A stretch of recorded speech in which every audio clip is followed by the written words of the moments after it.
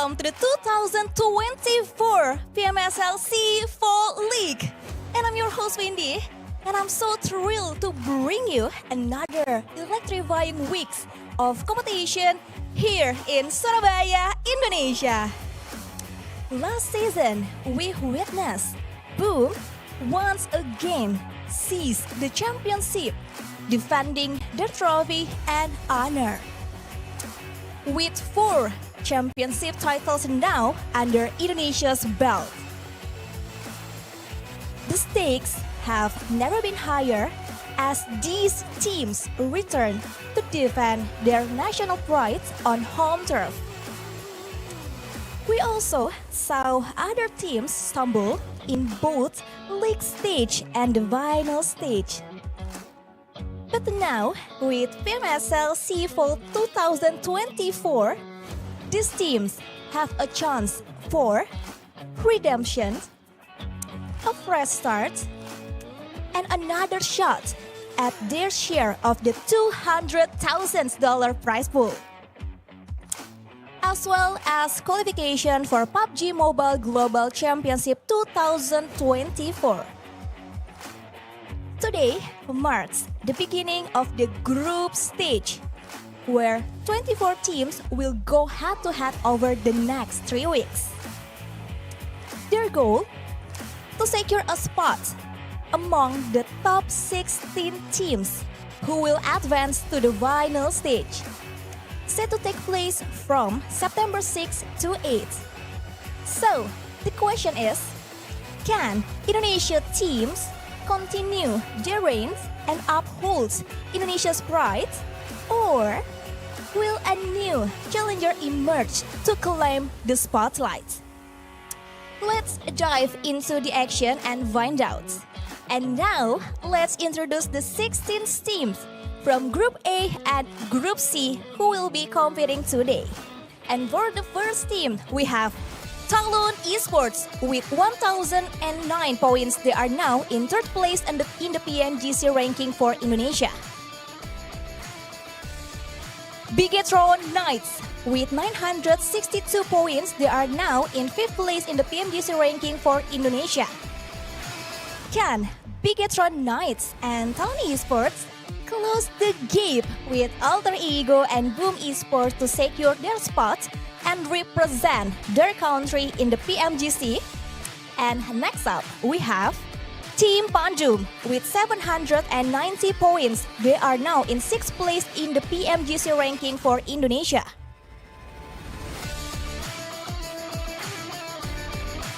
VOIN Donkey ID with 672 points. They are now in 7th place in the PMGC ranking for Indonesia. MORPH team with 602 points. They are now in 8th place in the PMGC ranking for Indonesia. Can the underdogs defy the odds and pull off a miracle to run to climb the PMGC ladder to secure their spot? And next, we have Alliance with 987 points. They are now in 1st place in the PMGC ranking for Malaysia. Same9 with 819 points. They are now in 2nd place in the PMGC ranking for Malaysia. Can the top rank from Malaysia teams Alliance maintain their position and smoothly advance to the PMGC, or will Same9 seize the position and opportunity and create an upset? TODAK with 413 points. They are now in 4th place in the PMGC ranking for Malaysia. Pahang Esports Academy with 404 points. They are now in 5th place in the PMGC ranking for Malaysia. Great VIP with 331 points. They are now in 6th place in the PMGC ranking for Malaysia. Can they work a miracle with their roster change and secure their spot in the PMSL Finals, fighting for a chance to advance to the PMGC? Uvaskulain. With 840 points, they are now in second place in the PMGC ranking for Thailand. Team NKT with 600 points, they are now in fourth place in the PMGC ranking for Thailand. XERXIA with 507 points, they are now in fifth place in the PMGC ranking for Thailand. Just one step away, can Uvaskulain climb to the top of the leaderboard this season? And also the competition between NKT and XERXIA is not to be underestimated. And up next are the teams from Vietnam. The Xavier with 1,102 points, they are now in first place in the PMGC rankings for Vietnam.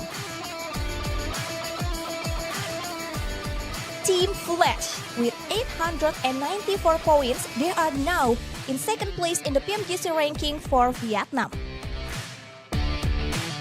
Team Secret with 562 points, they are now in third place in the PMGC ranking for Vietnam.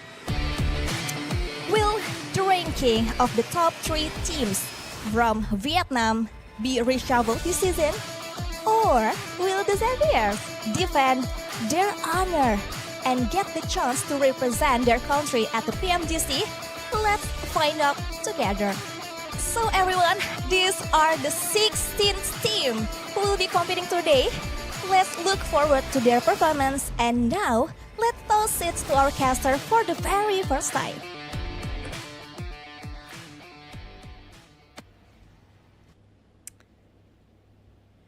Wow, 16 teams are back here to fight for the PUBG Mobile Shotgun, Super League.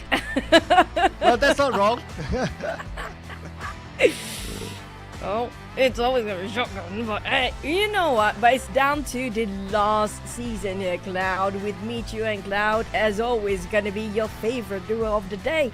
But Cloud, we know this is gonna be the last season before we head into the globals later on.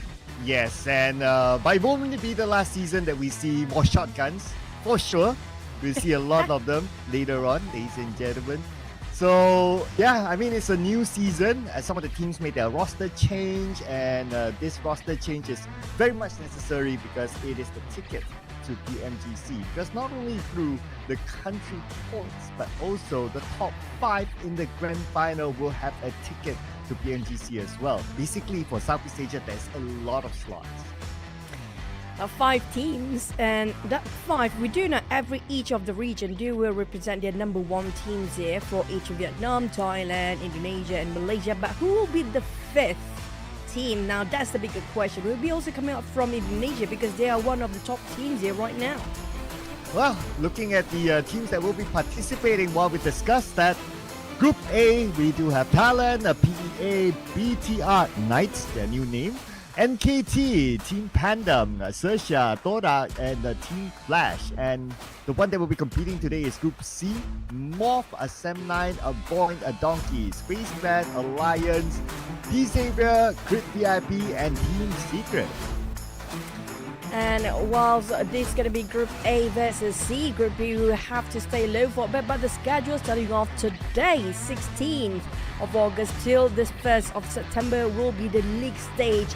And after that, we're heading into the finals from 6 to 8 September. Only the top 16 teams will make it through.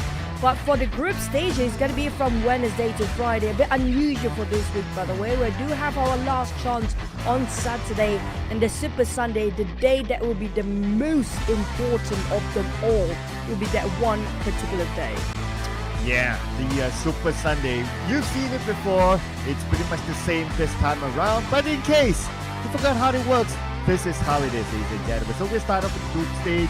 Wednesday, Thursday, Friday. Well, today there's a bit of a switch of the schedule, but we'll have this same date next week. Anyway, A and C, tomorrow will be B and C, and then we'll roll A and B in the following day. Now for the overview when it comes to the point system here, as per usual, during the league stage, all these teams, 24 teams, will fight it up for after 3 weeks. Only the top 16 will make it through the finals, where the final head start points will contribute so much for the grand finals day. When they finish off the entirety of the league, the first place, as always, gonna have a head start point of 30 points. Well, this will be the points as not the heads-up points, but it's the regular points system. Winner chicken dinner will receive 10 points and goes all the way down. 9th place onwards, unfortunately, will not receive any placement points, but they will be counted if they have any elimination points.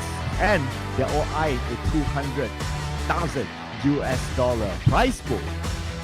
Now, good news for you guys, we don't have new maps yet. Who knows, maybe in the future. Maybe it's time now, Cloud. But first off, we're starting with Sanhok. Triple Erangel finish off with the double Miramar. At least for the entirety of 2024, we're going to finish the year probably with the same map. Yeah, who knows, right? Who knows Vikendi will be in next year, but that will be next year.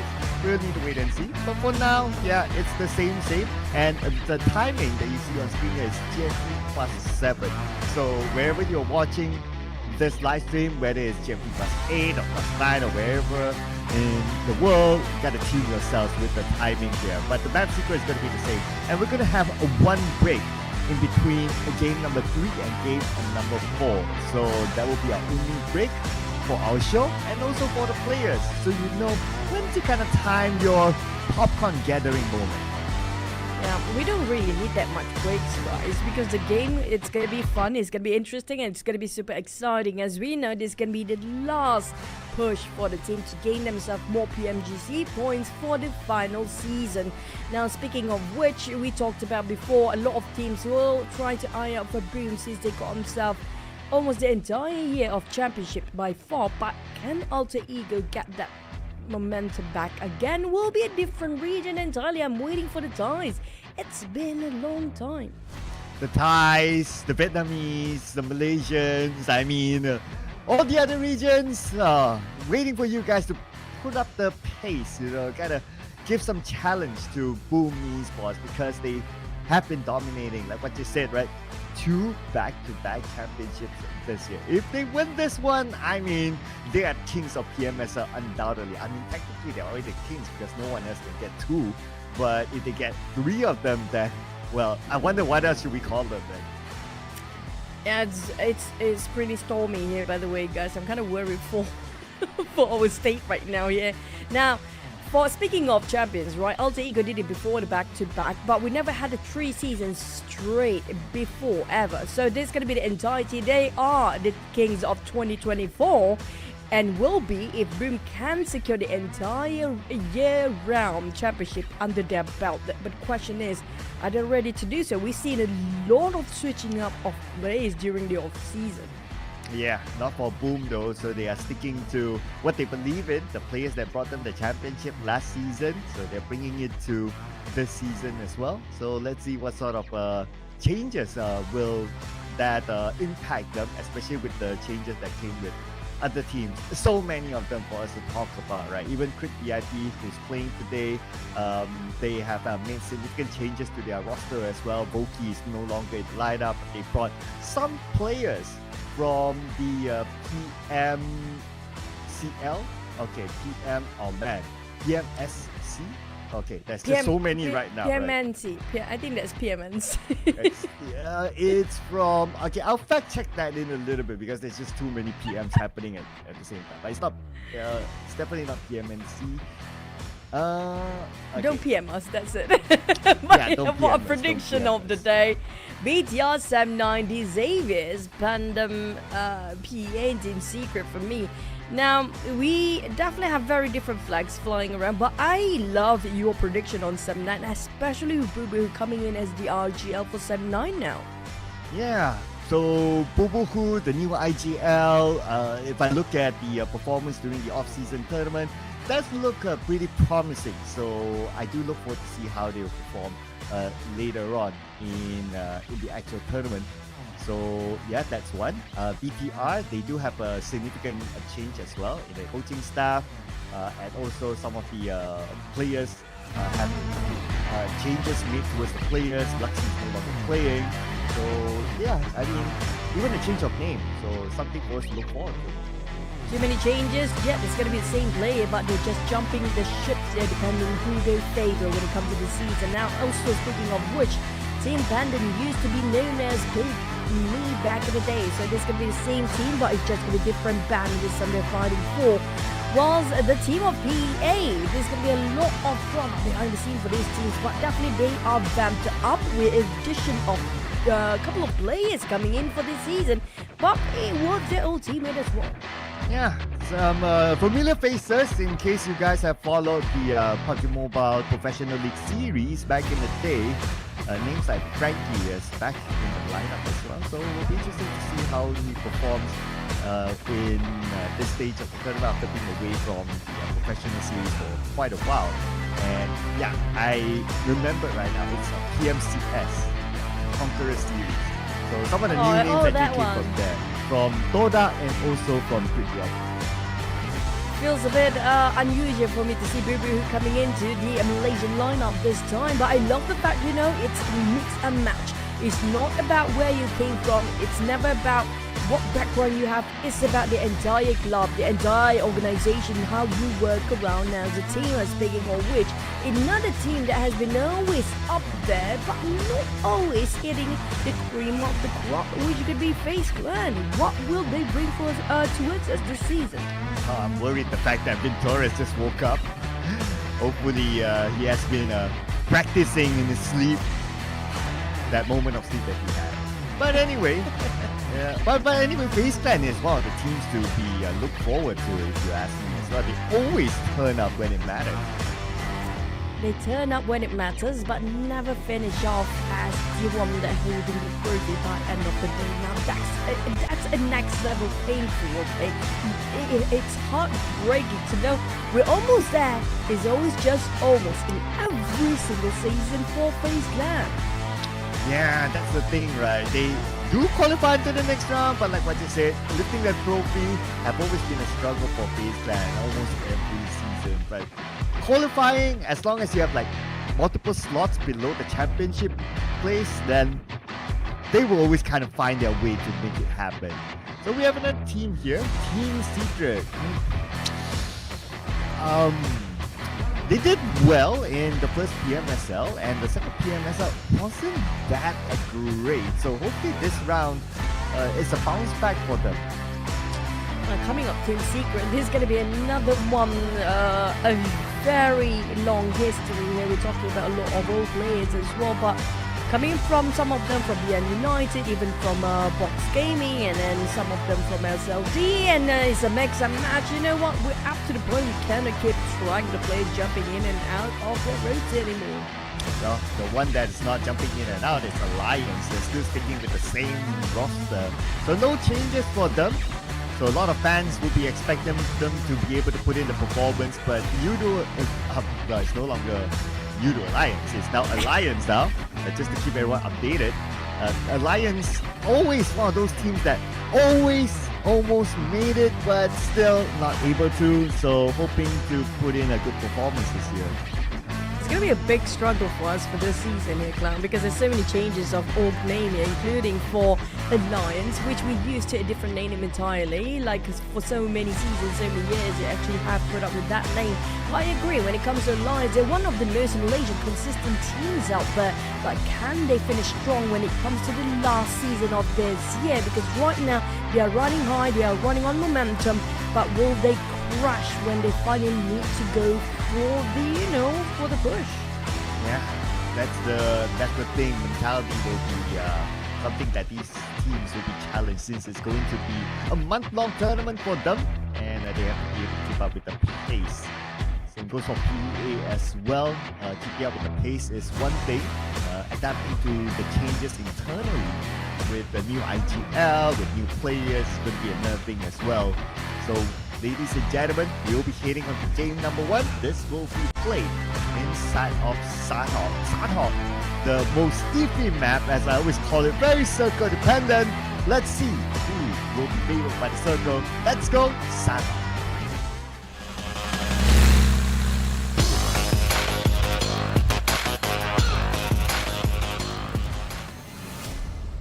Back to the smallest map. It's gonna be cave, ruins, barn, quarry. You call it Bonsai, and even probably Hatton Circle. It has been a very challenging last season when it comes to previous one, but too many northern side of circle.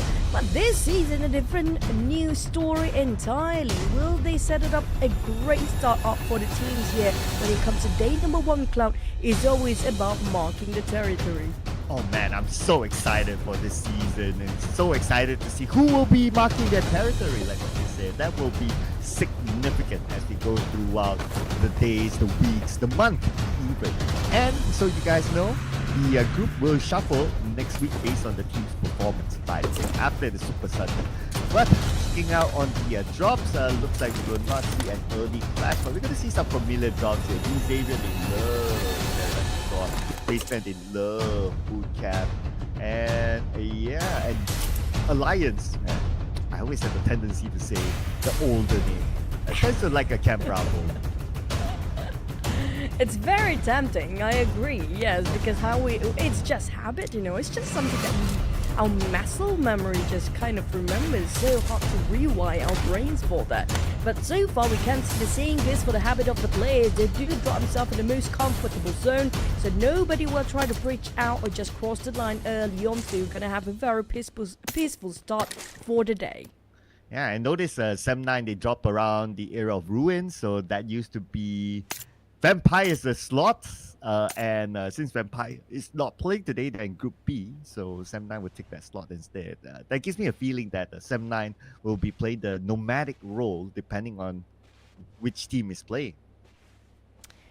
They're trying to build up momentum, working around with their new IGL, which is going to be Boo Boo Hoo. So definitely, probably we're going to have a different, fresh of a perspective coming into Sem9 with this leadership coming in with Boo Boo Hoo as the leader here this time. So when it comes to approach of fights, when it comes to rotation of the map, maybe we're gonna see something fresh and new this time for Sem9. But we can see, not wasting any more time for that, he got himself quite looted up with very good gear. But on the side of VOIN, no first shot or no first contact made yet by any of the teams out there. It feels like everybody's just tipping their toes around the corner, making sure they're not overstepping their line and trying to read out all the enemy's territory as well and see if there's any anomaly gonna happen in the early start of our day. Yeah, since the circle is kind of nice as well, right? It's at the main peninsula, so I don't expect to see like very early rushes by any of these teams. They can kind of take their time. But unless Zuxi wants to do something fun against this man. There you go. Fire on the Mormon, he survives, but Victorious knocks the tar somewhere else. Wow. Unusual. BTR was the first to initiate the fight, but unfortunately it seems like they're biting back their own backs here. BTR knock on 2. Never a good start for the side of BTR. This is going to be one of the most legendary crew coming out from the side of BTR. We know how captain the players are. Unfortunately, experience-wise, FaZe Clan has just as much as they do. And FaZe Clan not even doubting their first second. They got that knockdown straight off the bat, taking those points away. And that's going to be the first blood of this season, ladies and gentlemen. And we're about to see the second blood as well. Zuxi being held hostage. I doubt that BTR will be able to save him, so they have to let this one go. And it's probably something that the coaching staff of BTR will need to look into with their new coach Ken, who transferred from PUBG Esports. And they also got a new performance coach, Coach Andro, who used to be from the basketball scene, to help them out. What's different between the performance coach and head coach, by the way? Well, the head coach will focus more on the technicality of the game, and the performance coach will focus on the people side of things. Oh, more about psychology stuff and mental state, I assume. Yeah, you can put it that way. And that's actually a good thing. I mean, like, everybody needs that when it comes to moral support and also having the confidence to actually display it in the game. That's a crucial part of being one of the best players out there. Speaking of one of the best, the Xavier's also taking advantage against PEA. Using down 2 angles at the same time, but Kiddo fought back, taking on 1 down. Here comes the nade, an explosion chip down to 50% of HP. And next is going to be nade taken down by Rush from the back. Oh, nice setup here with the high ground. but they lost 2 players. It's quite a heavy trade-off here with D-Xavier. But D-Xavier will be down to only 1 player left, and those points will be given to PEA, while the elimination feed seems to still roll. Crit VIP up against TODAK somewhere else. Lamborghini spotted out the remainings of PEA. I do see a shift of numbers between the charts here when it comes to the right side of the scores. A couple of players and a lot of teams being taken down one by one. VIP taking on TODAK, FL, Team Flash, MORPH fighting against each other. Here comes the rush from Crit VIP. A boy going in, taking a bit of a turn down there against TODAK, who actually prepping themselves the nade in case the rush coming in soon. Yeah, here comes Crit VIP together with our boy. One of the MVPs from the PMCS now coming in, and they seem to be winning this fight against TODAK. TODAK being rushed in. Our boy tries to find his final target on the other end. Dancing around Iftar. He's navigating around this building. Ooh. Oh, nice flick by our boy to the right. Now it's only Iftar left behind the building. Our boy shows himself. Whoa, wait a second. Wait a second. It's not over yet. Out of nowhere, TODAK happened to have more men than we anticipated for, but Iftar coming in and finishing off the job. Despite being charged and rushed in by Crit VIP, they stand their hold.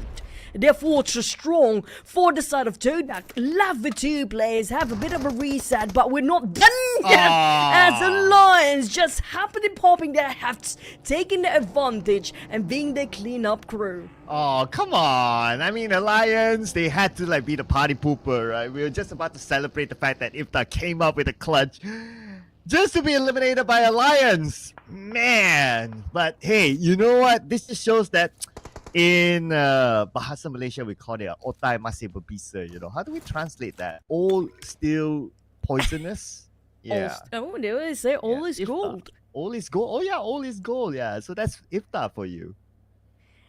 Oh, but unfortunately, I mean, you can play as much aggressiveness you want, but at the same time, it's not just about being aggressive and being the big man. You have to play smart. That's what the Lions showcase us here today. And they're coming up from the right side of a map, which is quite vacant. And half of the map, especially on the eastern side, pretty much have nothing in it. No players whatsoever. The ones coming up from the west side. Now, that's going to be very stuffy in there. Oh, yeah. I mean, we can see a lot of teams like to play in the middle, it seems. That's why we see a lot of fights at this stage. At stage 1, by the way, Choo-Choo, look at this. We already got, 1, 2, 3 teams eliminated. 2, 3 teams with 1 player left. Man, this round is hard and fast. PEA, we do know what really happened in the first few early stages just now was against D-Xaviers and was against certain other teams. That's why both teams left in 1 player here right now. But aside of BTR, unfortunately, we saw them, the first one to make contact in the map, unfortunately, left with 1 player. But hey, great news for BTR. Despite their first team to almost being wiped out early on, they still holding on. Yep. So far, still being able to hold on, but we still have 13 teams, right? So the chances of starting to collect a placement points is still pretty slim at this moment. And the fact that 7-9 is surrounding GenForce right now, I don't know about this. It seems like 7-9, they're interested in this compound. GenForce, he does have a DBS though, so with a DBS, you can come up with miracles in this sort of a compound fight. Well, it is about PMSL. The S means Bang, something, bang, and the S bang, one shit. It's bang, a wait. What? bang, He bang. wasted so much, but finally scored with the DBS. Took him some time, but it's not done yet. GenForce down to he got himself a bit of free loot when it comes to the ammunition just now, but a 7-9 that was not a smart move. Just letting one person to go in 1 by 1. We've seen that happen before, but this time it's going to be different. They are approaching with 2 players, 2 different angles. Well, I mean, it was kind of hard. The moment you poke the Hornets nest, the rest of the Hornets will come. And it's not the best of start for Boboho. I mean, that just happened right here. But to check that house, that person was there, GenForce was there, and this all happened. But that's part of how Sanhok works. You always have to be ready when you enter any compound. That's true. That's why it's the smallest map, but will be most aggressive plays when it comes to how active the players will be in the game itself. But you know, it's still the first day. We can actually give Bibihu to build up his chemistry with the rest of the team, and here's the RGL have to learn to communicate way better than he used to be in his old team. So they're probably going to build up that synergy across the next few weeks here. But I do want to see for Team Secret, will they actually give us something different here this time? Because I'm looking forward for the team that we've never seen them in the first page before, in the first few weeks of PMSL ever, in the past tournaments. I hope they can actually bring us something new and something fresh. Yeah, slight change of lineup for them with Max in the lineup. Hopefully we'll be able to see that sort of improvement for Team Secret. But it also depends on the circle. Now that we have the circle shifting again, it goes towards the area of Kuwari. And we got a good amount of teams already in the middle of it. So now teams on the outside starting to move. VOIN Donkeys. Okay, they managed to evade one potential fight to get into the circle. So that's pretty okay for them for now. How much longer will they be okay? FaZe Clan seems to be quietly just waiting for the right time to pop their house. VOIN Donkey, oblivious regarding the other's position here right now, just go in blindly. I'm kind of scared and worried for the positions here right now. Might just walk themselves in a trap in between all the other teams out there, including TALON right across that hill. Oh, look at this, right? Speaking about the hill, NKT and FaZe Clan. Oh, okay. Mormon gets the first blood together with Onsens, securing one out of Joker. And my boy, Mr. Joe, is in the fray. Looks like they will call it truce for now. I mean, now that they're down to 3 players and they don't have enough information, they probably would not engage for now. Misery spotted out Jabranki. PANDUM in trouble. FaZe Clan, well, we do know what Mr. Joe capable of. It depends on this season whether he feels like doing it or not. But back on the side of PANDUM, might be under the eyes and under the radar of Team TALON right across them as well. But for PANDUM, it's better for them to just stay indoors. We do know they're not necessarily needed to go out there yet, because they definitely did not have to move away. They're pretty much at the edge of a circle, but it's still quite safe for them. Yeah, they're pretty cool for now. They have vehicles and they have the circle. They have the compound, so I think for now they'll be pretty fine. They're probably just planning for where will the next circle shift and what will they do from then. So they'll be pretty okay there. As for NKT, since they lost Joker, they're playing the passive mode instead, hoping for FaZe Clan to be in an off position so that they can take advantage of it. But FaZe Clan are not really showing themselves yet. Putting Spider Tan in front, a bit of a risk, but if you can get the first knock, why not? Mormon being in a very tough spot there. A Spider 10 holding his ground, trigger, discipline. That's where he is keen and he's working out from. But the Blues start to hit on the side of D. Xavier's last player, Lamborghini, in trouble and barely got enough supplies to last a bit much longer. And Rush spotting out as well. There's going to be 1v1 between PA last player and Lamborghini, the last survivor of D. Xavier's. Oh, Lamborghini and Rush. Lamborghini, last we checked, he had 5 first aids. Rush has 6. So they're still able to tank out the blue. But as the circle shrinks, the blue will be even more painful. Okay, now they need to travel even further as the circle shifts towards the left side of Kuwari. This is going to be a Mexican standoff in the blue by itself. There will be the Mexican standoff between them against the blue, not them against each other right now because of the distance in between plus the hill that's kind of curved enough for them to spot out each other. But here comes Lamborghini trying to have a bit of a faith using his big mat kit pack just now. Just left with 5 first aids, but he's going to go for the survival game here. Try to last as long as he can. Just negate himself from fighting and the confrontation against Rush. While Rush is just going to play along with the first aids, but back towards the ones in the circle. TALON Misery peppering up the nade against PANDUM. Okay, nade number 1, no connecting. No. But at least it gives Team PANDUM an idea that somebody's around the corner. Yoru! Man, this guy. What a transfer to TALON he was last season. And that brought them to the next stage, the World Series, the PMWC. So did a good performance, I must say. And now coming back to the PMSL, looks like it's going to be a 1v1 between the two teams. But Mr. Joe caught up by FaZe Clan. Oh man, NKT left with 2. Where are the rest of them? Not giving any support fires because Mr. Joe was taken out one just by himself just now. And FaZe Clan holding right on the northern side of Quarry. Sam9 repositioned himself right on top of this molehill, trying to stop TALON from marching to his side. But here comes a nade from the side of Sam9. Axel is down with that running him over. There's going to be a lot of accidents up here. Okay, here we go. Linux now from the lower ground. Managed to get a knockdown to Firen. Nicely done, despite him being at a geographical disadvantage. Now he's going up against a 1v1 with Dep. Dep now pretty low though. He's being shot at from another angle, I believe. But he's still alright. Oh, Misery's here. Together with Billbot. And Misery lost the 1v1 fight. It was a really tough fight there when it comes to only 10%, less than 10% of HP to get that from below upwards angle from the side of Talon. But Lennox trying to save on Yoru, Sam9 doing the same for his teammate, while Alliance out of nowhere, they're taking advantage of somebody else's turmoil, I guess. FaZe Clan knocked down from behind. Team Flash also getting himself 4 across the board. Sam9 against Talon, and Talon, Yoru couldn't last long enough and tip-top around. It's gonna be Dap turning and throwing a curveball. Yeah, he only had like what, 10% of health, so Yoru, it was just too bad. If only he had a full life, then maybe he could have done something.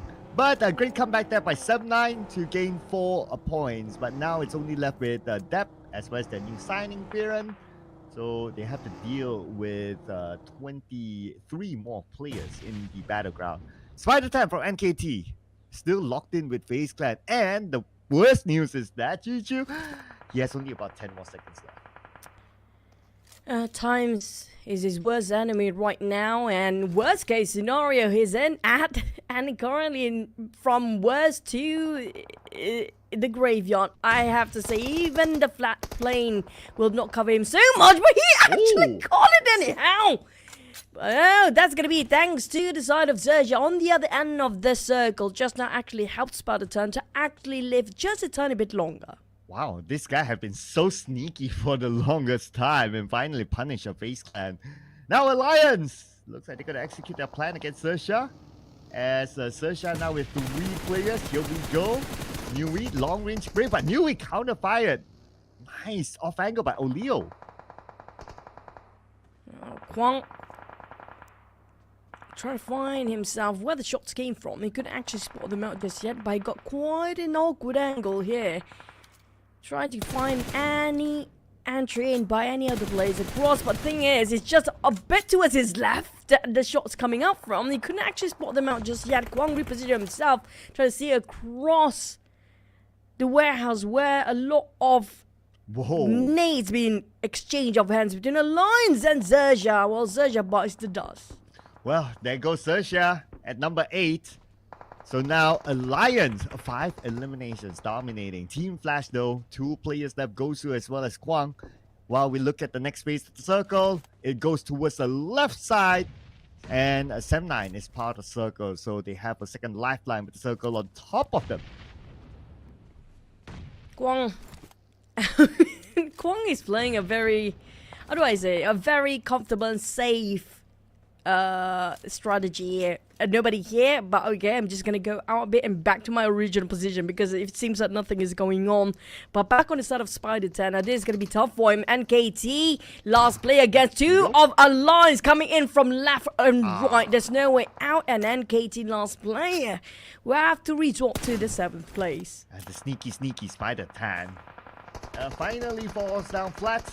As for Team Flash, keeping an eye onto Alliance. Mineral gets a knockdown. Jimmy, okay, Gosu tries to steal away that elimination by tossing that nade, but Jimmy has been taken away. So Alliance now playing with 3 players, but they have the most eliminations so far. And they have opportunity to gain more since they're coming from the outside circle. Kwang will get a knockdown onto Ade Look. And Kwang looking for more. Kwang Despite he's going in alone, I'm not sure where Ghosty is, just next to him. They're working as a duo, but backside is quite open up for the backside by Alliance. Here comes the nade exchange between the two teams, and Kwang got hit from the back. Ghosty need to help him, but here comes the Blues and slowly wiping them off the earth right now. Well, FL Team Flash Ghosty is trying to find the ones actually on top, but unfortunately, Team Flash, despite being pressured by the Blue and Alliance from the back, they will not make it through. Well, top 5, ladies and gentlemen. At this moment, VOIN Donkeys is the only team with a full squad. Team Secret with the high ground, but the high ground may not be valuable as the circle shifts towards VOIN Donkeys. Full squad, got a circle, comfortable position, and this round is all in for VOIN Donkeys now. VOIN Donkeys, despite their unusual logo that we loved the entire year here right now, they got themselves 4 eliminations, got 4 squads still alive, but Lions, despite got themselves the most eliminations out of top 5 teams just now, but unfortunately enough, they did not get themselves inside of the circle. Team Secret got the high grounds. They were coming in from the southern side, but they will not be alone. Here comes PANDUM. Here we go. Oh, Team Secret takes out Billboard from Team PANDUM. And looks like VOIN Donkeys in the 5 eliminations currently dominating as Max now tries to find the next elimination. Yep, but oh, that's M9 on top of the hill. Firen fires back. Firen's shredded almost entirely his vest here right now. Spotted Archel. Here comes the spray. Got one. And Firen going in for more. Coming up sneakily from behind. Sam9 last player. Last firing coming in. Firing to a side of Team Secret, but the blue zone is making it difficult. He got 2 angles to deal with. Team Secret, they need to deal with VOIN, but they need to shut down the last play of Sam9 as well. Oh man, it's 4v1v1. The chances are really high now for VOIN Donkeys as GK tries to dance around, but GK finally eliminated by Zeta. 1 more to go. Sam9 Firen managed to survive to a 2nd place. And right now, it's confirmed 2nd place finish. Pretty decent, I must say, for Firen from Sam9 to be able to survive that long. But we gotta celebrate VOIN Donkeys, the opener, winner, chicken dinner. You gotta remember this logo, guys, because it's gonna be something that will be taunting for all the other teams every time their banner flash about VOIN Donkey. They got himself 4 players, flawless win till the end of the first map and our first day. And the very first match of the entirety of the PMSL Southeast Asia 2024 Fall here, making a debut quite strong. This is what we've known VOIN Donkeys for. They're coming in super strong as always the first week, and this is a good start. Yes, and a great move there by VOIN Donkeys with that. They gained themselves, let's see, how many eliminations is this? 4, 5, 6, 7, 8 eliminations with a chicken dinner. So that's 18 points in round number 1. And of course, Zeta was the hot topic of the seasons before. And so far, doing so good with the highest damage as well. You can see they are quite vamped up compared to last season. They were quite in a diminishing light down there when it comes to the last season. But I'm glad that we get to see the best of VOIN when it comes to the first day. And they're coming back this season with Zeta getting the MVP for this map and this round. 723 damage. Quite a high number for his aiming as well at 29% of headshot. Yeah, bringing in the performance from previous season to this season, it seems. So great work here by Zeta. That would be one of the young prodigy players. But besides VOIN Donkeys, gotta give it to Sam9 Alliance as well as Team Secret to be part of the top teams in this round with Sam9. Look at this, the full squad time is only 9 minutes 40 and 4 seconds, but yet still they're able to come up with a 2nd place finish. Also credit to Team Secret as well. 5 minutes 38 seconds full squad, but still able to come out as one of the top 4 teams around. So great work by these teams when it comes to survivability. I agree. When it comes to the numbers of time, it speaks for the teams itself. It means that the individual skill plays is quite high up there. But here comes the highlight, brought to you by VOIN Donkeys Chicken Dinner.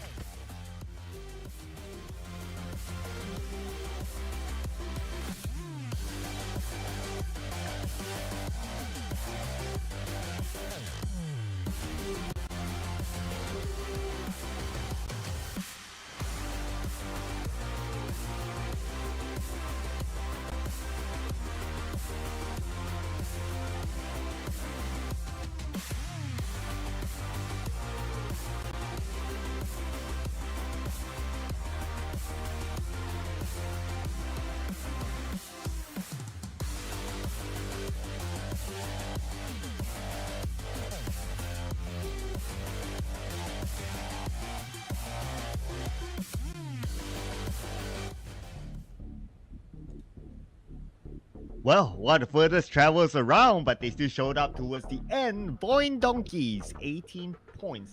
7-9 with second place finish, 12 points. Alliance with their 8th elimination haul brought them 11 points in this round. So that's the double-digit club, as you can see here. While on page number 1, FAZE is the only team without place 1 points, but they still managed to gather 4 points through eliminations. On the side of the FAZE clan, I agree. Well, they tried to get those eliminations in their hands as soon as they possibly can try to move. But the one that we should concern for, but fortunate enough for us, Cloud, for the first member of the day, we don't have anybody ended up with 0 points. Everybody got something in their hands by end of this map. MORPH BTR, despite being eliminated quite early on, BTR lasted long enough. They got himself at least 1 elimination. Same goes for the side of MORPH.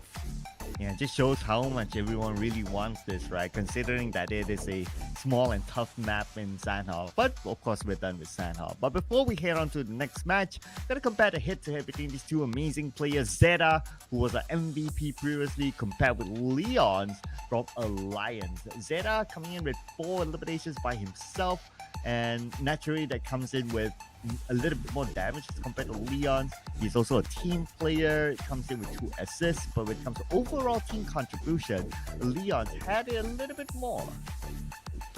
But unfortunately, for the side of Lions, they were being eliminated quite early, despite they got himself even on the MVP because of the high fragging number just now. VOIN Donkey Zeta still takes at the number 1 spot as our top 4 gunslingers with 723 damage, but not too far. Leon's DZ plays himself at second place. PANDUM's player Billboard is 618, while Adik Luke never fail us every single season. He will squeeze in no matter how much he tried to being kicked out by the others. He's always there in the top 4 gunslingers by the end of the day.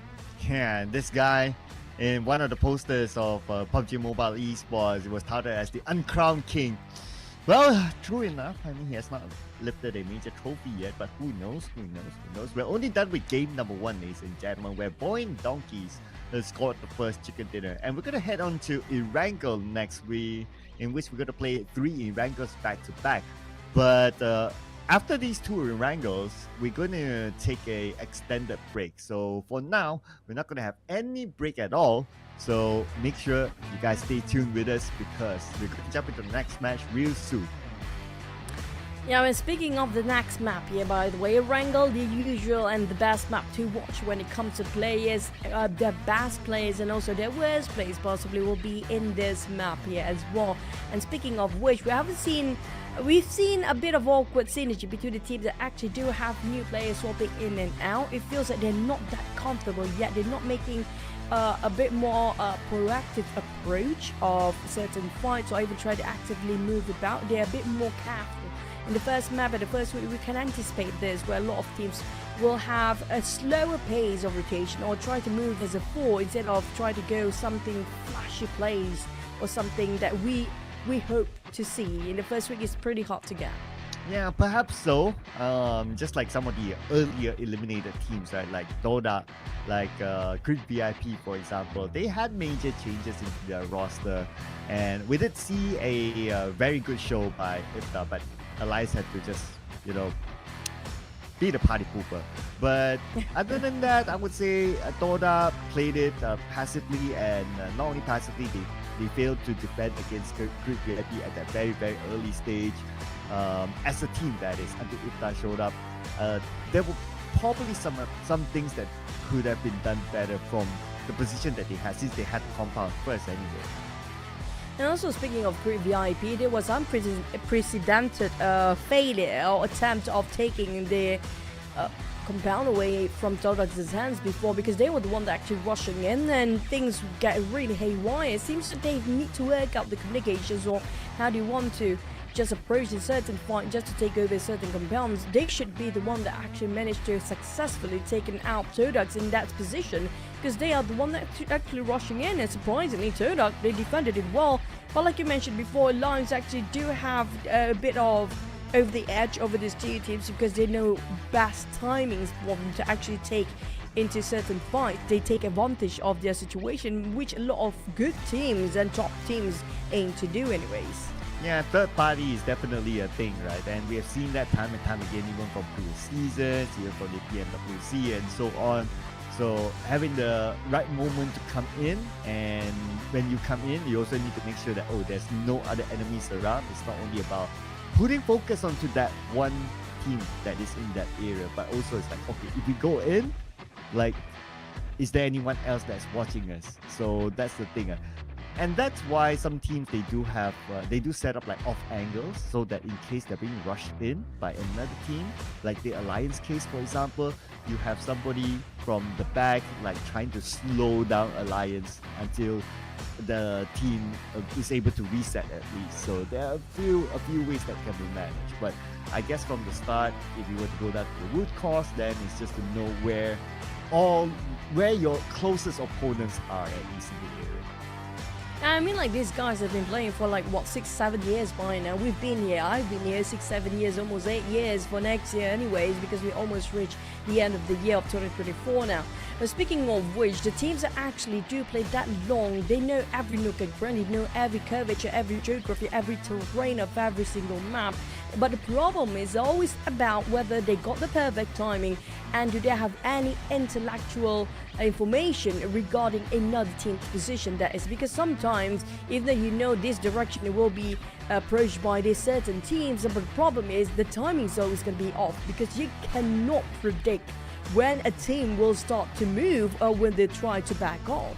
Yeah, that's the big variable about PUBG Mobile, right? Is that you wouldn't know because you're going up against 15 other teams. So you don't know what they're going to do. And it's a 360 environment, like they could be somewhere else, right? They could be doing other things or anything. And then you have the circle that comes up with the variable as well. So there are a lot of things that could happen. But as much as they wanted to discover on, oh, how can we do better in our Sanhok match? Unfortunately, that has to be left to tomorrow or day after, depending on which group they are. And they'll need to only focus on to Erangel, in which they don't really have the data of Erangel, since it's going to be our first Erangel for this season. Maybe they have the past few rotations that we had even before, prior to this tournament. Maybe they have that scrims going on. Maybe they have even in the previous tournaments sort of rotation, because we saw a lot of teams quite comfortable with their previous drop spot earlier. Nobody wants to hot drop somebody else, but we do see hot drops when it comes to the final week, when things really seem to be tough and rough for certain teams to make it through to the grand finals. That's where things start to be a bit more spicy, a bit more shaky for some of the teams or some of the plays. But when it comes to the first week, we can anticipate maybe it's going to be the usual drop, just because they want to test the territory that they're familiar with for all the teams. Plus, you have to consider as well the teams, they not just have to relearn every rotation of every single team, they are relearning every season we have different group of A, B and C's anyways, and plus they have different lineup. And plus, we might actually have new blood coming in, which we don't really have that much when it comes to this season as well. So at least that's a good part that we're actually looking for this season. Is everybody knows everybody. It's just, even though they are used to the other team's drop spot, but it's different lineup of players that being mixed and matched this time. So who knows what they're thinking here right now. We talked about 15 teams before. You have to fight a different 15 teams. But within that one team, you have 4 different brains. And that 4 different brains, sometimes, not all 4 of them seem to be syncing together. Some of them, I want to do this. And the others, well, you know what, I think this is better. I'm just going to do it my way. And that's the unexpected turns happen to be in that spot of certain teams. I thought you had my back, and apparently there's somebody else behind my back. Yeah, so it's fine-tuning, right, at the other day.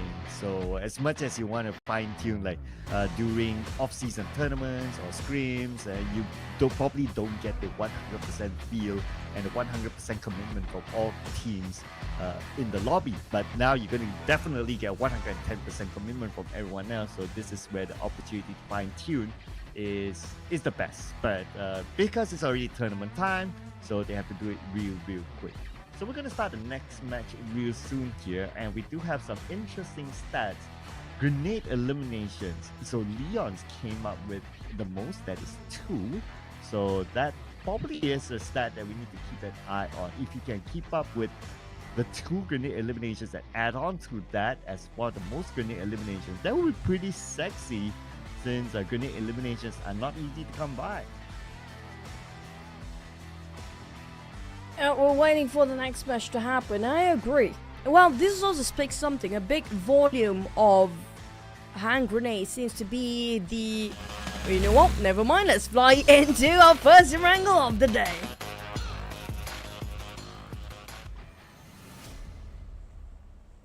You know what? What's PUBG Mobile without surprises, right? So, might as well, ladies and gentlemen. The circle can surprise us, teams can surprise us. Why not everything else?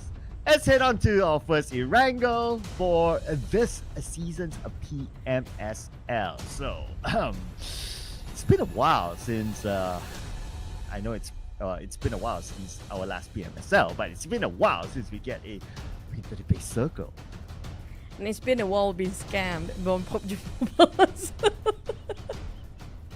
But yeah, I agree. I mean, this is quite almost a very straight line, close enough to get ourselves an SMB circle. Possibly we might actually get it because of this sort of flight path. Possibly we might actually ended up getting one quite early on. But hey, it's still the first week and it's still the first day, Cloud. Don't be too harsh on the players. Oh man, I thought I wanted to start it off hard and fast, you know, just like how we like all our action. Like, just bring it on, bring it on. But okay, let's see what sort of drops will the players bring to us. So FaZe Clan as usual, South Jogo Pool, that's a regular spot, XERXIA, regular spot as well. BTR, okay, Sanhok, just because Boom Esports is not playing. But we're gonna see a clash here around the area of school apartment. Let's go! Oh, PANDUM versus NKT, and also Crib VIP happen to be sharing with another neighbor. VOIN Donkey is the last chicken dinner. Yeah, we saw this before, you know, Cloud. This same deja vu feeling where you might actually get a tot for the last map, you might drop call for the next one. Yeah, so at least for us, we're gonna see early action. But let's see how much these teams want to push each other. VOIN Donkeys, they're a little bit split. One of their players is in the school compound instead of the school apartment, so they probably want to hold it off until backup is here. While for Crit VIP, if they have the information, well, they can actually rush in onto the members of VOIN Donkeys, but it's not easy to get that information since everyone has their own apartment now. Speaking of apartment, well, it comes a bit of replay. PANDUM shot down on NKT players early. Wow, that was a sharp one. They didn't whip any bullet on that Vector. Yeah, I'm sad. That's my boy, Mr. Joe, okay? And It's just a man. It's not boy, it's Mr. So it should be, that's your man, Mr. Joe. Wow. There you go. I mean, if I call him my man, he has to be the guy who has a birthday today. Happy birthday to Mr. Manager, by the way. It's tomorrow. Oh, wait. Okay. And he scam everyone. Okay, yeah. Okay, so not only PUBG Mobile can scam, but also he scam. Great. I like. I like it too. Oh. I guess we like the same person here. Well, we have some conflict wow. between us here, Clown. We need to talk about that. We need to fight for it then. Yeah, we need to negotiate. Negotiate or peaceful just go people. for the battle? What kind of battle can we actually do between us two to fight for that one person that we all like? Oh, wow. I mean, I'm willing to share, just saying. No, Oh, okay. no, that's so graphic from you. No, that's too much information, man. Well, clearly nobody's willing to share Mr. Joe, so he's out. First person to be eliminated. And we gotta think about it. Earlier, when NKT fought with FaZe Clan in Sanhok, Mr. Joe didn't really have a chance as well. He was kind of backstabbed by FaZe Clan and he got eliminated. So 2 rounds in a row, Mr. Joe could not do what he can do last season. That's true. I mean, I still remember that Sanhok map. You remember Mr. Joey did something unusual between those 2 high mountains or high hills in Sanhok? Or was it him? I think it was him, yeah.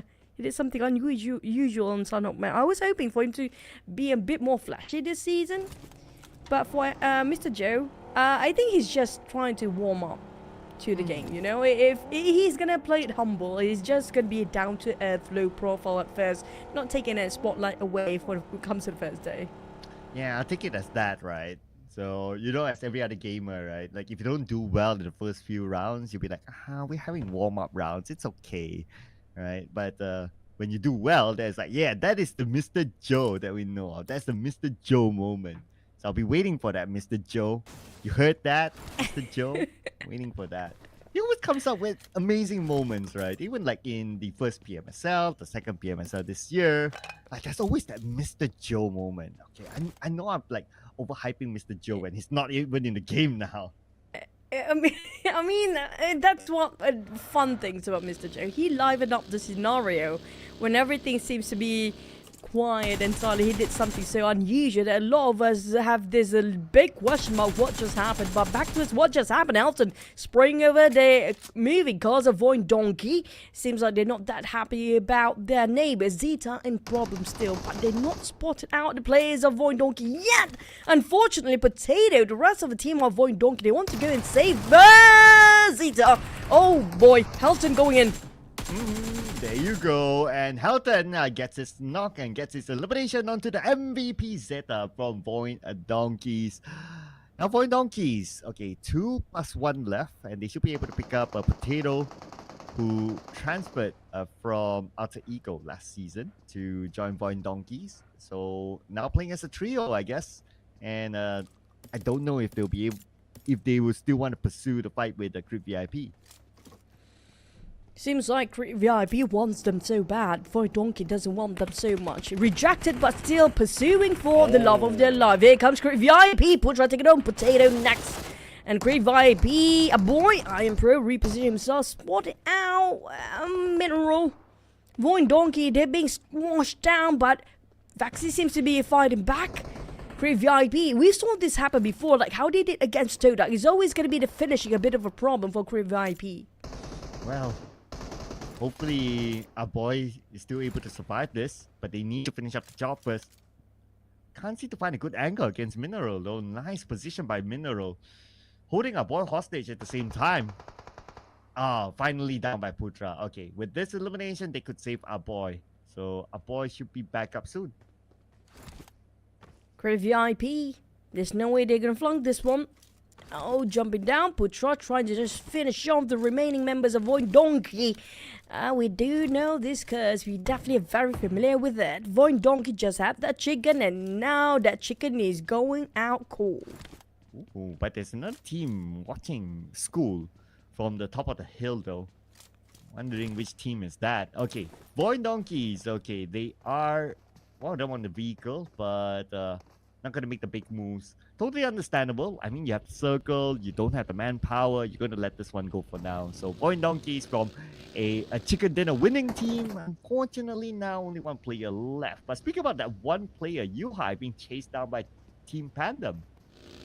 Never mind, bye. No time to waste. Ain't nobody got time for that. And Yuhai, the moment he heard those vehicles coming over, he just sprinted away with his buggy, not wasting no more time. And PANDUM a bit disappointed with only the dust of Yuhai. They can actually take something that away.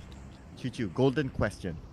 Yeah, go ahead. Is it only me, or is it the logo of Team PANDUM and Team Secret almost the same? It's quite confusing. I assume it's just when you zoom in, then you get to see the difference. If you zoom out, now that's going to be a bit more tougher than it seems. Hopefully you guys get to zoom in when it comes to the mini-map here, because there's going to be a PANDUM coming up from the southern side. Team Secret, we try to spot them out, but it seems to me I can't actually see them through, and they're just on the right side. Ah, yeah, there you go. So they have to travel into the circle. Now, the Gaka Mountain will be valuable here. I expect teams to go up there. XERXIA seems to be on their way. Maybe even FAZE Clan, maybe even BTR. So we keep an eye on that later on. As the D Xavier travels in across the circle, across the area of Gaka, and finding their openings though. But this time without Lamborghini, he's the first one to go out. Lamborghini, he was the last one to survive. He feels like a bit topsy-turvy end here, a bit contradicting, a bit irony when it comes compared to the last Sanhok map. The first one to go out seems to be the last one and actually survive here. For the one that actually lasted as long as they need to in Sanhok, it seems like they are the first one to be dropped at in this first Erangel map. I don't know what is going on, but things definitely not great on the side of Lamborghini. But back to a side of PANDUM Billboard. We do have a visitor down there. Is it Alliance on that side? Okay, that was a quick shift there, but hopefully we get a better view later on. As for the Team PANDUM, they're pretty much okay in the circle, but I guess Dimsy is just doing his scouting work there. But if he is alert enough, he should be able to hear the traveling vehicle from another team close by, and that is Team Secret, or Team Secret and Team PANDUM. Just as we were talking about them, they happen to be next to each other. Speaking of next to each other, the Blue Zone is also next to PEA. Seems like they're sticking back to their old guns for PEA, playing alongside the Blue Zone, not taking any risk when it comes to the first day. Team Secret spot out Alliance across the other side of a hill, but we do have Team Secret. Now this is a bit unusual. Trung, is he the only one a bit far off from the rest of the teams of Team Secret just now? Seems to be the case. Probably doing scouting work before getting in, playing the cautious move this time. So so far it works for them since they have not been eliminated at all. So they're pretty okay, pretty fine. As for TODAK, the Starman Ifta, who came up with a clutch in a smoked up vehicle. But, look at this. 7-9 and FaZe Clan. Here we go. Comes firing. Here comes the first nade in. Dodge with 7-9 and FaZe Clan both taking on Ruins. But don't forget about XERXIA BTR and XERXIA Mega Earth. Seems to be a bit too far apart from the rest of the team XERXIA. But back to the 7-9. Playing a bit ring around the rosy against FaZe Clan. Look at it, where Ventura is standing. He actually go for the far flank, trying to make sure he got the off angles against 7-9. Oh, okay, more teams around though, monitoring the situation. Probably could come in as a third party. Ventura, look at his position. He wanted to backstab 7-9? Okay, but finally he did not. So he's A-okay for now. But at least he gathered information that, okay, there's some eyes at the back window in the other building. So now it's between FaZe Clan and 7-9. I guess, okay, they're not really waiting though. So Mela is taking that proactive approach to try to find an opening from the side.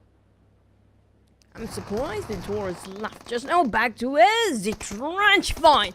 PANDUM against Team Secret, and Team Secret. Oh, you just mentioned about their logo. I think they're a bit upset about that now, Sir Cloud. And PANDUM disagree with what you said. Well, MORPH could disagree even more, but they will agree with the fact that they get one knockdown on the MORPH, but Flippy is on the other side. Okay, Flippy now with DBS. Bang, bang, bang. Okay, that's going to be one, and Achu goes down to the DBS gameplay by Flippy. But the fight's not over yet. Billboard's on the other side, but Flippy shows up, flipping them like a burger. And yes, I'm hungry. Well, we're definitely going to find ourselves some dinner here. Probably a chicken dinner after this map as well. But back towards the side of the relay instead of the trench just now. Unfortunately, the one tried to stand there. Wouldn't last long. But back about 7-9.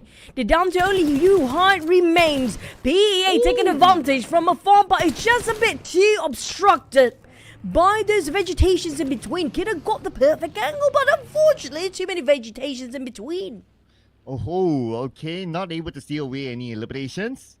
Fortunately for PPA. But Team Flash, well, they want a piece of this as well. I mean, such a bad position to be in for 7-9 and FaZe Clan for now. Let's see what Batman can come up with as he throws everything, including the kitchen sink right now, onto 7-9. 7-9 pinned down in the house, and I doubt they can even get to their vehicle at this point. If they throw themselves the kitchen sink and maybe the whole kitchen as well, just start frying with those pans just behind them as well, and might get themselves some chicken dinner by the end of the day. I mean, like, we're definitely hungry here right now. But back to the side of FaZe Clan, they are hungry for some 9. U-High taking up a front line by firing, try to give a bit of support fire from the back, but PA definitely already targeted these two teams. And KT, despite they lost Mr. Joe early on, they got quite in the center of the circle. Wow, Moment survived with last tick of health, and now back guys around. Oh, just beside Moment. Oh my goodness. Oh, didn't check his corner, and 7-9 got punished for it. Moment survived, even though with the last tick of health, and he will have the time to reset without other teams incoming onto them. But keep an eye on to the Gadka Mountain. Look who has arrived. It's Crit VIP. Imagine Mormon dancing right now. Possibly we can actually imagine it in our heads, but Sam 9! Unfortunately, despite so many actions we witnessed before, it's still 14th place without any eliminations for Sam 9. Oof, a second place finish in the previous round, but this time, no points at all. But we move over to the Gadka Mountain. Our boy, one of the MVPs of PMCS, now coming up against PEA. Let's find a good angle. Now Putra, nice off angle, could probably surprise PEA, but time's not on his side though, as they are on the outside of the circle. But I kind of expect PEA to move away since they don't have the circle advantage as well. But PEA, I don't know, I feel like they want to go for those eliminations, but they're doubting themselves here right now. Whilst the side of Great VIP, they definitely want to take a bit of a jab with PEA. But this is not great. PEA sandwich between two talents just arrived in between Great VIP and Talon, who just arrived there. PEA have to resort to violence anyhow. They have to aggressively shoot out against Talon and trying to make sure for their survival first. Talon, on the other hand, try to go around the other side of the foot of the mountain. Now, PA, what do they decide next? Wow, Talon, interesting. Despite this kind of timing that they still want to try to overtake the Gadka Mountain, that is not really valuable anymore. So it's going to be real hard for PA to disengage now. We move over to BTR from the outside the circle. Now trying to find their way into the circle as well. Long range shots onto the Gadka Mountain, putting pressure onto Talon. Try to take them out, but at the same time, at least they're trying to find a route into the circle as well, and they managed to send one player in. They should follow through soon. Talon, one of the best teams, well performed in the PM. Was it PM? Which one was it? PMWI, considered as the one in Riyadh previously, PMWC, but never mind. Yeah. PMWC, there you go. Too many PMs, man. Too many PMs. But VOIN Donkey, despite they got himself last chicken dinner, we talked about this before, ended up with a 0 for this round as well. But for VOIN Donkey out from a chicken dinner. Alliance was the top performing team still in the game though, and they managed to get a knockdown onto RNJ, but not able to secure the elimination point just yet. We're a little bit more worried for PEA now. They need to find their way through, and it's very likely that they won't get the next piece of the circle within about 15 more seconds. And Frankie's still holding on his ground. Misery's on the other side though. So this fight will need to end somehow, but probably with only one victor between the two teams. Oh, one victor, only one survivor. Do they want to go in for more? Do they want to push for the fights? Or they just go back off, go for a retreat and find another angle to go for the circle instead? But Talon, Misery knocked down. Kiddo crushing the nades to the side of Talon's player. On the side of VIP, surprisingly, they're not taking advantage of their situation.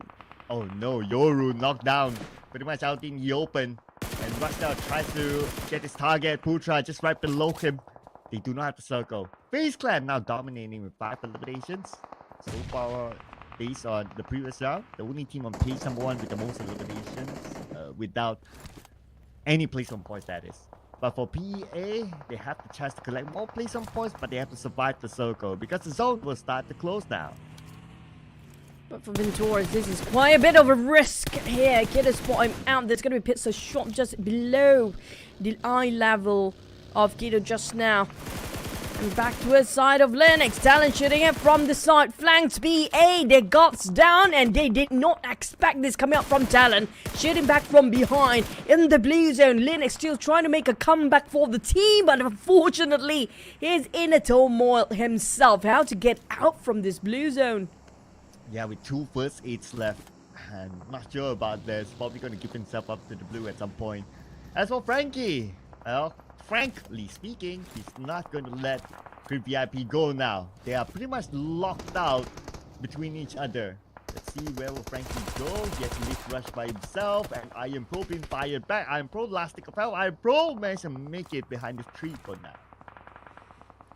Crib VIP managed to just survive a bit more longer. FaZe Clan, this is the team that I really want to root for FaZe Clan. We've seen them every single season for so many years, but for once, can they actually try to lift the trophy for this time?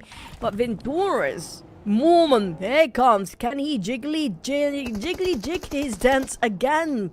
If he can get PA to be wiped off, or FaZe Clan will be the one that biting their own dust here. Jiggly, jiggly, glue, Ventores in front of you. Okay, I just made that up.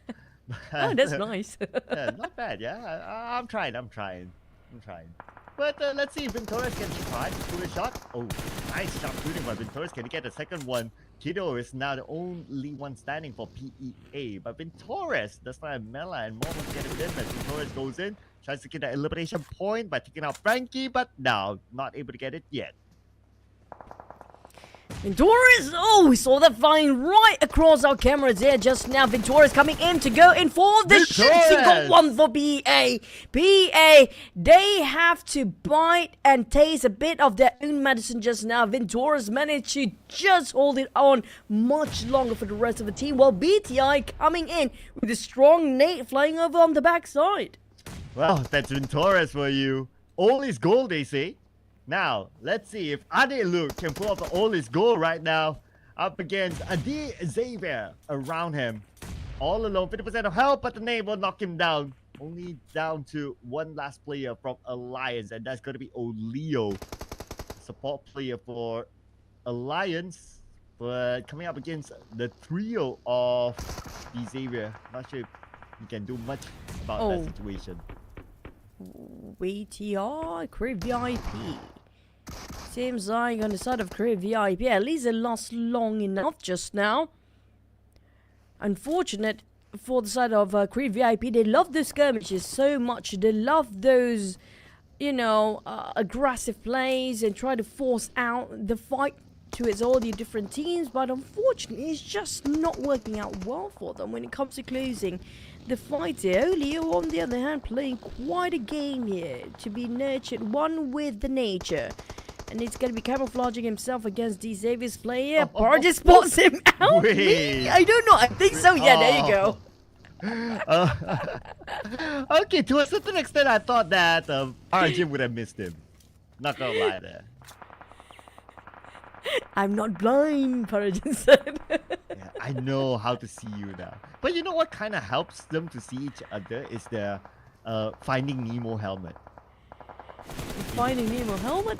Yeah, Finding BTR helmet right now. Yeah, someone that I noticed they're wearing the like a Nemo helmet. Yeah, if you notice that. So I wasn't sure if Oleo was wearing that, but if he was, then well, that's an easy spot. But now NKT, oh, managed to make it to the top 4. We're already in top 4 with stage 6. Wow, this round is so fast. Quite fast indeed, with FaZe Clan having a full squad this time.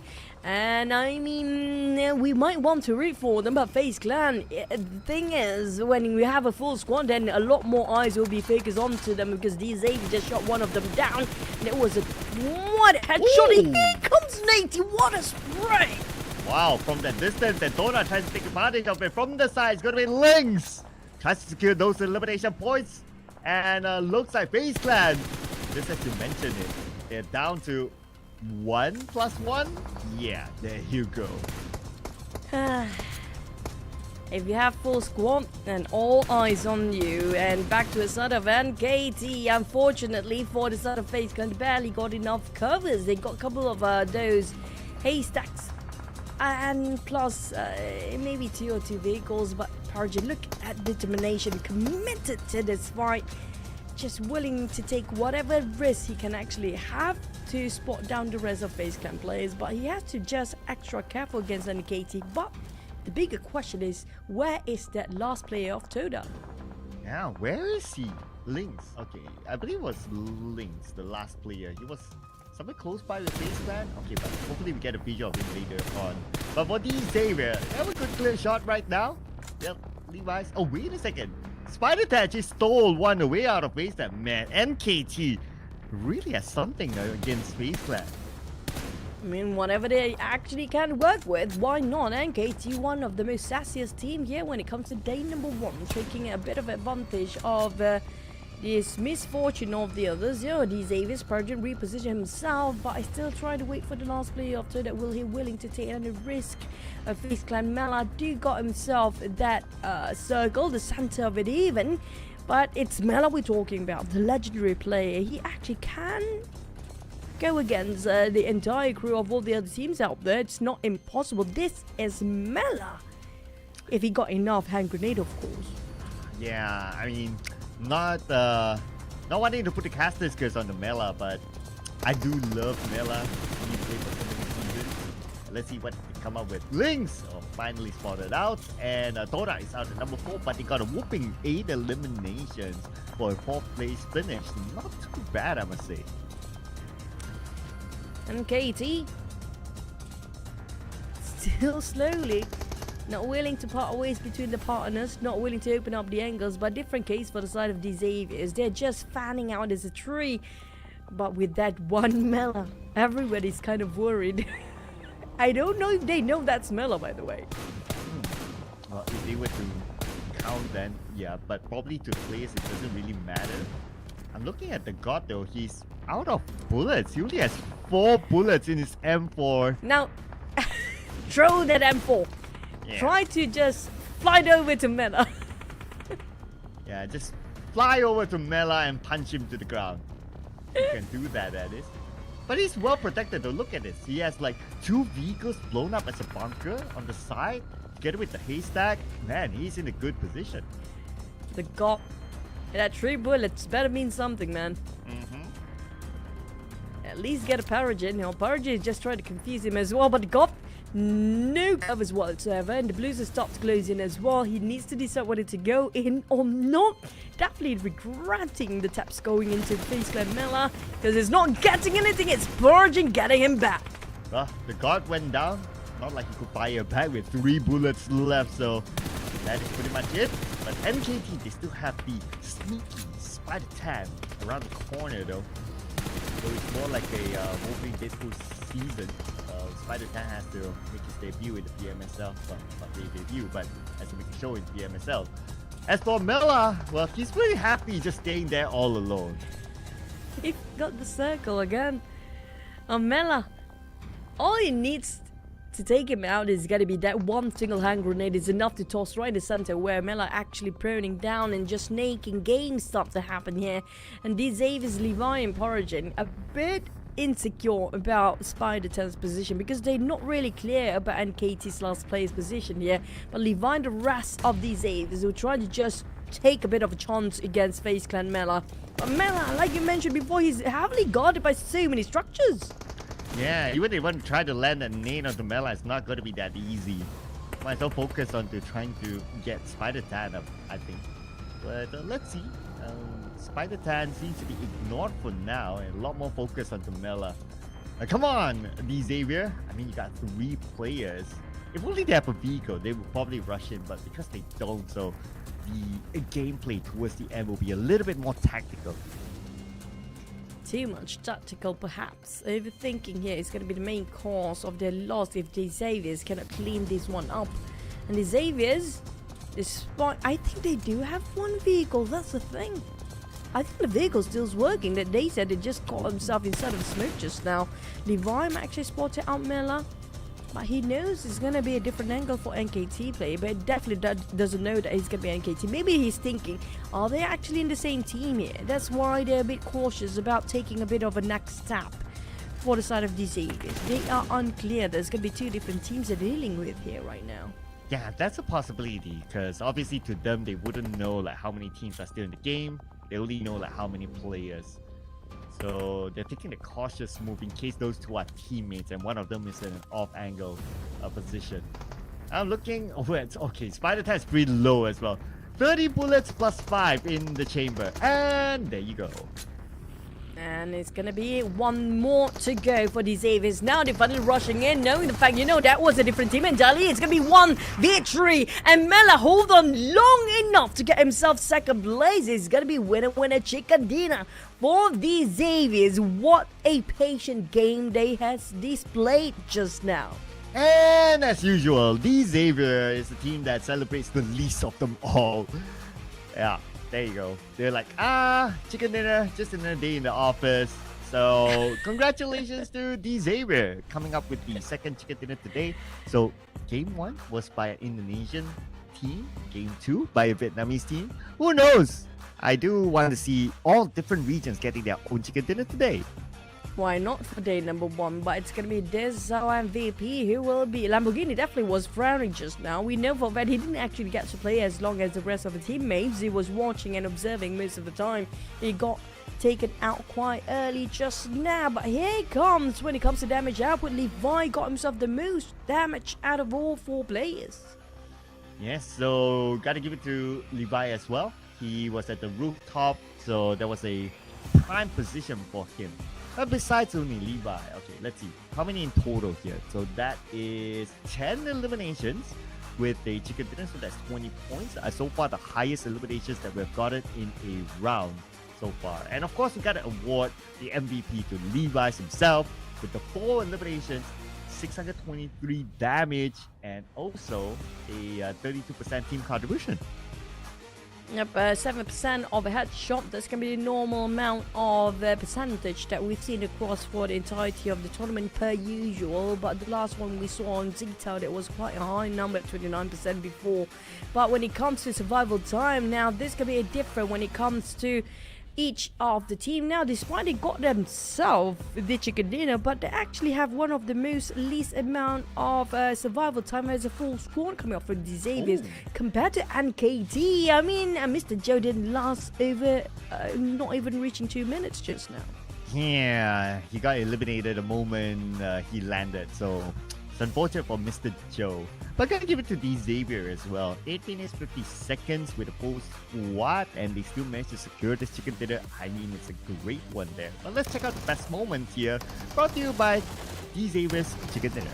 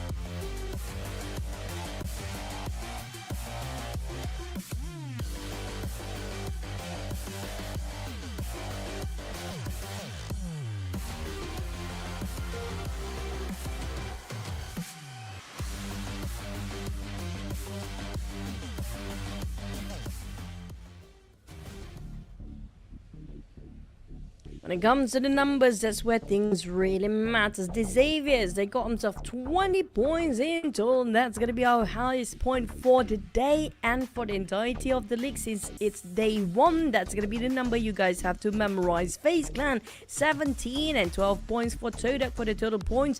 That's going to be the double-digit club for the top 3 up here, Cloud. Wow, just as we thought that 10 is the golden number now. FaZe Clan came out with 11 eliminations, so that's 17 points for them. But on page 2, we have a couple of teams that did not gain any points at all. VOIN, Donkey, and Semna unfortunately went out without a single point. Got a couple of ones as well. TALON, XERXIA, and Team Secret. But we're still very early into the game, right? So there's still a lot of opportunity for these teams. While we check out the overalls, where the Xavier is currently at number 1, but FaZe Clan, no chicken, no problem.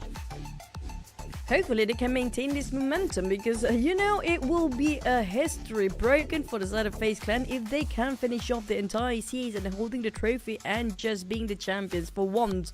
But VOIN Donkey been pushed down to 3rd place. Just how fast you can drop yourself the moment you score a chicken, the next one you're gone cold. Let's hope that's not going to be the case. That will be really, really hard breaking for them. But looking over at page number 2, some of the names that probably fans wouldn't expect to be down here. BTR actually is at number 13. Though they do have a bit of an improvement, but still, page 2 is not where we used to seeing BTR there, including TALON as well, down there at number 16.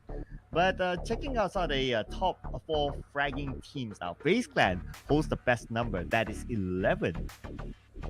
11 eliminations, that's the golden eliminations number that we all have to remember for now. But we've seen more, we're definitely hoping for more. But Lynx, TODAK have 5 knocks for when it comes to the top 4 fighters. I think it is going to be one of the new stats we're having for this season. Top 4 fighters is unusual. We never have the most knocks before. Well, that's something new for you, ladies and gentlemen. So we got Lynx, Mela, and Achul there up in top 3. So if you just join us for some reason, here's VOIN Donkeys with the first chicken dinner and the D Xavier as the second chicken dinner winner. So third game, that is, we'll be playing out Erangel before we go on to an extended break. So hold your horses in case you're thinking about going to the washroom. No, not yet, not yet. Speaking of, you know, we had something new. I love the fact, if you guys actually noticed, the transition was 3, 2, 1. I don't know what it really means, but it's like 3, 2, 1 possibly. But it used to be the one. Is it some teasing coming up from the side of PUBG Mobile? I'm not sure. We have to wait and see. But what's the meaning of 3, 2, 1? Is it going to be the top 3 to the number 1 spot, or is it going to be something else? Plus, we always mention, I wish they can actually, the top 4 set awards, something for the top 4 fighters, you know, the top 4 set awards, because we mentioned about this before. You have the knocks, but you never get the points. That's a nice way to look at it, right? That's a nice way to look at it. It's like, you knock, but someone else steals it away. Too bad, we have to highlight you. So, yeah. Unless and another set stat will be this one. The top being knocked award. Oh, that one is the... Yeah, that's the stat. The face plant award. There you go. I want to see that stat though, not gonna lie. Yeah, the most get planted, the face into the ground will be that award. Even the face plant award probably going to be the perfect fit for the name, just because they're always being knocked down every single time. But I love the fact we have some new stats coming in this season, but it's quite sad really. Top 4 fighters, but you fight for nothing because you didn't get any of those points. I know, right? But at least, you know, it's not like your cliche top 4 eliminators. It's like, yeah, we get to see that at the MVP, so that's okay. But now we get to see, you got a lot of knocks, but did you get the eliminations? Imagine those could have converted into eliminations. You know, it's like kind of like a reflection. Another thing, I'm sorry, but this is hilarious for me. If we can actually, like usual, the best MVP for the season, they got something, right? Now we can actually have the top fighter award, or the MVP for the most knocks. That's going to be the most saddest award. What will be the reward for that person from your end? A Wow. suggestion, please. What will be the reward from that person or for that person? For that person. For that person. Yeah. The reward will be, well, we want to see it like on stage, the person does a punishment.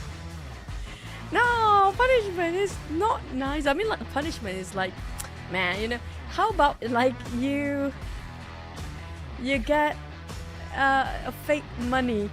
You cannot really use it, but you know, there's amount of value on it, but the value means nothing. You know, it pretty much translate the sad award, the knock and top knocks or top fighters stats. Yeah, that is almost like we stack up those awards, right? Oh yeah, I think that's a pretty nice idea, you know. So like you have different stats that you count, like how many knocks do you get and how many times you get knocked, and all those the Razzie awards sort of thing, the sad awards, and then you put them in monetary value, and then you count at the end of the season who has the most sad award monetary value, and then you know that that would be kind of fun, you know. The saddest money award. You know, it's nice to celebrate people that actually gain something. Yes, of course. I mean, like, we love the MVP award every single season, but it would be nice too to give it to someone that almost got it but never gets it. Yeah, there are a lot of players, right? So you have room for some other awards. So that's an idea too. Every season we're coming up with new ideas here. You know, we really gotta patent our ideas. You know, if they ever do that on stage, you know where the idea comes from. Yeah, I mean, I'm crying my eyes out here because it feels so sad, but it's so funny. I'm sorry, guys. Just, you know, it's so obvious that they can actually do something about it, but they can't because things already happened, and it happened for a reason. Just like our boy Donkey got the first chicken of the day, they dropped it way early on and got himself a 0 the next map. This is how unpredictable, and that's what we love about PUBG Mobile. It's so unpredictable. There's so many factors that will actually affecting the entirety of the game. Now, this he just got himself the chicken. Will they be cursed for the next map here? Will they drop early again? They got a chicken with an fairly early elimination onto Lamborghini. So that gave me an idea for another new award. The player that is first to be eliminated every time. Yeah, that would be pretty fun. Then you add That's that really on. sad, man. Yeah, That's like, you have the stats for that. what do you call for that award then? Now, what kind of award should we call it? First eliminated award. First Nah. eliminated. First blood award, or maybe just, you know, First bloody award. the less than 1 minute award. The less than 1 minute award that will score the biggest points. It's like You the moment know- you drop, you get eliminated. Request. Yeah, usually that's like the drop dead award. Then the drop 1 minute award, I guess. Yeah, drop 1 minute award. The fastest award. There, you know, it sounds like flashy. The fastest award is actually fastest one dying in that one particular match. Because we had that last season, right? Remember, there were some of them still hovering around with their parachute, like still trying to go down towards their drop spot, but they've been shot down early on. Yeah, we can have that, and then we can have, like, on average, the player that survives the least award. Like, you have the player that survives the most, like you have the survivor, but this one is like the anti-survivor. It's like the other way around. We have so many sad awards here talking about, but you know, one more award that I think that really we should put out there, the player that never died award. That would be something else. Wow. I don't know if anyone will be awarded, but that's a very cool award though. If somebody never gets eliminated the entire season, that will break the global record for sure. Yeah, I mean, the Immortal Award, there you go, Immortality it is. Award, yeah. And these guys deserve the most prize pool across whatever awards there is available in PUBG Mobile scene. I dig the Immortal Award though. It's Singer? there, but it's like it's impossible, but it's there. Just to make it a bit of a drive for the players, right? But speaking of a drive in and drive out into the map, next we're heading back into Erangel before we're heading into the break. Let's fly into our second Erangel of the entirety of the tournament.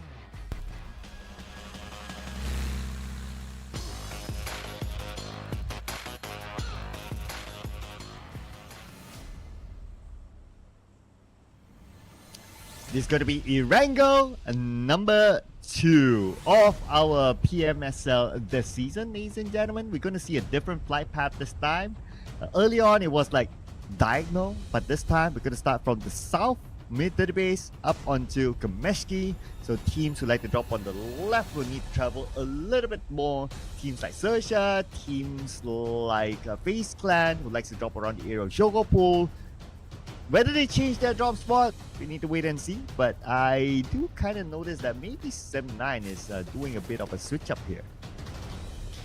Sem9, I mean, maybe due to the flight path itself, who knows? But it's going to be a bit of a rowdy SMB. Will be the same circle right on the start of that flight path, because we're hoping for SMB circles. Yeah, today just a bit of a challenge for the players to be just slightly feeling a bit uncomfortable, to make them a bit jumpy when it comes to the first day and warming up into this entirety of the league stage. But no clashes, no hot drops early on. Not yet, not for now. Let's remember that in school we saw a clash between VOIN Donkeys and Crit VIP. Let's see if any one of those things want to let go. But we're going to have a right-sided circle this time, so it's going to be a different circle altogether. But there's that small percentage that will go to mid to the base, so fingers crossed there. We've seen this kind of circle before, where it actually ended up right on the side of SMB quite early on, then hard shift. You remember that last season? We just pulled all the way the last minute. It was BTR that actually go all the way back to the other side of the bridge when that happened, remember? Yeah, I remember that one. That was the scammiest circle of the season. Yeah, I wouldn't mind that kind of circle again. That was fun to watch. I wish it's going to be the same sort of circle here. And for the case of BTR, I hope they do remember what they have to go through in that case. But speaking of which, we're back. But I still want to go for the award though. Imagine, right, if we actually do have the Immortal Award, like that's going to be in one single season. Or even just giving a first week would be great too, you know? Anybody can break the record of just holding their HP just to survive for the entirety of the week without being any knockdown. Or okay, knockdown is gonna be a bit harsh, but what about not being eliminated entirely for the entire week? Wow. Imagine like how much would you reward that kind of player? I mean, if you think about it, right, to not be eliminated the entire week, basically your team gets the chicken dinner every round. Yeah. So how realistic is that? Not too sure, but it's fun to just have it up there just for kicks. Just for the kicks, make it $1 million prize pool for that too, just for one player. Wow. I mean, that sounds to be like a nice idea.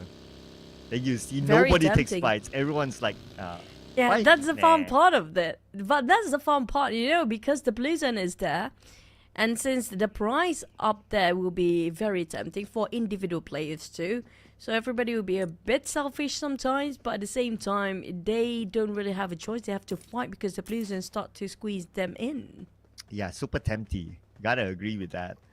But the coaches wouldn't like that. It's like, guys, I The tell you player's to gonna fight. But coach, it's 1 million USD. And coach will be like, okay, I get 50%. We agree.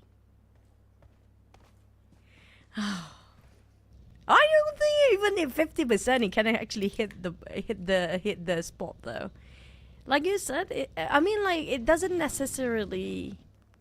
I mean, if we want to just bring the standards down a bit, right? Not to die until the top 3 or top 4. Okay, yeah. If it's like top 3 Or top 4, I think top 4, yeah. Yeah, then I that's a little bit more realistic. Okay, then that's where you can put in a prize pool, but no longer 1 million because the bar's been lowered down. Maybe 100,000 for that, 50,000. I don't know whatever the amount is. It's not Hey, us to 50,000 enjoy. USD is okay for that. Yeah, I'll take Or 50,000. 100,000 is okay as well. But the thing is, we have to put another condition up to that. It's not going to be 1 week. It's going to be the entirety of the season. Ooh, okay. The bar is still pretty high for the entire season, but I dig that. I'll go for that. So if you ever see that sort of award, ladies and gentlemen, you know where the idea came from. And it's going to be like a different mini series in PUBG Mobile. It's not just going for a chicken dinner for the team, but it's going to be, a bit of a, or even half a million would be great too, if that's the case, for the entirety of the league, right? It's going to be sort of different tournament in another tournament. For the single players, like individual players, as well, you have to work out things as a team for the total prize pool as well. So you want to fight for more but for your own sake of, we know every gamer does have their own ego in certain way, and that's going to be the ego in place. Yeah, so it'll be kind of fun to watch because you also want to try to cancel out your opponents from able to receive that award, right? Because you kind of want that award for yourself, or you just, you don't want to see someone else getting it. Could go either way. But it's just like Talon here. They don't really want to see Crit VIP around the corner as they let go some of these warning shots onto them. Oh, it's not Crit VIP, it's BTR. Okay. BTR, who's on page number 2 now, and Talon on number 16. So they'll be happy if they can try to take out BTR, one of the closest contenders in the overall. If it's Crit VIP, it feels like Crit VIP seems to be loving the fact that in everyone's head, because Crit VIP always the first few teams that initiated those early skirmishes way early on. But on side of BTR now, this is going to be a good team that we have so many questions surrounding them. We do know that BTR, one of the most legendary orgs out there, one of the most biggest fan base due to their past achievement, but across the years, over the years, it feels like, is it still valid when it comes to their old experience? We do see a long shot coming from Team Secret. GEEK will try to save his mate here. Oh, there you go. First split for Ade. Look at this time. Take it out Max from Team Secret. And Team Secret playing as a trio. Now that Alliance, they're close by, they might want to finish up the job. But speaking about finish up the job, so it looks like it's BTR against Team Flash with Gosu going down to the hands of La Paz. Targets one for himself, and Team Flash, they are in shambles right now by losing Kwang as well. Satar re-looting and upgrading himself. Kwang on the other side and just squashed down like a bug by Zuxi. Not even breaking any sweat. And we mentioned about BTR before. It feels like the more you play, the longer you stay, the more harsher the games will get to you for the old players and the veteran players out there. Yes, they are legendary players, but at the same time, with their old tactical and old strategy will get in the way with the new meta coming into the tournament. Yeah, so that's all about adaptation, right? And that's why some of the really, really old players that sometimes we thought that, legendary and all that, sometimes not able to catch up to meta, especially with the introduction of the DPS era. So then just choose like, okay, I'll just do something else, like open a business or just be an influencer. That's a common career path for a lot of these players. But what's pretty common as well is going to be this kind of circle. I don't expect to see a scammy circle this time. Probably go to the main peninsula by the end of the day. Don't speak too soon, brother. You see a tiny spot down there in SMB still in there somewhere. That's what happened last time. That what exactly happened when the teams actually just everybody flew over to the other side of the map, but it was a reverse compared to this one. But Talon, a bit of long shots there against BTR. Misery spraying over with a lot of rage down there, but unfortunately nothing seems to be clipping. Just a bit of a warning shot, just showing everyone that he's in here in the Mushroom Tower. Ah, this is the Finding Nemo helmet. Yeah, there you go. So Misery has it. Oh, Mr. Joe went down again. Oh man, Mr. Joe not having a good time. But he's not out yet though, so he could still be saved. We don't have him on visual just yet. maybe he's in a position that he could be picked up by his teammates. But let's wait and see what happens to Mr. Joe and then KT soon. Paul? I'm surprised that they allow, I mean, like, to have the Nemo helmet. I think your enemy can actually see this Nemo helmet. Am I right, or correct me if I'm wrong? Yeah, they'll be able to see the helmet. So, pretty obvious, right? Yeah, I'm kind of questionable that, because usually we do have every single player in the tournament with the same uniform, the same helmet, the same colors of scheme, just to avoid confusion. But BTR, seems to me, Great VIP really is the poison for all the teams out there. Despite they never close a great fight, but they're always making sure every other teams will have a hard time. Oh, good VIP now. Can I take over this compound from BTR? BTR needs to fight back. Helton now down on his knees. Iron Pro won't have the space to pick him up unless he wins this fight. Gen Force comes in on the other side. Gen Force takes a lot of damage, gets knocked down immediately. Zaxi now is the last man standing, and good VIP wins the fight against BTR with some help from PEA, who might come in as a third party. PEA, they definitely want to take advantage. A bit too hasty, a bit too doubting or hesitance being shown by the side of X-Rush just now. If only actually just rush in as his name spells out, it would be a great advantage on the side of PEA, but didn't actually do the cleaning up job as they hope they can. Bit too late. Rush now made a bit of a U-turn, knowing the fact that he overthink himself too long whether to go in or not, because the rest of PEA still on their own position, not willing to give an extra hand. Maybe Rush was just, you know, have the mindset of scouting things out and just happened to be bumping into those fights by coincidence. Yeah, if only they were all in a better position, then they could have rushed in onto Group VIP. And they wish they could have done that though, because the area where Group VIP is at is in the circle and PA is not. So if only they did that, then at least they would have gotten themselves 1 foot in the circle, have a good advantage of winning the fight. Since Group VIP, they were licking their wounds. But without that, then PA is going to go in for a different rotation up north instead. But we're going to put back our focus onto the right side bridge. We got 3 teams there at least. I agree with the statement just now. Thinking once is okay, thinking twice is just too long.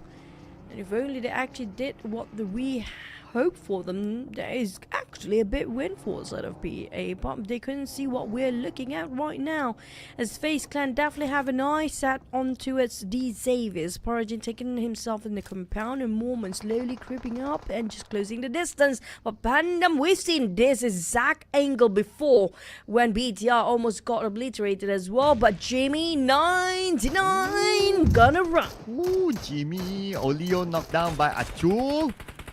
Nice, a long range shot with the mini 14 by Achul.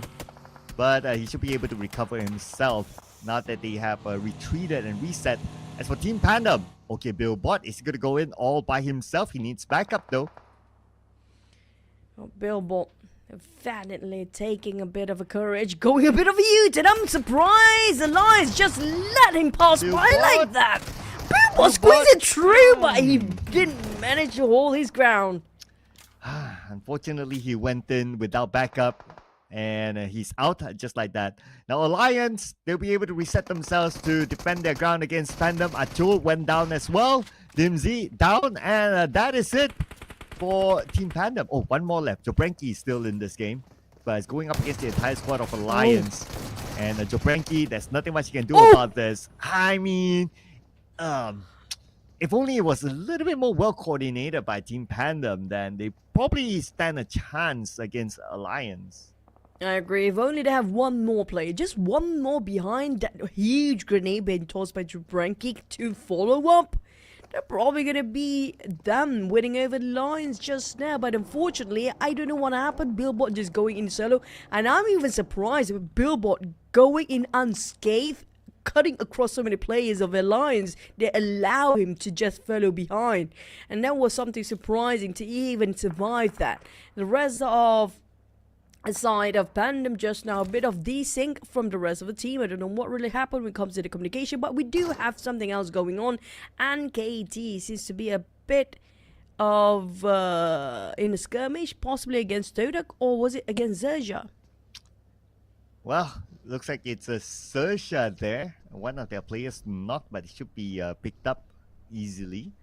I'm looking at the circle shift towards the left side, so it's going to be interesting to see Alliance coming out of their comfort zone to face up potentially against maybe Team Secret, maybe NKT, maybe even 7-9, but 7-9 they have moved as well, so a little bit of space towards the left side. So we're going to check out the right side of the circle. So XERXIA now ready for the incoming FaZe clan. Nui.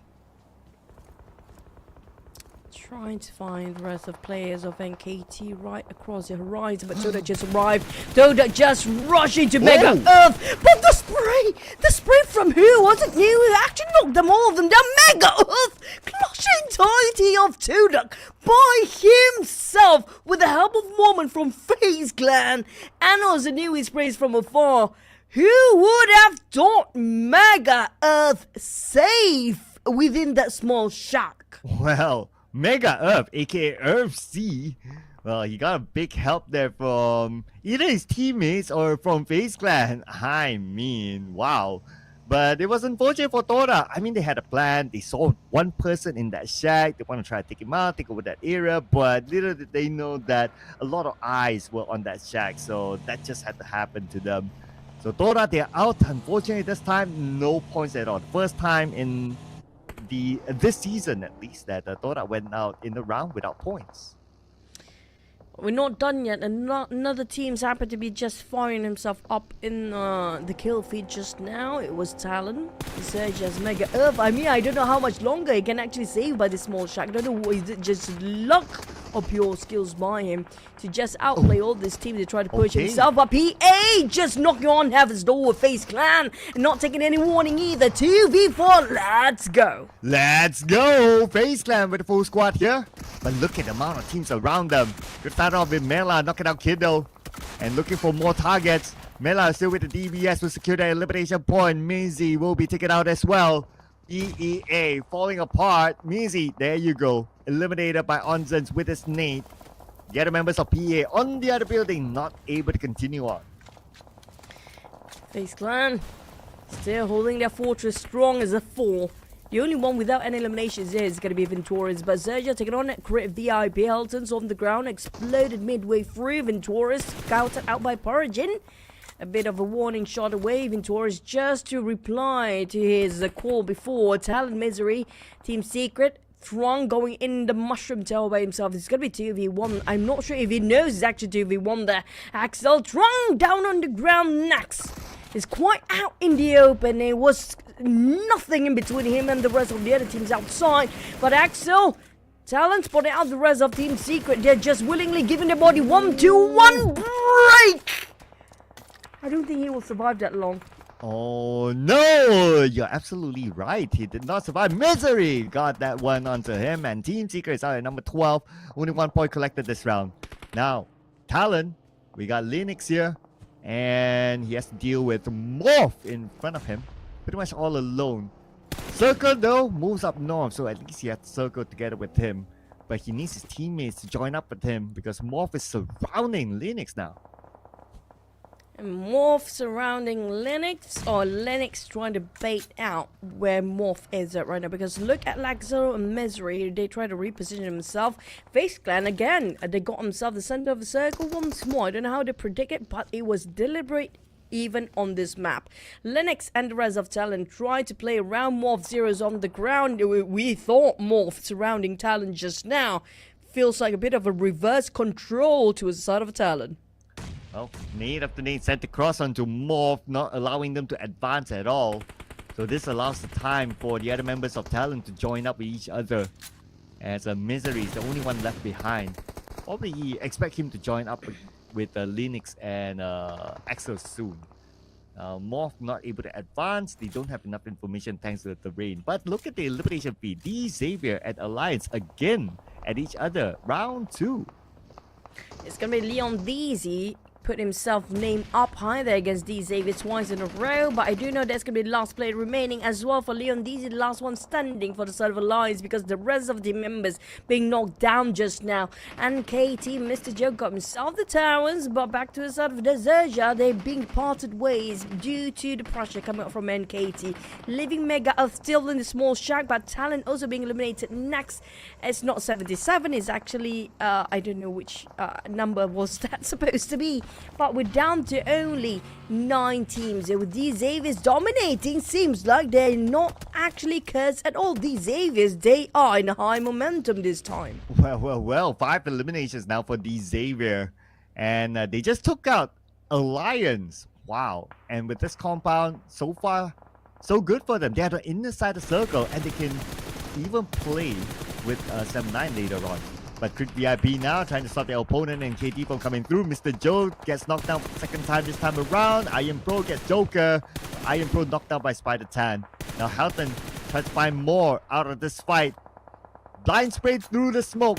Not able to secure the elimination point just yet, but he'll get Spider Tan instead. He's trying to support an Iron Pro is bleeding out right now. Helton maybe will just have to sacrifice his teammate along the process. Indicated got trying to reach out to Mr. Joe a bit too late. But here comes the perfect Nate timing as well by Helton. The moment the cop arrived, he got head and exploded within second, less than a second into that. But next is gonna be Sam 9 versus D Xaviers. Can D Xaviers hold their grounds, or will finally Sam 9 with the lead by Boo Boo who can change things over? Oh, one is sent onto the second floor. D Xavier still trying to hold their ground against 7-9. As Viren on the ground floor together with Yuhai, Parajin on the ground floor as well. So they pretty much got the members of 7-9 locked in. Parajin has to be extra careful now that he's super duper low. Dancing around, Levi's swaps roles with him. And Nati will secure that elimination point. As 7-9 now only left with 3 active players. Problem with the Xaviers are not even inside of circle between these two teams, but they're giving a bit of a pressure on Nate to change it over to a DBS. Now healing himself back to full HP while Levi and the rest of them try to buy him time for the reset of the HP. Sam 9 give the pressure back, but we do have a new contender from the backside. If they're not being careful about this, Levi take it on Dap. Levi tried to get on another one across the window, and they go. These Xaviers holding their ground with 9 eliminations. They scored the last chicken. Will they score another with a trio? Man, 9 eliminations already in their hands. They could probably break the record. And they scored the chicken dinner without Lamborghini. So just putting it out there, right?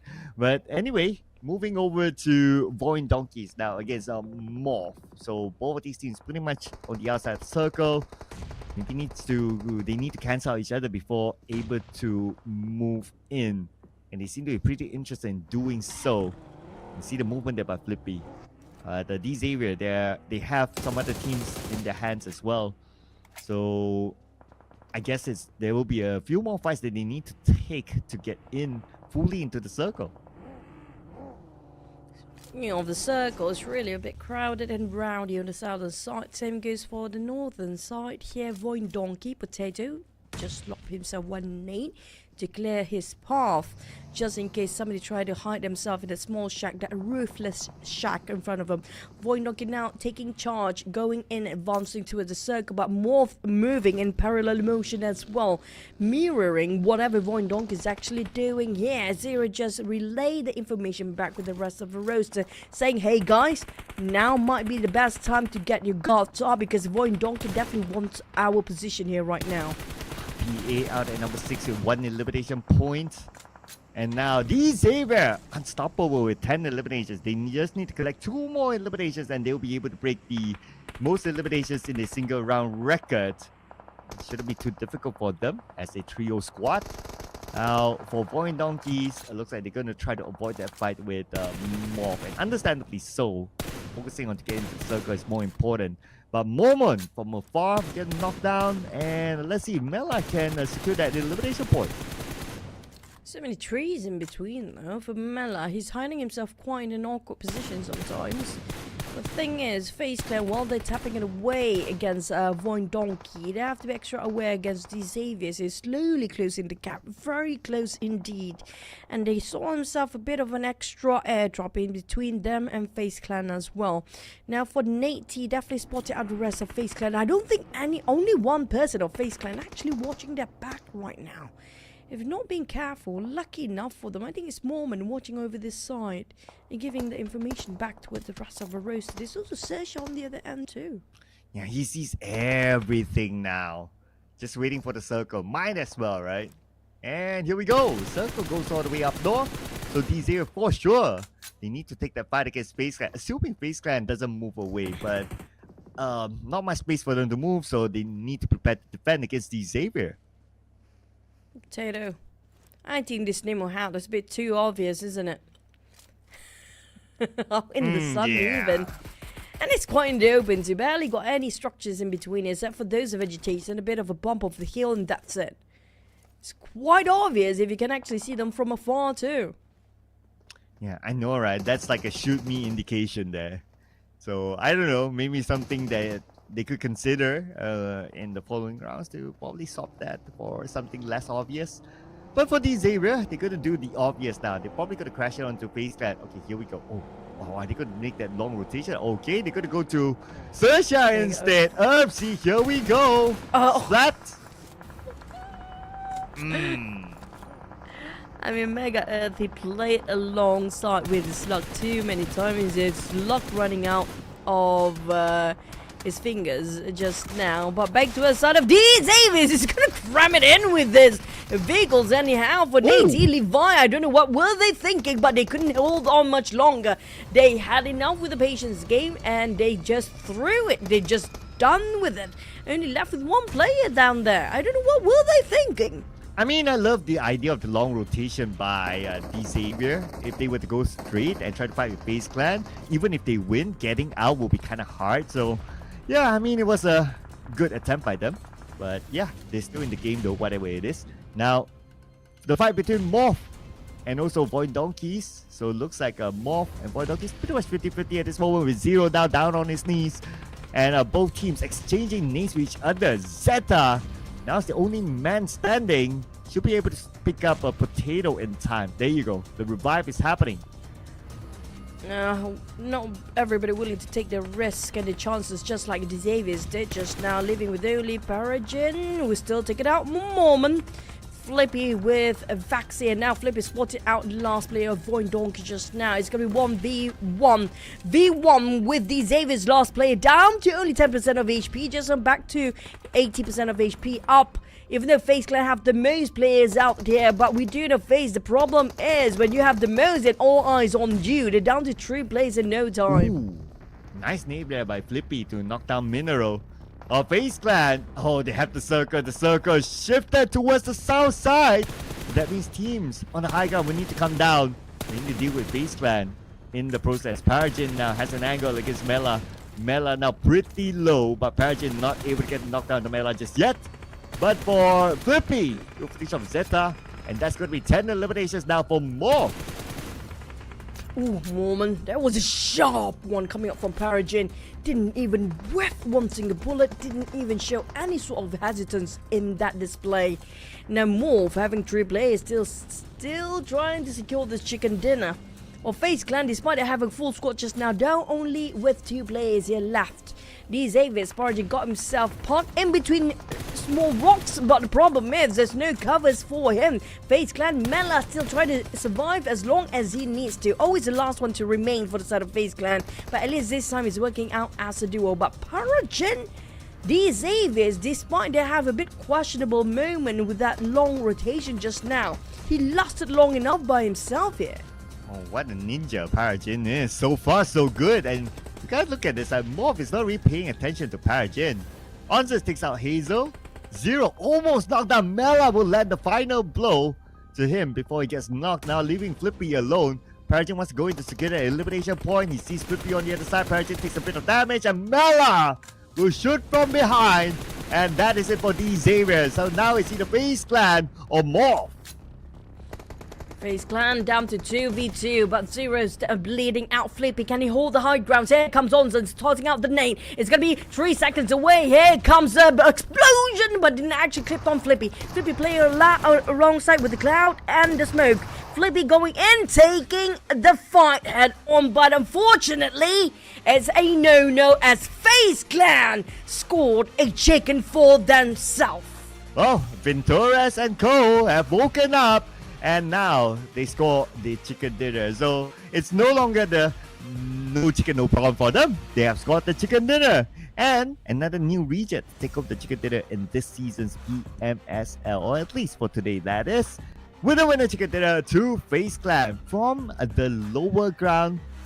And they took advantage of the commotion that happened on top of that hill. And at the other day, when the circle shifted down south, forced the teams on top to reveal themselves. That is where FaZe Clan had the advantage.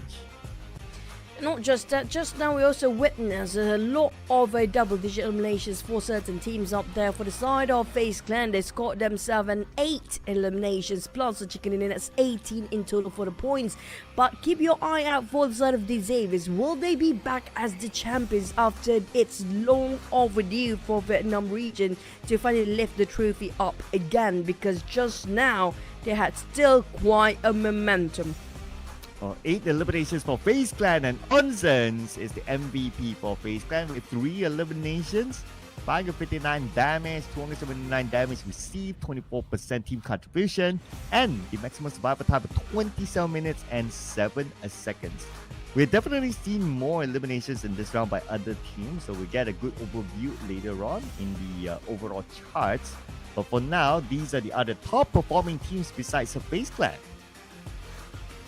FaZe Clan, MORPH, the Xaviers and Crew VIP. The one with the least amount of full squad time is going to be Crew VIP. Crew VIP, we're going to see actually they're slowly progressing throughout the entirety of the day. First start off not so great, and then they've tried to force another fight, the same exact approach they had before, get it better. But when it comes to this round, they had it way better than the first one. But let's rewatch and relive the highlight. The chicken dinner brought to you by FaZe Clan.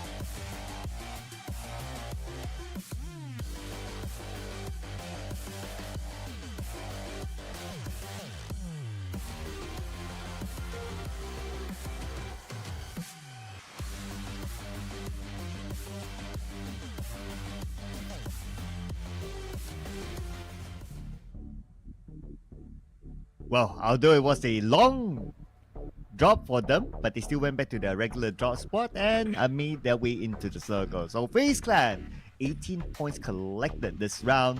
And now the new number is 12, shared between MORPH and Xavier for the most eliminations in the single round. MORPH with 18 points, and Xavier still with 17 points, still pretty solid there. And Grid VIP 11 points, so that's the double-digit club there. And for Alliance, who needs to play some points if we got 6 eliminations to be in page 1? There's quite a few times that Alliance actually do the same play without actually put in mind for the placement points or survivability, but just aim for the eliminations here this time. But there's more zeros since we have more double digit on the first page here just now. Team Secret actually just got himself 1 point, same goes for the side of same 9, but triple zeros on TODAK, Team Flash and PANDUM. I mean, PANDUM had a better performance last one, but this time it's not so great for them. Yeah, and let's see, FaZe Clan. Wow. Okay, so the tiebreaker favors to let's see, FaZe Clan because of the placement points, since they do share the same just by one, since they do share the same chicken dinner with the Xavier. But anyway, it's still very early into the season, and Xavier, VOIN Donkeys, all of these teams with the chicken dinner by themselves, they are now in top 3. Of course, we're a bit more interested to see who's on page number 2, because that also means that page number 2 may need to play the last chance qualifiers.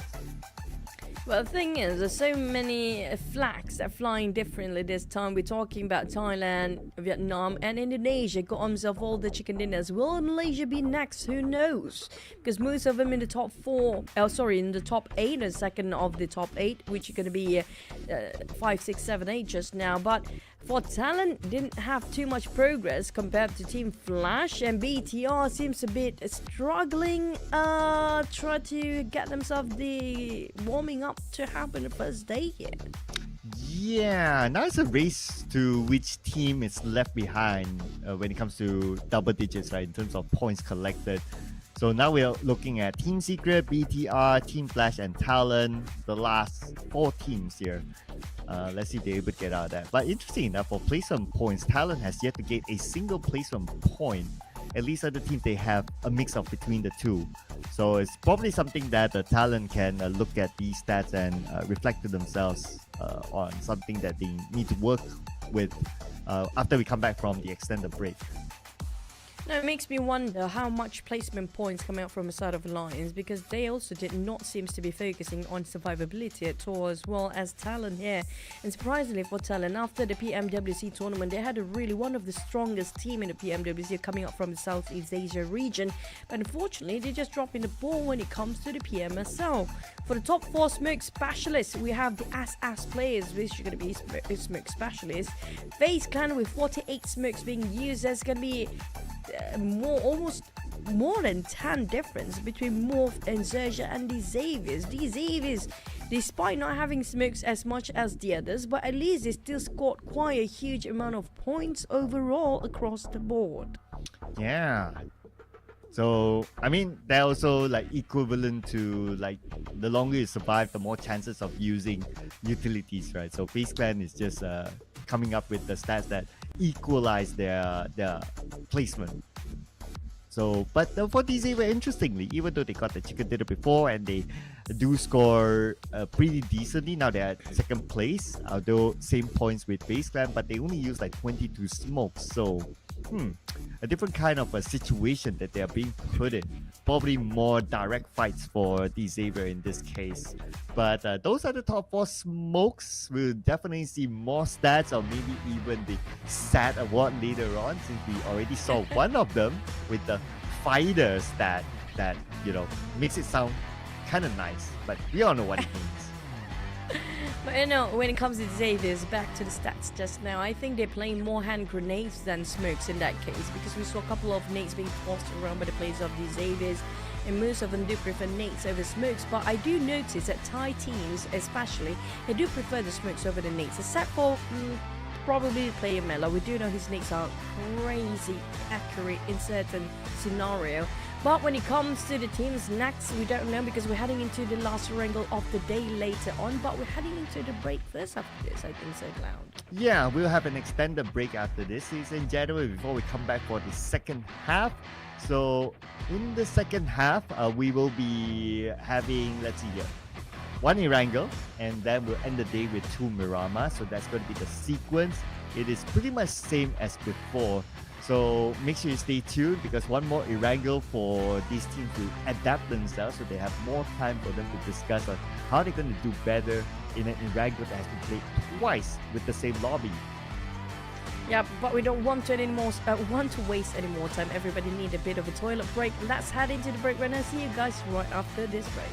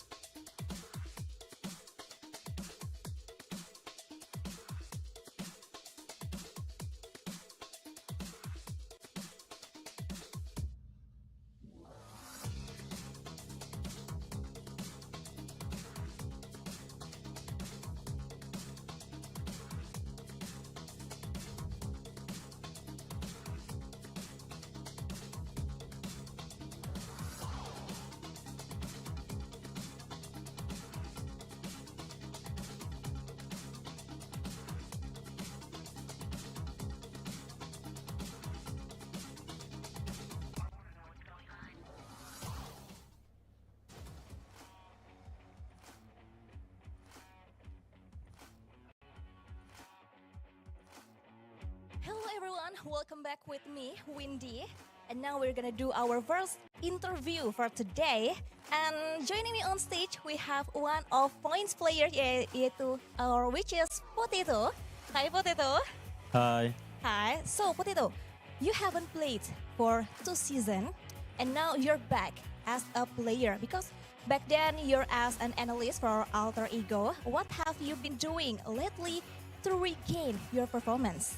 Oke, Potato, kamu itu bisa dibilang 2 season udah nggak main dan sebelumnya itu kamu itu adalah analis di Alter Ego. Apakah yang kamu lakuin kebelakangan ini supaya kamu bisa mengembalikan performa kamu? Lebih ke grinding sih dan ngembalikin jiwa-jiwa kompetitif yang udah hampir hilang. Jadi benar-benar ngembalikin itu dan perbanyak motivasi buat diri sendiri juga.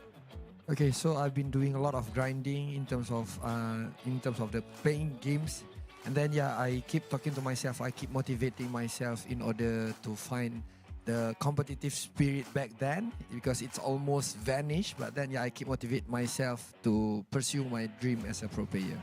Well, I can wait to see more action from you in this PMSL. So for the next question, back then you were in Alter Ego and now you're in VOIN. Are there any strategies that given by Coach Devians that similar when you guys at Alter Ego, or it's totally different now? Oke, jadi sebelumnya kamu di Alter Ego juga sempat berperan sebagai IGL dan sekarang di VOIN juga berperan sebagai IGL. Adakah strategi yang dikasih dari Coach Devian itu sama persis seperti Alter Ego kemarin ataupun berbeda? Kurang lebih sama sih, tinggal gimana kita buat eksekusinya. Yeah, basically it's pretty similar, but then it's really depends on the execution part. So yeah, we're just gonna play our best. And I hope everything goes well for you and VOIN.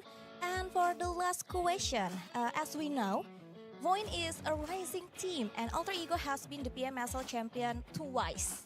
Can you share with us the difference you feel between both team when you in Alter Ego and now in VOIN? Oke, jadi bisa dibilang VOIN ini adalah tim yang meningkat naik dan Alter Ego itu 2 kali back to back PMSL Champion juga kan. Bisa dicerita dikit nggak apa perbedaan Alter Ego dan juga VOIN itu sendiri? Perbedaannya sih di jam terbang para pemain dan kebersamaan timnya sih. Kita juga termasuk tim yang baru, kurang lebih masih ada 1 bulan, jadi jam terbangnya doang kalau menurut saya sendiri. Yeah, I think when it comes to difference between these 2 teams, basically it's experience itself because VOIN Esports is pretty new into the scene. The player also is pretty new into the scene. But then, if you ask me, what's the really difference between these 2? Of course, I would say the experience itself. No wonder you did really great in both teams when you in Alter Ego and VOIN. So thank you very much for your time, Potato. And it's time for us to see the highlights.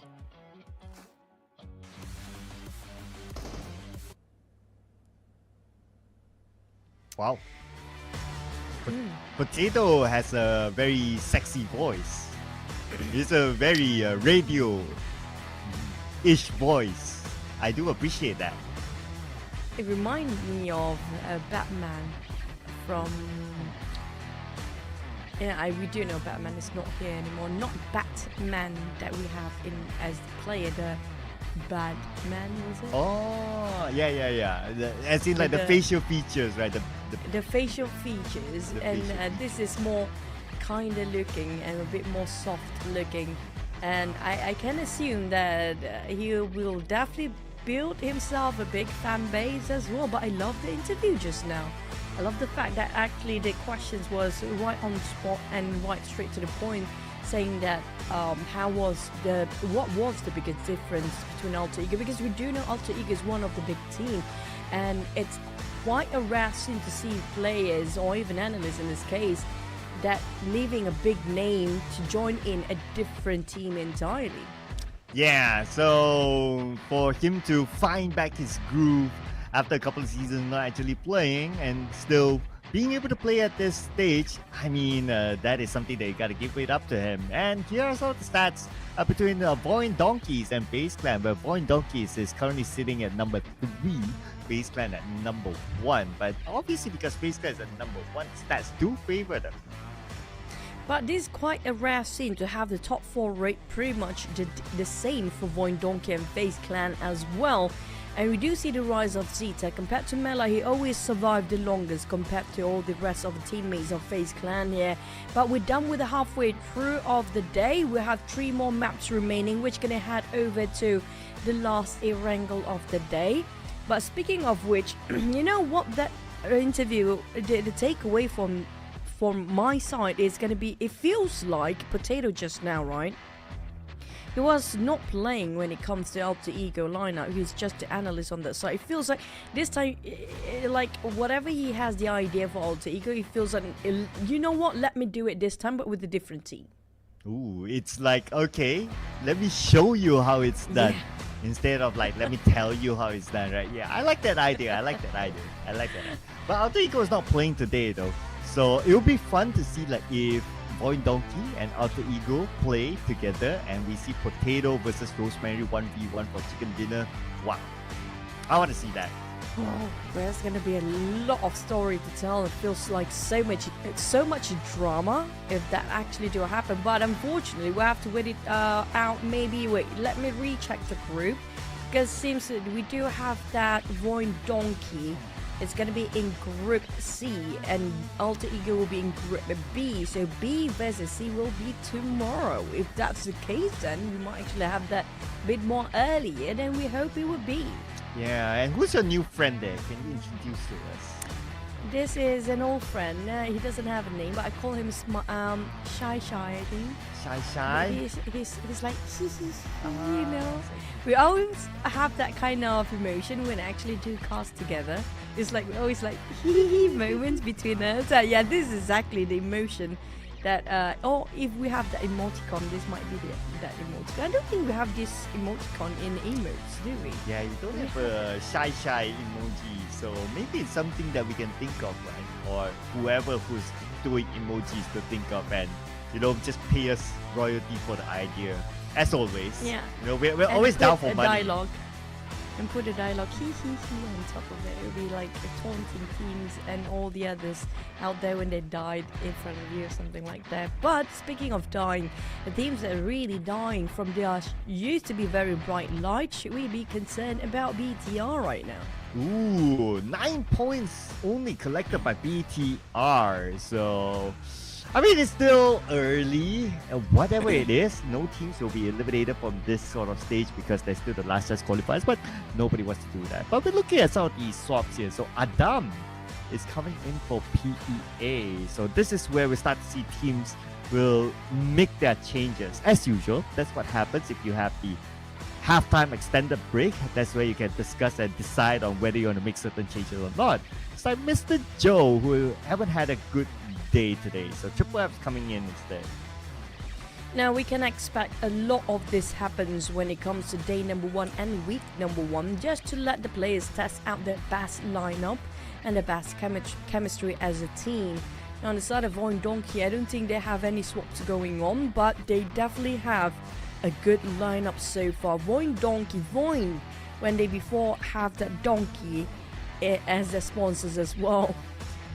Even like donkey and put up the face there. It's something iconic for the side of VOIN Donkey, really. That's a good jump for them. But they're always known for, you know, first week crazy team, second week start to lose it, and third week diminished entirely for the performance. Hopefully in these seasons that's not going to be the case.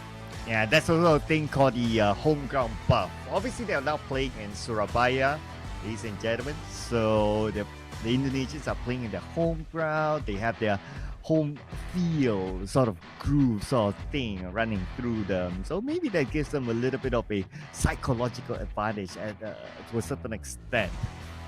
Let's see if they'll be able to keep up with that pace here. Like what you said, right? Consistency is going to be the key. It's not only about what happens on week 1, but also what happens throughout the entire season. And with this sort of format, it is brutal.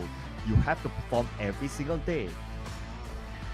I love the new jersey of MORPH right now. You know, that kind of a polo ship, but not really a polo ship. But you have the axe kind of a different design of jersey is always refreshing every single season, and it's nice to see not the round collar per usual. But you know what? Nothing is unusual so far. Will it be SMB Circle entirely when it comes to this last Erangel?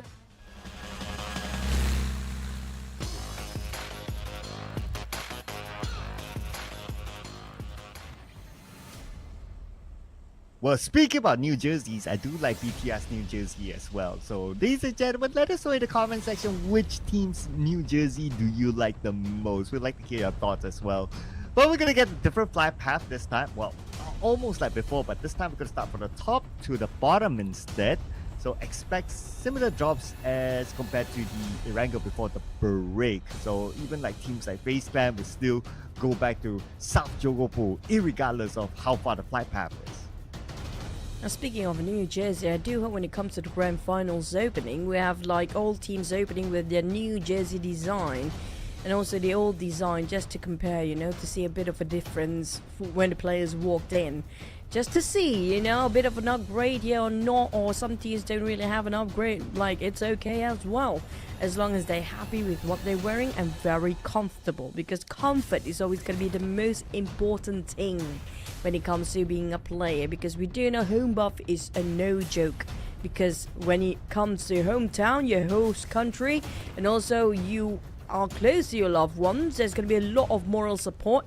The usual food that you actually have with no change of climate, that's going to be definitely a big buff for the Indonesian region here right now. Yeah, but change of the circle here. So we're going to see a left side circle this time.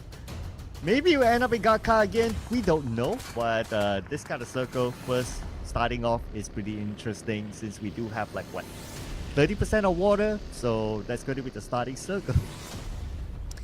But at least the circle is a bit more challenging for the players since the flight path a bit contradicting from where direction it was. But Sam9, Xavier's a bit too much for him probably to handle. That a bit too far apart from his teammate. Have to face against two players of the Xavier's Nate alongside with Origin. Just takes away the vehicles, but I think it's going to be a bit devastated the fact they've stolen the vehicle of Sam9 eyeing over quite early on. Now they're just cutting across Pachinki, and we do know Pachinki is always going to be the home lair for the side of the Xavier starting point. But we saw a few shots fired between some teams. No knockdowns yet. Sam9 and also another team, I believe it was the Xavier around the area of Pachinki. Yeah, it should be the Xavier then.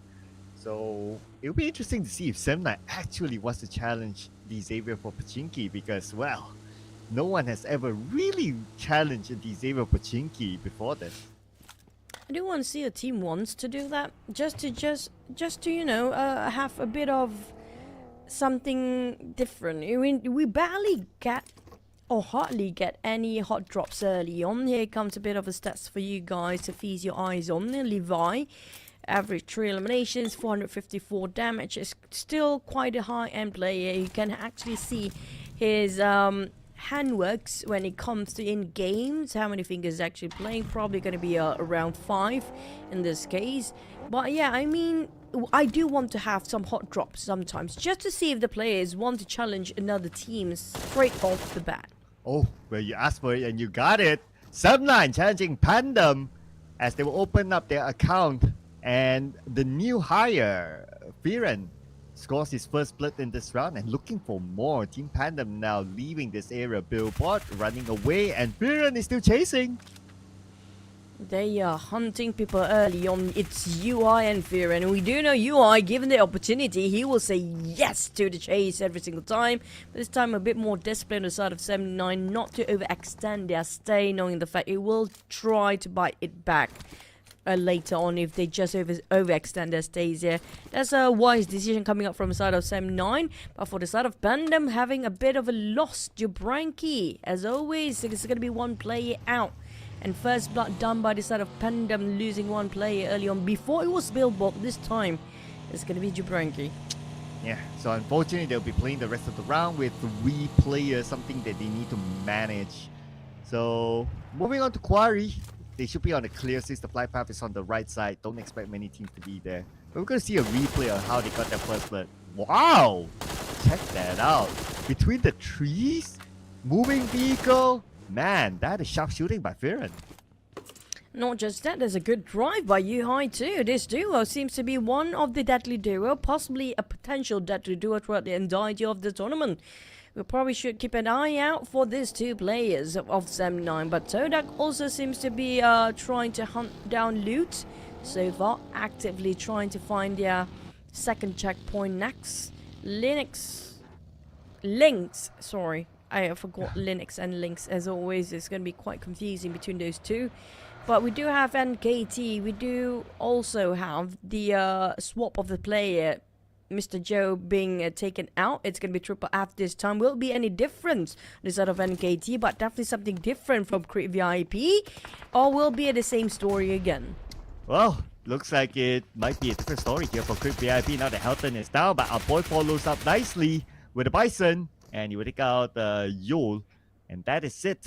Our boy will be able to pick up his teammate at the same time, and they'll be back as 4. But for Alliance, now they have NKT. Well, you asked for a NKT action to see whether they'll be able to keep it up with that swap. Let's see if they'll be able to do it against Alliance.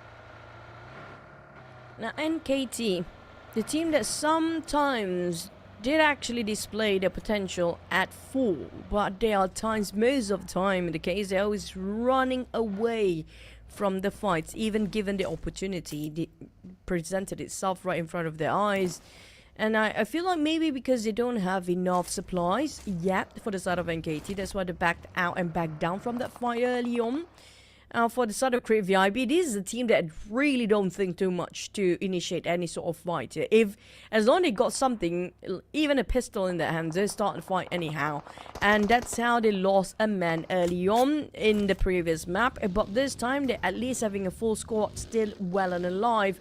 But MORPH not willing to take the risk too early. This is where we know some teams will try to avoid at all costs those unnecessary fights. Yeah, and plus they have only 3 players, so it's like, it's okay. We'll live to fight another day, and that's totally understandable. What I want to focus on to getting into key positions in this sort of circle, because you don't know if the next circle will still have a lot of water in it. That will limit the amount of land space in that circle.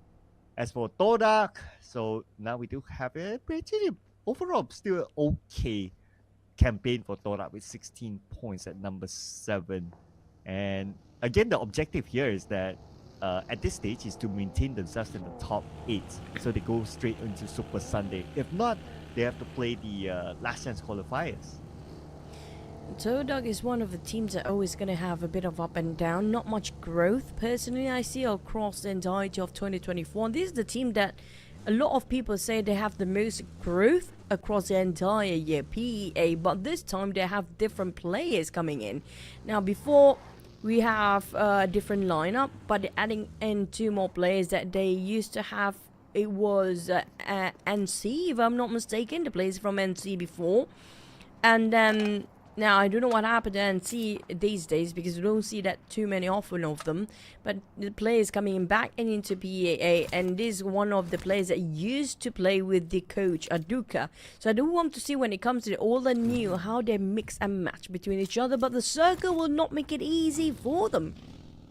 Yeah, I mean, it's stuck in the left side with still a little bit of water there, so about 10%. So 90% of land, but we're seeing a lot of teams crowding out the middle of the circle. So it will be interesting to see like the teams in the middle like try to battle it out for some of the key spots there. I've been looking at some of the key spots like around the area hospital will be pretty nice, or even by the shore on the left side. Some of the key houses there might be some of the spots that some of the players might want to try to take over. And we're going to see some action here. Batman looks like got a knockdown to Ventorus. So FaZe Clan, no elimination yet, but Batman is going in to make sure that revive is not going to happen. Ooh, team flush. Here it comes. Finish off Ventorus. Not even breaking any swept there for Batman. Easily clutched that one out. Not even a clutch to start with. Just pretty much spray and win. FaZe Clan, despite they had a good run before, but unfortunately lost one man early on. MORPH as well, so we have around 4 teams starting off as a 0 in the very stage of number 2 right now. Well, you talked about the hotspots having on. I do hope the circle ended up right on top of Gatka Mountains. It's been a while we actually see a lot of teams want to fight for Gatka Mountains. The one to actually remember, back in the days of PMCO, that's where a lot of teams loved those Gatka Mountains. And then after some years, PMCO no more there. It's just Gatka Mountain forgotten completely. Maybe because the circle never really favors there anymore. Yeah, I know, right? Even like the previous circle where I thought that the Gatka Mountain might be taken early by some teams, looks like not really though. But we're going to see a couple of early eliminations still. So Mineral taken out by a boy, the PMCS MVP. Looks like he will score 1 for himself this time as an opener for this map for himself.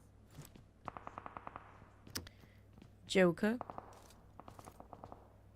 with a Scar L. It's going to be VOIN taking a bit of a fight from afar. Spotted out NKT players. Here comes the fax. He's just going to go in to finish off what he has left with that knockdown on Spider-Tan just now. Spider-Tan bleeding out, but MORPH, he has to deal with MORPH first. It's actually a wise decision, but he's going in not a solo. He's going in as a duo. VOIN Donkey coming up from behind, spotting out the rest of MORPH. They are running away and fleeing the scene. Well, not willing to take the fight, it seems, leaving this elevation to the hands of VOIN Donkey. And VOIN Donkey, only Zeta and Vexy left though. While that, we're going to check out the next circle. Now, the area of VOIN Donkey is in the middle of the circle, so they would definitely still get it. And the circle is 100% land now with Team Secret still on the Gatka Mountain, still having a little bit of that circle still. Team Secret, I think they will want to leave Gatka Mountains. It's kind of a rare sight to have that area right on top of the last few circles here. That's why it's not being valued by most of the teams these days. But the one coming up from south around the Gatka fields, that's where things get heated up pretty fast. PA taking on Team Flash. PA Adam repositioning himself to help his teammates. Gosu seems to be a bit in vain for the side of Team Flash as they've been eliminated one of their players. VTR repositioning himself around the the communication tower. Well, TODAK taking on FAZE. BTR fanning out, but the problem is BTR, they're not alone. We do know it's going to be more than 2 teams out there. It's going to be 4 all round with VOIN Donkey right on the southern side as well. Wow, teams are really close to each other now. Only like that, a little bit of a bump separating them. Momo for FaZe Clan knocked out. Oh, doesn't seem to be a good round for FaZe Clan. They lose Momo, leaving them with 2 players. A team that is hot on pursuit of that #1 spot against the Xavier. Now Iftar, let's see how much he can get out of this. Nate onto Momo, nicely done by Iftar. Just toss and run, that's what Iftar gonna do for the entire day. TODAK, can they actually finish off what they started just now? It's gonna be a shame for them if they didn't just clean up their eliminations once they get those knockdowns, because we saw quite a number of teams just now try to steal it away, but he secures another one against FaZe Clan. Iftar, I don't know what is going on, but this is doing great for the side of him. Wow, beautiful solo play by Iftar there. Telling his boss why he needs more salary. Nicely done. Wow. Man, that's like what? 1 already for Iftar and 1 knock. He could potentially get more with this kind of performance. He's actually dealing FaZe Clan all by himself, solo-handedly. I agree. This guy actually do play a big value for the side of TODAK right now. And he shows you what he's capable of by doing everything by himself. Tossing that nade, running over to the backside, deal with the back, support fire FaZe, and just finish things off by himself. But we're not done with PANDUM. Dimsy, Billbot, and Nacho seems to be trying to find himself any entry into a better spot of the circle. But the problem is they're not here by themselves. Alliance is just right across them. Seems to be opening fire against another team right now. Yeah, we expect to see more. But more of TODAK, it seems. Cleon gets Mela. So now FaZe Clan seems to be falling apart. And if they're looking for his next target, man, this guy's on a mission right now. But Achol is the one that takes out Mela. So an elimination that's stolen away, unfortunately, from the hands of TODAK. But now with the circle shifts, it goes up north. Team Secret on top of the Geiger Mountain still has part of that circle. I'll be interested to see what happens on the southern side. PANDUM, Alliance, MORPH in the same area. That could be an interesting clash point.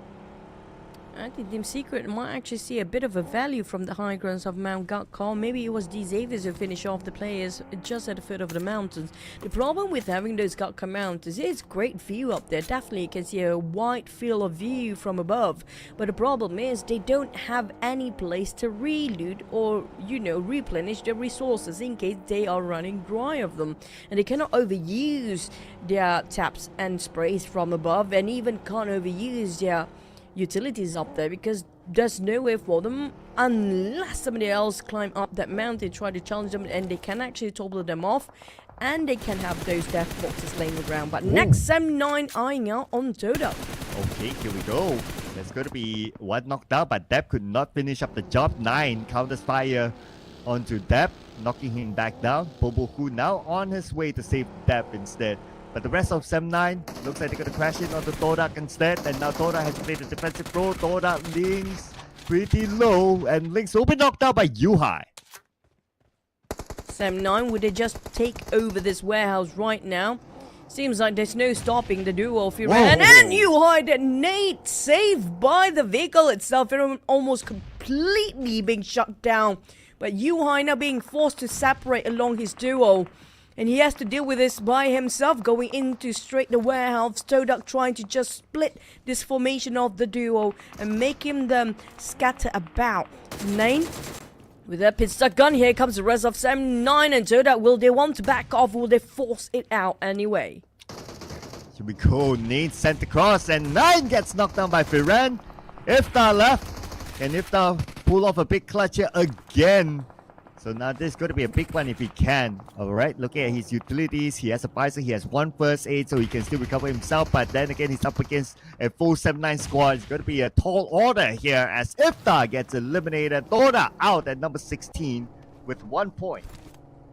I have to say, Yuhai, the way he responded with the current situation where he's being forced to split out with Firan just now and trying to find back the momentum and try to reform it with his duo, it was excellent. But Sem9 and Firan and Yuhai seems to me like a good pairing for now. It seems like Yuhai got his partner that he's been long waited for, but they're trying to go for another place to find another victim. Next is going to be the Xaviers. Can they still hold their ground? Still having a full squad 4, and the Xaviers has been playing very smart for the past 2 seasons here. They just observe and see where can they take the opportunity when the timing is right. Yeah, well, they took opportunity of the second 4 elimination so far, so very well done by the Xavier. Let's see if Alliance can counter that, since they are in the same area with also NKT. Jimmy OP down on his knees though, but he does have Olio together with him, so I do expect a pickup to happen. Pickup will actually take some time and finally reaching out to its destination. His teammate will pick Jimmy up, but the problem is NKT closing the gap. Here comes Spider-10 cooking up the nade, but we do have a bit of a skirmish on top of this hill. Seems like they're winning over. It's going to be Team Flash, Kwang, and also the rest of the teammate, which is going to be Bounce and Batman survive for that one. PA eliminated next as Alliance struggling to keep the boat afloat. Olio have to clutch this by himself. Not going to happen. Early elimination for Alliance. The first time this season they went out without any points at all. And then KT, well, you mentioned about their swap, whether it works out for them or not. So far, doing well. 6 eliminations for NKT. Yup, then still having a full squad, flawless run for now. Definitely an upgrade after they swap out Mr. Joe. Maybe that's what they needed for now. Mr. Joe probably going to have a bit of different perspective or different view when it comes to different map possibly. Morph 0. Next, Helton. Crave VIP. I'm surprised he's still alive with 1 player on top of this building here right now on the 2nd floor. And the Xaviers do have a 2-player. Nate T alongside with his partner. One will try to buy time. The other one being shot down. Nate T did not expect him, Helton, to just jump down. But unfortunately, taken by Team Secret from the other side of the road, being stolen for those eliminations. And the Xaviers actually have to take all the cost in. Wow, Levi's actually got some help from Team Secret. That is very, very lucky of him. But FaZe Clan eliminated. So now D Xavier definitely will still hold on to the #1 spot. As for MORPH, right now they're fighting against BTR. Zero now down on his knees. Zuxi pretty low, almost naded down by Hazel. But one knee sent onto the high ground. Flippy forced to remove himself from the high ground. As Gen Force will now follow up. But Gen Force punished by Hazel. Overpeaking the Hazel, been waiting for the right time for them to pick out. But MORPH Hazel now stuck himself in a place where he couldn't hide, nor he can actually pop a smoke. But VOIN Donkey taking a high ground. They can actually take this at a huge advantage. Now VOIN Donkey, all they need to do is just pick and poke, and that's all they need to do, and just steal it away from afar. But BTR will not let them slip by easily. And they're just gonna go down and retreat from this fight, knowing the fact it's not gonna be worth it if their entire team is in jeopardy. But Satar spotted out MORPH player. No, nobody spotted out Hazel yet. Oh, wow, yeah, Hazel still got away with it. So far, that is. Okay, but he is alone though, and BTR seems to be on a mission to find the final member of MORPH. Hazel praying so hard right now that he's not discovered by BTR on the outside of the circle. Oh, okay, here we go. He does have visual on Satar. He does have visual to Zaxi. Is he gonna pull the trigger? No, not yet. His AKM is running dry too. This is not great. I'm not sure about his M4, how many bullets he got left. But the Blues are definitely not helping here. We've barely got any covers except for the terrain itself and a couple of bushes laying around. But Hazel, he's being ninja himself all the way. I don't know how he does it, but he did it all right. But XERXIA, Sam9, Team Flash do get himself the center of the circle here right now with TALON guarding over the southeast side. But on the side of Hazel, hey, he still survived. VOIN Donkey will be the next target for BTR. Hazel managed to slip it through again. Man, this guy prayed so hard that it actually worked out for him. Great work there by Hazel somehow to hide himself away from his opponents. But the bad news for Hazel is that circle shifted away, so he still needs to find his way through the next phase of the circle. As for Sam9, right, so far so good in the middle of the circle. They're surrounded by other teams. They need to check their 6. But Hazel finally eliminated. But going on number 10 without any elimination points, so that's 0 points for MORPH this time. Oh, Hazel did so much work, but it just didn't last tiny bit enough. In just a couple of seconds ago, maybe can actually just last himself at the top 9 here. But next is going to be the 9 teams going about. Trung will be in the 9th place, but ew, that's a long shot coming from Nui. Oh, okay, and we do have D Xavier. Look at this, right? 7 eliminations already. Man, just as when I thought that they will be playing this round with maybe 3 players after a number of skirmishes earlier on, but they still hold on as a full team. And BTR, wow, we saw them earlier on. They got eliminated just right after. Number 8 with 2 elimination points, but at least for BTR, they broke the double-digit mark. Unusual because BTR usually get more aggressive, but a bit more tactical these days, but just not portraying too much of a result so far. And KT and Lamborghini give a lot of pressure on the side of Joker and Spider-Tan, but he will taste his own medicine with that Nate toss over by Joker. Lamborghini down to only 5% of HP. He needs to heal himself back up, but there's no first aid, only bandages. This won't work, and he's down. Fight's not over yet though for D Xavier, because they do not have the circle. PUBG and Levi's will need to make it work, but they need to pick up Lamborghini at the same time. They should be able to do so, but he still need to manage NKT. So let's see, Spider-Tan, is he going to push through, or are they going to let this one go? Looks like they want to finish off Lamborghini and they will secure that point for themselves. 9 eliminations now for NKT.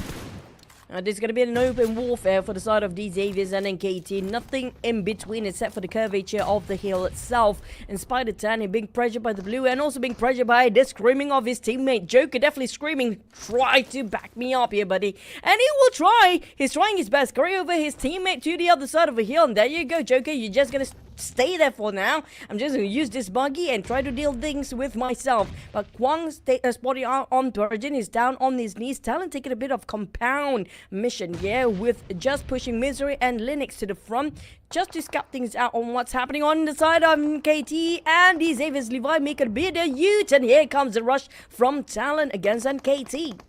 Oh, here we go. Talon from the lower ground climbing up, and Triple F spitting low, last stick of health left. They just need to know exactly where he is to land that one bullet. Spider Time will be finished off, but Triple F denies himself to the zone, not giving away his point to Talon, and they will bow out of this. Talon victorious.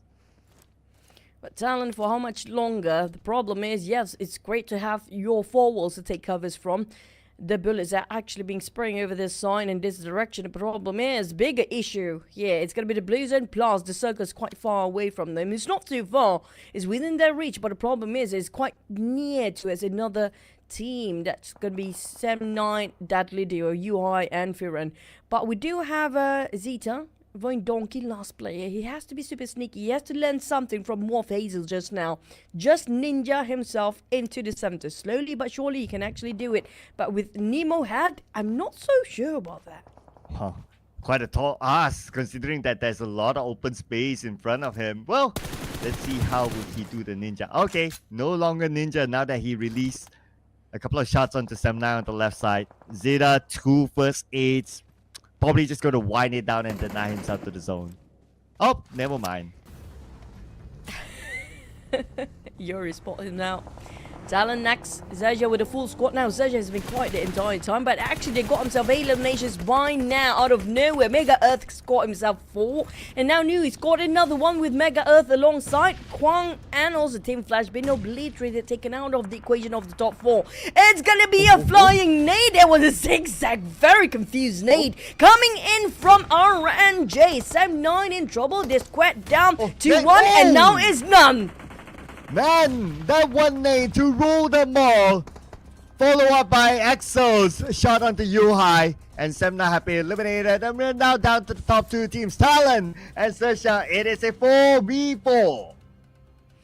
Squad versus a squad here. Talon quite fan out in a triangle mode, while XERXIA, they got himself quite a comfortable compound with RNJ playing on the outskirts, try to be the eye for the side of XERXIA. But Talon, if they spotted RNJ now, that's going to be an issue for XERXIA. RNJ have to sneak his way into the backside of Talon if they're not aware of XERXIA's RNJ's position. Now, that's going to be a big issue for Talon. XERXIA, all they need to do is close things up. But Talon, seems like after the break, they got their momentum back, like how they did during the PMWC. Oh yeah, I mean, this is the true strength of a team that is on for the championship. Number 16 not going to be a problem for them. They're fighting back. If they can secure this chicken dinner, it will be perfect for them. But their challengers are no pushovers. XERXIA here. And if we talk about the possibility of winning, well, XERXIA has a little bit more circle control since they are very well spread out on the northern side. But then Talon, they do have space on the south, so they could play the same game. Hopefully they don't spread it too thin for the side of XERXIA. If not, they're counterproductive on their position. Yeah. RNJ popped the smoke knowing that he got the airdrop as his covers. Mega Earth definitely scoped down target lock on Axel. And Talon, RNJ just gonna give the pressure on the flag side. Misery. Wow, there's a huge nade just dropping their barricade into an awkward position. And Misery will be spotted out down to only 5% of HP. Here comes another. RNJ, I don't know how he does it, but he's doing it well with the toss of the nade. Oh, that was a close one. That Misery able to heal up just in time. And he was healing while that nade was still flying. So now Yoru will be taking care of the left side of this circle instead. But speaking about circles, in about 20 more seconds, we won't have circles. Stage 9 is where the zone will close entirely. We're going to keep an eye on who's going to make the first big move here. As if I were to look at it, it feels kind of 50-50 still. But if anyone were to get the first knock, then that's going to be a big advantage. It's also a big advantage if they have enough utilities till the end. Who got the most healing as well? Megamind just barricaded himself behind the buggy. You're a bit frustrated, couldn't actually toss one out, but will it hit this time a bit too far off? Over toss, that was the case on the side of Yoru. Here comes a nade exchange of hands between these two teams. but they're running low and dry for the utilities. Like it or not, they have to confront each other. Linux taking on RNJ. That's a big one. That's the Grenadier for the side of XERXIA have been taken out. It's gonna be a 3v4. TALON, can they secure this chicken dinner? But it's come back to 3v3, and now it's 2v3. Mega Earth actually just finished off another one. XERXIA down to 2. Well, here we go. 2v3. Could still be anyone's game right now. And if XERXIA, especially if they can get Yoru, they almost got a molly on the Yoru though. That's really, really close. Yoru fires back. Okay, this nade sent across. This nade could be a big one. Miss nade onto the vehicle when nobody is there. Mega Man, nice off angle though. Let's see who we forced to move. It still looks like a pretty close call between the two. Closing their formation for TALON. Closing to one another. Mega Man almost got clipped again.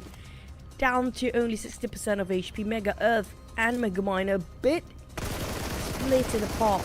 But Axel spotted out Mega Mine. It's down to one more player left. Here comes the nade crossing over to the side of Yoru. Chip down to 10% of HP. But Mega Earth still stands and fire. He got 2. Okay. No, he's down to very low HP. But Axel got the reset. He got the reset. Here comes the push on the side of Axel. Oh, he healed himself back up. It's going to be mano to mano between the two players. Oh my goodness, he's going to be big. The vehicle now being blown up. Then now as he uses it as a bunker. Fights by the Hazel. And what a chicken dinner here by TALON to come back from number 16. Guys, celebrate guys. You went number 16. Now you come back with a chicken dinner. And this is also chicken dinner number 2 from the Indonesian region. Winner chicken dinner. It was down to 50% between these two teams till the very end. They were in the same scenario. They were put in the same spot. They've been bombarded by the other. The same case where the other did before. It was difficult to see who's going to win that one. It was anybody's game, but when it comes to just follow your gut, taking the risk and put the faith in it, you have to say TALON did it better in terms of that, with all throws being used a lot by the side of TALON. You have to give it for the numbers of eliminations. Linux did put so much work in execution. Yeah, 10 eliminations that is for TALON, so that's 20 points collected by them. I totally agree. It was so close. It could have went XERXIA because FC managed to heal up. If he didn't heal up, then it's like, okay, fine, that is probably TALON, but hell, it went down to the wire there. But we're gonna give the MVP this time to Linux, who came out with the most eliminations. 5 eliminations, 590 damage, 216 damage received, 39% team contribution, and the longest survival time so far that we have had today, ladies and gentlemen, 28 minutes and 22 seconds. I love the hair. It just live up to the logo of TALON with the wings. You can see the wings from his head and from his hair. It's just amazing. And he just flew across the battlefield just now. But when it comes to the numbers, XERXIA, I think they scored himself a double-digit elimination as well. Because when we saw them around the mid-stage or the mid-game, they got themselves 8 eliminations already. So I don't know how much they managed to finish off by the end of this map. Yeah, I believe so as well. So I can't wait to see the overalls later on. But credit to Xavier and Sem9 for making it up into the top 4 teams here, with Sem9 coming in with 16 minutes, 40 seconds as a full squad. But we're going to check out the best moments here from TALON's chicken dinner.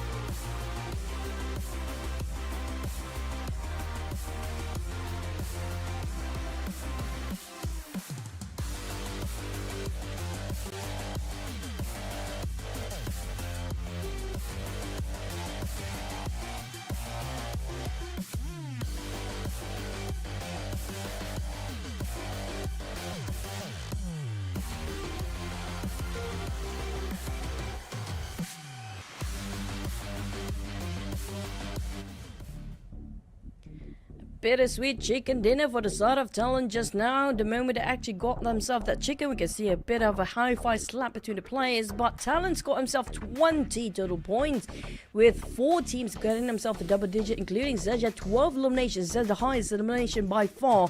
The Xavier's got himself 11 total points, 79 at 10 points, balancing out placement points eliminations, and also make it the 5th team with another double digit, which also bad news for the second page, I assume. Yeah, I would guess so. I believe there will be some teams without any points, so gotta keep an eye on that. But the golden number is still 12 though for the most eliminations. Here we go.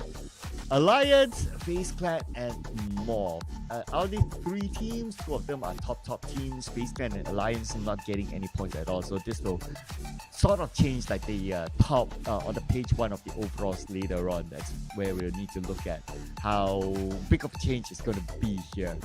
So here we go. But so far, the Xavier's just stretching the gap over 50 points already in one particular day. We're halfway through with FaZe Clan 39, still stuck at second place down there. While VOIN Donkey is still stagnant at 29 points in total. At place XERXIA at 29 points as well. But the gap for the Xaviers, they're really stretching it far and quite hard for this one. And on page 2, because, well, Talon, they got the chicken dinner, so they're off of page 2. They're now in page 1. So on page 2, unfortunately, at the other end is Team Secret. So they need to work out something in the following round. Same goes for PEA and Team PANDUM. BTR still there around page 2 at number 13 so far. So not the spot that we're used to seeing BTR at. I love the fact we don't really have a lot of NKT players being head-to-head when it comes to this chart right now, but it's going to be between XERXIA, Mega Earth. I have to say Mega Earth is playing out of his mind here today. 2 times in a row we saw him in Erangel playing that small shack. Is very good at baiting people out. 1,000 over damage by himself with 7 eliminations. That speaks something for day number 1. Man, that's a lot of work done by the man himself, so gotta give him credit for that. And hence, at least the credit is to XERXIA. They got 12 eliminations, which is the most so far, and the golden number is still 12. Still pretty low bar. I'm pretty sure we can break that record anytime soon. As for Talon, 10 eliminations, D-Saver 9, and NKT with a rebound performance here of 9 eliminations after swapping in Triple F. So it was a good decision there to swap in. Hopefully they'll be able to maintain the momentum coming into a new map. That's what they needed, I agree. NKT definitely a revamp within that half day through of a swap of the player, but it's going to be a different map entirely. Do we expect a bit more swaps of player when it comes to a different bigger map this time? Because we always had that in the last previous seasons. Yeah, so that's what we got to keep an eye on, right, for NKT, because we're moving on to a new map, like what you said. Miramar is going to be played for the first time this season in this PMSL. So we're going to play 2 Miramars back to back before we end the day. So Miramar, well, I mean, it's a way bigger map, lots of space. So we don't know what to expect. Yes, it's going to be the first Miramar. Whether there will be early clashes or not, that's something that we'll be looking forward to. It's kind of true. It's down to the players whether they want to bring the momentum up. Can we actually see a bit more aggressive being showcased, or we have probably going to start it off a very peaceful start, because it's the first Miramar for every single team out there, and everybody's a bit more on the toes when it comes to the first of everything and the first day here as well. Now, speaking of which, I love the fact that NKT, with that one player swap, it changes so much for their dynamics. Yeah, let's hope that it's not a one-off though. So coming onto the new map, I would expect NKT to remain with the same lineup. I mean, if it's not broken, why fix it, right? You can still maintain with that same lineup with that sort of performance. But I do wonder though, a team like BTR, right? Will we see a swap in their lineup? Because this is not the BTR that we used to see. It feels like they're really off the chart here, and everything feels off for the side of BTR, and it feels like they're back to square one, where everything doesn't seem to be matching up to what they have in mind. I feel like usually the case when we talk to players or the coaches, right, when it comes to having the tactical behind the stage, prepping before the start of the game, everybody try to agree on something, on certain goals before the starting off. But when it comes to when the action's really happening, things don't go as they planned, and all the players possibly do have different directions and different idea what they're gonna have to do next. And that might be the case of BTR, because we don't see them moving in unison in a certain objective or certain compound. It feels like they're a bit off, a lot off when it comes to this season. Yeah, when the players are fairly the same for the ones that are playing. We got Gen Force, we got Zaxi, and we got Satar. So it's a bit of an unusual state to be looking at them performing this way. But maybe a new map is what they're looking forward to as we're coming into Miramar next. So here are the players gearing up. Just looking over if there are any swaps here. Looks like for Create a VIP, remaining with the same lineup. Same goes for MORPH, also the same lineup. So maybe not many changes in this match. Well, we're gonna have to wait and see for the other teams as well. Now here it comes. You're coming in from is gonna be out for Jaws to actually swap in. It's gonna be the first time we're looking at Jaws playing, I assume. Wow, yes it is. So Jaws, interesting. This is also his debut in this tournament in the PMSL. So looking forward to see how will he perform then. As for BTR, looks like it's pretty much the same for them. No indication of any swap, and they're trusting the process, that is. Well, speaking of the process, some teams just still processing about this early stage of the league itself, including the side of Team TODAK here. They definitely try to figure out what's going to happen, what's really the best that will work out for the team, and it just didn't click right yet. It feels like a very different vibe, two different duos going on here right now as well. But for Alliance, now this is going to be the most consistent teams coming up from the Malaysia region, but we don't see the aggressive Lions that we've known them for the longest time here. They still try to pick up the pace and slowly trying to read up and revise the other teams first. Yeah, I guess to a certain extent it's because we see a lot of teams like to play in the middle of the circle. So for them, they like to play from the outside in, and there's not many opportunities for them to really crash in onto other teams until they get into the inner side. So that would naturally take a bit more time for them to reach that part. Hence, we don't see as aggressive as Alliance as we have seen before. Now, back to a sort of FaZe clan, their ups and downs, and always the almost team, always the second to best. But, you know, back to at the start of the day, VOIN Donkey, we do see a bit more aggressiveness. They're more proactive compared to them in the last season. We definitely love this version of them, but can they keep it up? Will they start to lose the steam across the entire day? It's all about the stamina as well. Yeah, steam for VOIN Donkeys is one. For Creek VIP also is another, because they're a team that struggles for many seasons before this. But I have to admit that this is actually the lineup that I do like out of Great VIP. And the PMCS did do them well as they recruited Apoy into the main lineup and recruited Helton as well into the main lineup from PMCS. He played there. Let's see if it works out in Miramar.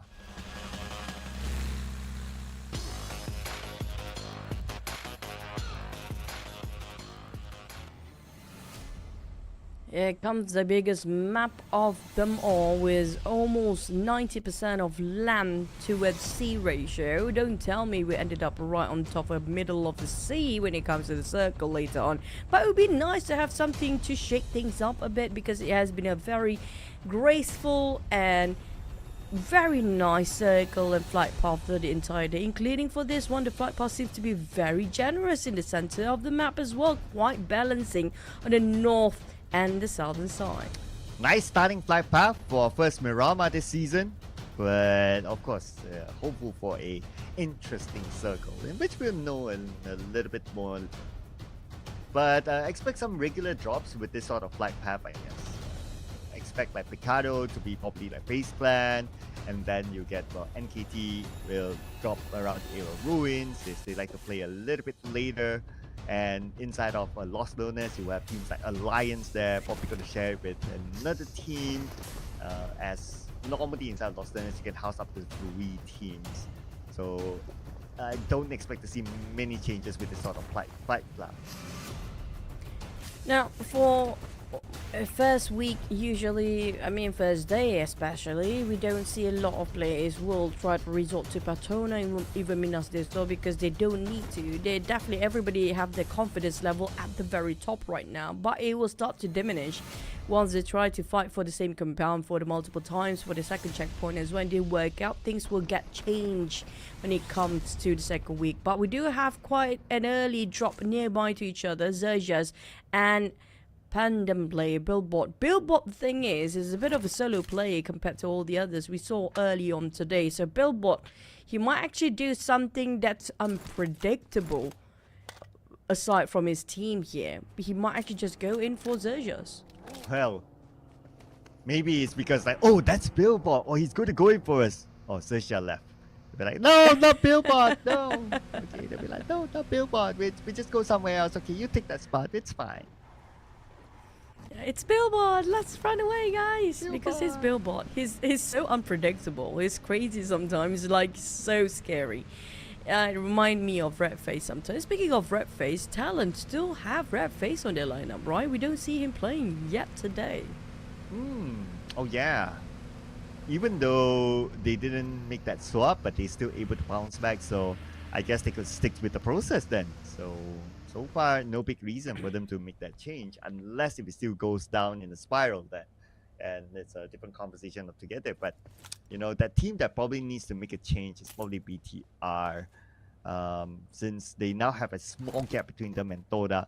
And let's not also forget, because we're looking for the top 8, right? We also need to tabulate the scores with Group B later on. So even though some of these teams might feel that, oh, we're comfortable up in the top 8 now, until Group B plays, they could be pushed down. So they still need to get as many points as possible in order for them to be safe enough to directly go into Super Sunday. Yeah, it's kind of true, because Group B, we don't know what they're capable of when it comes to that group as an entire different teams with different caliber and different dynamics completely compared to the other groups that's actually playing here right now, Group A and C. Well, great, these Aries can score 50 points like halfway through, but maybe in Group B they might even score 80 points in half of day.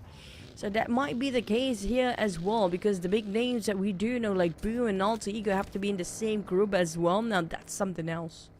Yeah, so in Group B, we do have a lot of heavy hitters as well, right? We got like Boom Esports is there. Vampire is there. So Alter Ego is there. Man, RRQ is there with the POCO being one of the top eliminators for the team. I mean, Group B, if you ask me, which group is the group of so-called the group of death? I would say Group B is one of the biggest groups out there for this week, that is. B stands for banger group, I guess. With vampires in there as well. But FaZe Clan, it's gonna be DMZ from afar. Finish off one of their members. And straight away, Mela responded to get away from whatever he's at right now. Knowing the fact is he's not safe at all. There was an open space. There's nothing to hide himself. So PANDUM was a whole crew of them actually just flying over out of nowhere. I think Mela was surprised and taken aback by that. Yeah, totally didn't expect that. And plus, if FaZe Clan goes out early this time, it's going to be another fairly early elimination of FaZe Clan. Losing a bit of steam there. That allowed the Disabled to create that gap between them and FaZe Clan. As of now, it's 11 points between the two teams. And for FaZe Clan, who had a very, very good start in the first half, hopefully they don't lose that steam in the second half. This is going to be the team that a lot of hopes and dreams and a lot of love from the fans as well. Hopefully we can see something good coming up for them when it comes to this season. BTR slowly being pushed down and slowly start to lose their spark down there. Definitely we're waiting for them to come back like how they used to when it was in their glorious seasons and glorious time back in the days. But this time is going to be a change of era. We've seen the change of era, how the player is being growing, how the player is being pushed back, even how the player is being left behind if they cannot adapt, Cloud. Yeah, so adaptability is the thing, right? And the fact that FaZe Clan, they have the same players as before, no changes onto their lineup. Pretty sure that they are used to adapting by now. So I still expect FaZe Clan to be able to keep up with the pace as the weeks goes by. And plus, again, the objective is being the top 8 for now, that is, to be in the Super Sunday directly. The Xavier seems to be giving some warning shots from afar. Not sure if they want to go straight for the confrontation. They're just gonna bait them out, trying to make them tempted to come over this side by the Xavier's shots just now. But the Xavier is also another team that seems like a very sort of similar situation with FaZe Clan. You mentioned about FaZe Clan just now. It feels like they're in a very similar spot for the Xaviers and FaZe. The thing is, the Axe, if you compare with FaZe Clan, we had this conversation last season as well. Who will try to fight them down? Because the Xaviers is the best team and currently still the best team in Vietnam region, but who can be the second to them? Seems like there's none so far. Yes, we have Team Flash, but are they up to the standard yet? Well, I guess if we look at the overall charts now, it does tell us the story that this area is way, way above Team Flash. We do have other Vietnamese teams in the Group B waiting. Let's see here. Roy is there, but if we base on like previous seasons, then Roy is nowhere near the standard of D-Saber. No disrespect to Roy and the other teams, I'm sure they can catch up, but D-Saber have always been that ultimate consistent team from Vietnam all the time, and I do wish that the other teams from Vietnam do catch up onto D-Saber standards so that it elevates the gameplay overall for not only the Vietnamese region but for the Southeast Asia region as a whole. I mean, like, we are casters. We definitely don't have the place to judge any of the players out there. They are definitely highly capable of and very high skill individuals here. And I personally cannot play how they actually play, because these guys, their fingers is something else entirely. But the thing is, when you watch enough games, you watch years and years of PUBG Mobile, we do feel like, you know, certain teams have this X factor, this factor, that we can feel their fierceness, their aggressiveness, how confident they are when taking a fight and making a decision, and critical thinking with the entire crew with short amount of time, and how it can actually different in so many factors varied into their decision making. If you compare with a team that's just a rookie team or just blooming, unless the team can just display it over something that's so aggressive that you feel like they're so confident about 100%, their guts always telling the correct thing at the very second, their instinct kick in at the perfect spot, perfect timing. And now it's difficult to find a new team that's like that these days. It feels like a lot of teams still need polishing here and there, but for the teams that's veteran enough, we can see the difference in that certain sense, right? You can feel the aura of the player, like, okay, this player knows exactly what he's doing, knows exactly where he's going. And the side of BTR, I feel like they are losing that factor here right now. Some of the old teams and the veteran teams as well, I don't know what happened, but it feels like they're toned down, being tamed down a bit. Well, they do have a couple of players that they can swap in, but we'll talk about that in a little bit as we look at the performance of BTR right now up against TODAK. Seems to have the upper hand and by taking out Lynx and looking for the next target, Leon or Ifta, but late on the Gen Force, almost knocking him down. Gen Force down to 40% of HP, and now finally knocked down entirely on his knees. Lapar tried to finish things off, but TODAK jump and not shooting is quite questionable here. But Lapar, he got himself quite a small window, not going to work things out, but unfortunately for TODAK, things did not work out for them as well. We do have Alliance on the high grounds. Unfortunately, TODAK, the first team to be ousted here with 0 elimination, with nothing else left out. But Alliance, will they confront against BTR? Will they back down? Ooh, okay. Looking at the mini map right now, looks like they're not truly prepared for it, as another team is across the road as well. So, probably great judgment there by Alliance, because if they went on to BTR, like the other team across the road would be the third party after they're done. And we've seen that happen before. So that's why Alliance thought to themselves that, okay, it's not worth it to be third party by another team while they're fighting with BTR and nobody wins at the end of the day. So they will leave it for now. And KT, they're still having the same lineup. Triple F going to be in the roster here instead of Mr. Joe. But Joker got himself at mini 14 with an 8-time scope. Definitely going to be a big play and big advantage if it actually scored himself a best compound to work with. But unfortunately for NKT, the circle just shifted away. It's just going to be in between Hasida the Patron and the truck stop, just around the junction area where FaZe Clan again. FaZe Clan, I think the entire day they always got themselves the center of the circle every single stage. Well, let's see here. So they came from Picado and they play in the middle of the circle. Okay, straight up movement by them. And it was great the fact that even though the circle shifted towards the right side, they still have that circle and they move with the circle. And they move fairly quick, I must say. So they secured a good spot before other teams. But now they have to defend their good spot up against another team here. And that's going to be MORPH with Zero going down. And Zero seems to be the only one from MORPH in this house. Yeah, Mela tried to reposition himself and scat out the rest of MORPH players just approaching. Onsen's managed to finish off Zero. And Onsen's holding the ground by himself. But the problem is, it's not just MORPH they have to deal things with. It's going to be VOIN Donkey as well. Onsen's just going to pop the smoke. Hopefully he tried to get himself to the next building where his mates are. He prepped himself the hand grenade. But back to a set of talent, they resort to those high grounds. We do know when it comes to Miramar, it's always about the high grounds. But at the edge of the circle, I don't know about this. Maybe the next one will be great if it still favors here. But Alliance already being up there way before where Talon heading into. I'm not sure that's going to be the right decision for Talon to just commit to this fight. Well, if Talon really wants to take up this high ground, I mean, it's going to be a fairly decent advantage for them. But looks like it's not going to be that easy now that Oleo knocked down Yoru. Linux had to come up with something in order for him to save his teammate, and that something is to take out Oleo. He has to win this 1v1, and both players exchanging nades. Nade onto Linux, will not connect as well, but Linux charges forward to Oleo.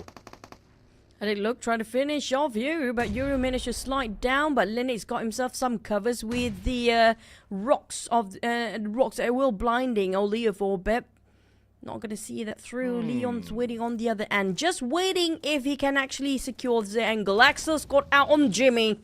Leon's decided, you know what? I cannot sit and wait anymore. But there's also 7-9 from the other side. This is not going to be great on the side of Talon, but it's doable still with the curvature and also the nook and cranny around the rock. I also noticed that Yoru denied himself away. So, well, it's just too late for Linux now. He has to finish up the job perhaps. But let's see where will the circle go as well. That will probably affect his decision. Linux still not with a 1v1 now. I think looks together with Oleo, so it's a 1v2. As we observe the circle, so that high ground is no longer valuable as the circle shifts away. As a circle shifts, also we still have FaZe Clan in the center. The Xaviers is following pursuit there. But we do have PA greeting over Great VIP. They're moving in parallel motion. Both are actually angling themselves to a side of FaZe Clan, navigating themselves to the center and pull back all the way since they heard those vehicles coming into the same direction. For Misery and Linux, Talon is still committed to get those high grounds, but is it still worth fighting for at this point? It's hardly worth if you ask me. Because there's no circle, but even if they want to get away, like there's so much open space that could be shot down by Alliance from the high ground. But speaking about high ground, Bobo has won over Axel and it was secured at elimination point. So that's going to be point number 2 here for Sem9. And Sem9 is still in the mix, and they do have the inner part of the circle, so they have the advantage of blocking out those teams, especially from that high ground who wants to come in. Definitely will thin out the crowd that are coming out from the south just by Sam9 gatekeeping this two team. Talon and Alliance have to deal with Sam9 regardless whatever their situation and their decision will be next. But for the side of Sam9, there's definitely a huge advantage for them to just farm for more eliminations. Why not? All they need to do is just wait it out. But the thing is, partially of the Alliance players already inside of the circle as well. And Nardic Luke got finished off almost by Misery. And there you go. He's down on his knees. But for Talon, they're left with only one last player inside of Inner Circle. Next, we have Team Flash versus NKT. Oh, Batman went down immediately. NKT fighting back by the rim of the circle. And there's still BARUZ still on the outer side. Man, it's going to be the final member of Team Flash now. BARUZ with the AUG. What he can do about this? I mean, he's on the lower ground and the God is going to rush in for him. The God gets a good clear shot. The God fired back. The God takes a bit of damage there. But his other teammates can follow up as BARUZ try to climb the high ground. But there's not enough space for him to do so. But on the other side, it's actually Zeta who got him instead. Zeta, I don't know how his eyes actually works, man. He just sees through everything. It feels like he got himself in still X-ray vision in his eyes or something. You can just see things through and so far off as well. And KT repositioned himself in the better spot, knowing the fact they're at the edge of the circle. But VOIN, Donkey, waiting for them to make a mistake. If they misplace themselves for one tiny bit, it's going to be Zeta shooting them down. Well, Zeta looking for more now. And he does a backup together with him. Okay, looking for the members of NKT to reveal themselves. And we have Triple F now rushing towards Vexy. Vexy retreating back to his teammates so that he's in a better position. Triple F still looking for more information as now Zeta takes advantage of this. Triple F totally didn't expect that. Zeta almost got the knockdown, but Triple F is still alright. Here comes the rush. He's hunting. He's just really crazy for blood here right now for Zeta. Look at how aggressively he's trying to approach every angle possible, not leaving any space for NKT to find covers here. The GOAT, on the other hand, the GOT, he got himself a better position, but the circle will shift and shrink even further more. Will favors the one actually on the north or still in the center, slightly bit north and just a bit more towards the left side. These Avis got the center, while FaZe Clan also can play the gatekeepers here against Team Secret PA, Crib, VIP, even XERXIA at this point. But NKT, they might still be busy against VOIN, Donkey, and MORPH at the same time. Well, things are going to get hot and busy now for a lot of these teams, especially on the right side. When we saw the circle earlier on, and like what you said, FaZe Clan happy to play the gatekeeping role. But Team Secret now playing the gatekeeper role against PA. Let's see how will they fight back as PA now finding that opening, and they're spreading out right now, finding different entry points. But little do they know that there are also other teams across the road waiting for them.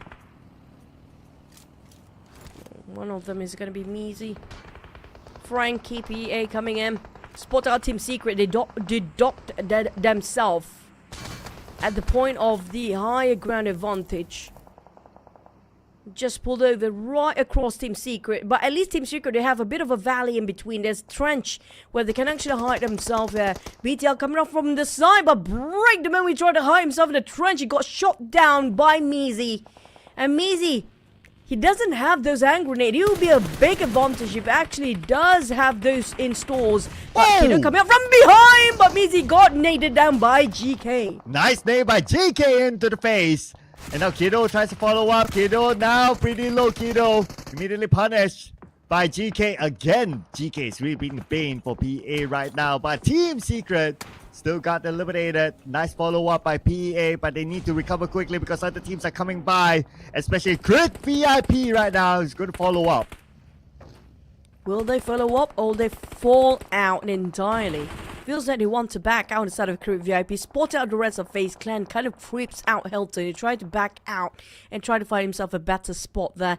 This gives so much space and time for PA to reset themselves. But for Crit VIP, they are spreading out thin between themselves. And the Dom is by a bit too far from the rest of PA. Frankie managed to revive on Mizzy, and he repositioned himself back towards the back line, giving a bit of a support fire. They definitely heard those footsteps coming up from Create VIP. Here comes the Nate. They try to take down, but we do have another team that's going to be biting the dust. That's going to be two teams having another dominating, which can be BTR as well. There's a lot of teams being eliminated back to back right now.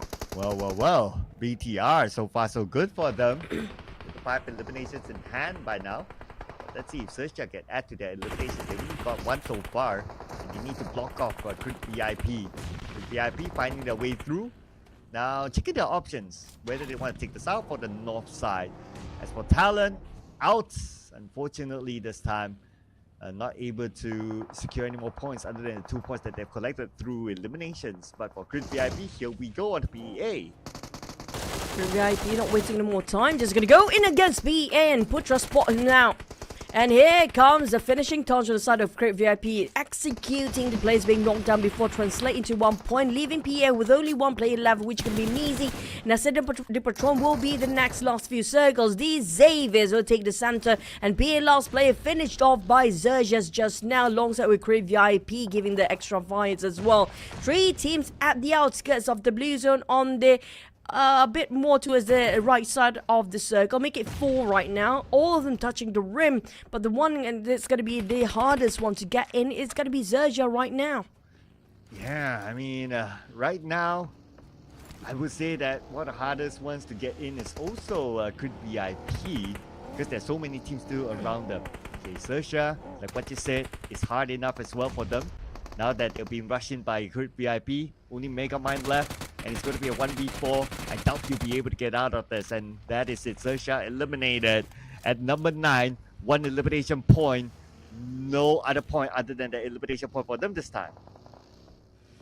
Next, NKT repositioning around the slopes of the hill. They want to, you know what, they don't want to waste any more time lingering around and lurking just to wait for the fighters against VOIN Donkey. They want to slowly bait them out by confusing the side of VOIN Donkey with their vehicles, and Spider 10 will actually stay while the others on the vehicle try to bait him out. But Zeta, I don't know how we can actually just aim from this far and shot. Zeta, he's hiding himself just behind the shack as covers and start to pick the fight from afar, nitpicking every single team that they actually see through, and that actually plays a big part on the side of VOIN Donkey, making sure they don't have near contender towards their positions here right now.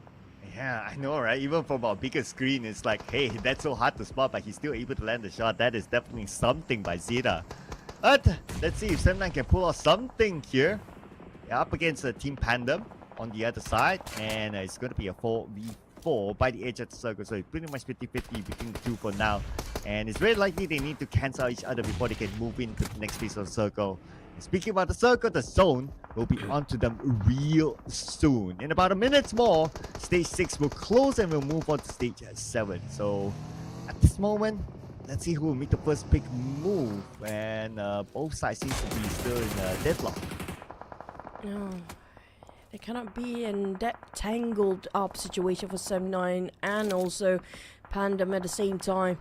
Taking it too long, definitely time's ticking, and time is their enemy right now. BTR also pretty much in the same spot as the side of 7-9, but at least they try to give a bit of more firepower to the side of 7-9, giving the pressure so they cannot advance and give the space to the side of BTR to advance instead. But for BTR, are they not aware? They definitely are aware there's going to be a lot of teams on their right side here right now on the northern side, but for Gen Force, it's time to take down on 7-9 players or even try to stop the mobilization. But Firen coming up from the shots fired back against Gen Force, just knock him down with the headshot. Oh, but the distraction might cost them, as Jobranki will take advantage of it by tossing a nade to get a knockdown to Firen.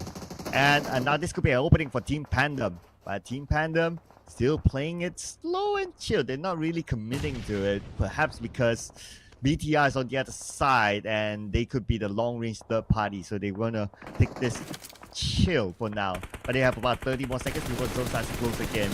As for Yuhai, tries to get a revenge against Satar, but not able to land the shot.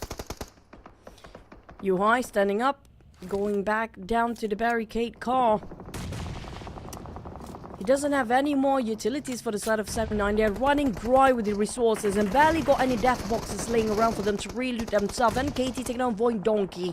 But 7-9, they were hesitant way too long, taking too much time to whether to go advance or not, because they know for a fact if they want to advance, yes, it's doable, but the problem is there's no cover at all when it comes to the one that actually want to get in the center of the circle. It's an open space, barely got any vegetations, maybe just a couple of hills that will cover them. And Yuhai, the moment he overpicked himself, that's why he got shot down entirely. And here comes the push from PANDUM taking their advantage, when BTL is also eyeing out on the side of 7-9. Well, look at the amount of teams here. Even further up north, it's going to be FaZe Clan making the execution on the Crit VIP. Spider-Tan knocked down by Achul from afar with the winning 14. Sata still keeping an eye onto both sides while we look at Bobo Fu being knocked out by Billboard and eliminated just like that. Sata takes advantage by knocking down Depp as well. 7-9 distracted by two different teams shooting at them at the same time, and now 7-9 only down with one active player left, and it's going to be Firen.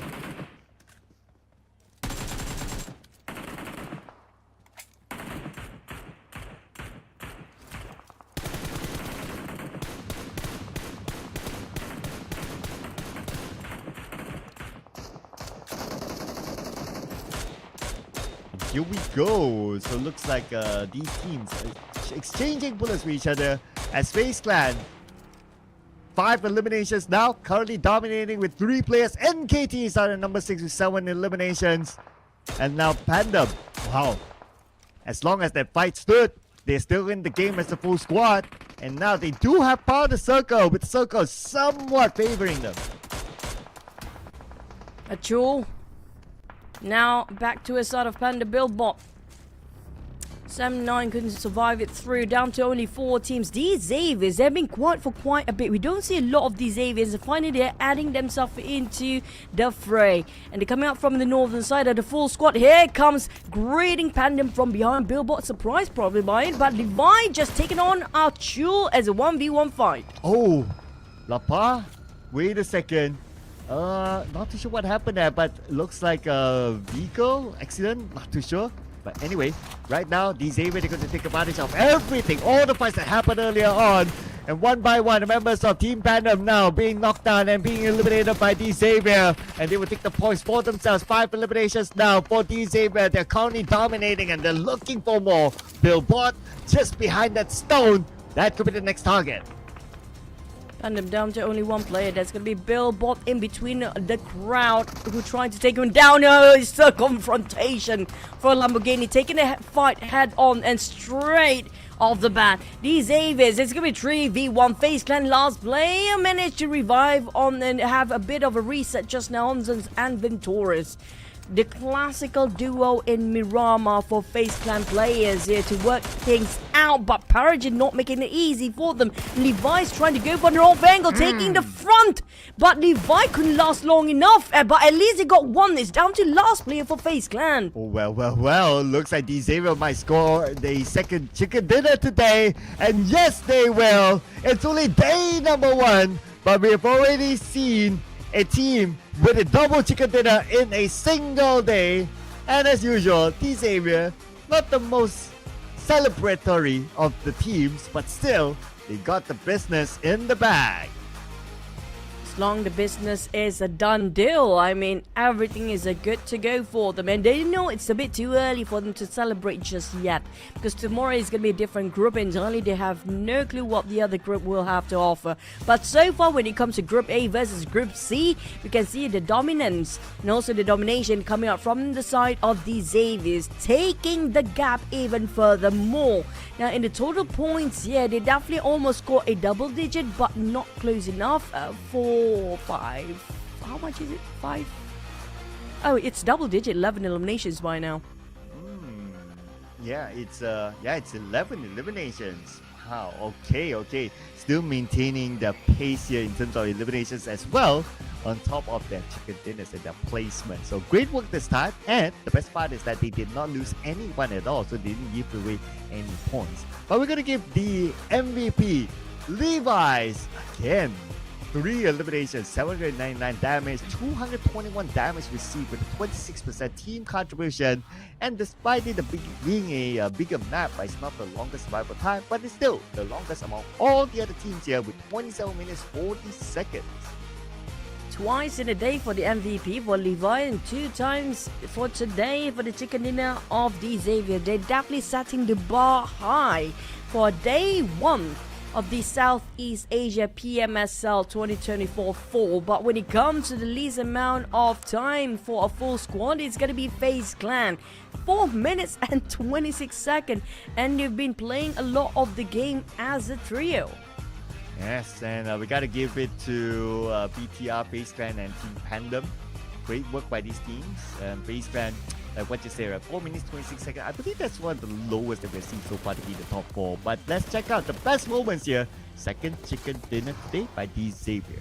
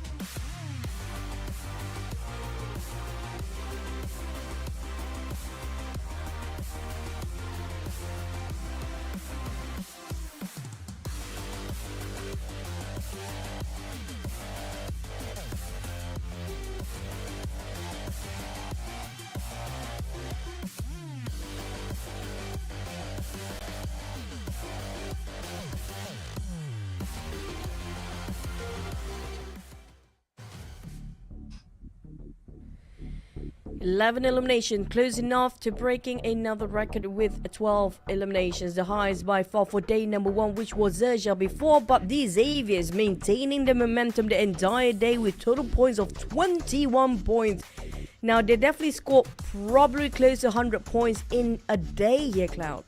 Yeah, they were like what, 50 before we went into this round. So adding this is 71. I mean, if they can score big, it could be like 100 by then. But like what you say, it is close to 100. Can't deny that. They are currently running away. But for BTR, okay, their best round so far, 12 points collected. FaZe Clan still pretty consistent with 11 points. Team PANDUM 11 points as well. So that's all the double-digit club up there.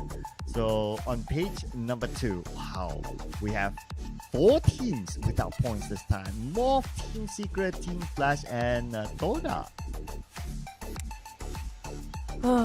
For the side of TODAK, it's definitely a rough day for them. They don't actually move so much when it comes to the second page. But for the Xavier, 21 points is the gap between them and FaZe Clan. It seems like our top 3 will stay up there for quite some time, with NKT plays themselves 4th at 32 points without chicken, because the Xaviers just grabbed all the chickens for themselves here today. 2 chickens in a day, while XERXIA and TALON pushed down all the way after their chicken dinner just now. Yeah, thanks to, of course, these Xaviers is stealing away the points. But on page 2, so it looks like at the end it's still Team Secret, PEA at number 15, no movers there. As for TODAK and Team Flash, they went down a little bit, so they're on the very end of page 2. So here are top 4 fraggers in this round, that is. The golden number is still 12 eliminations, not broken yet, but Xavier came out on top with 11 eliminations. It's a red day here today. All the logos are happen to be the teams with a bit of a redness in them.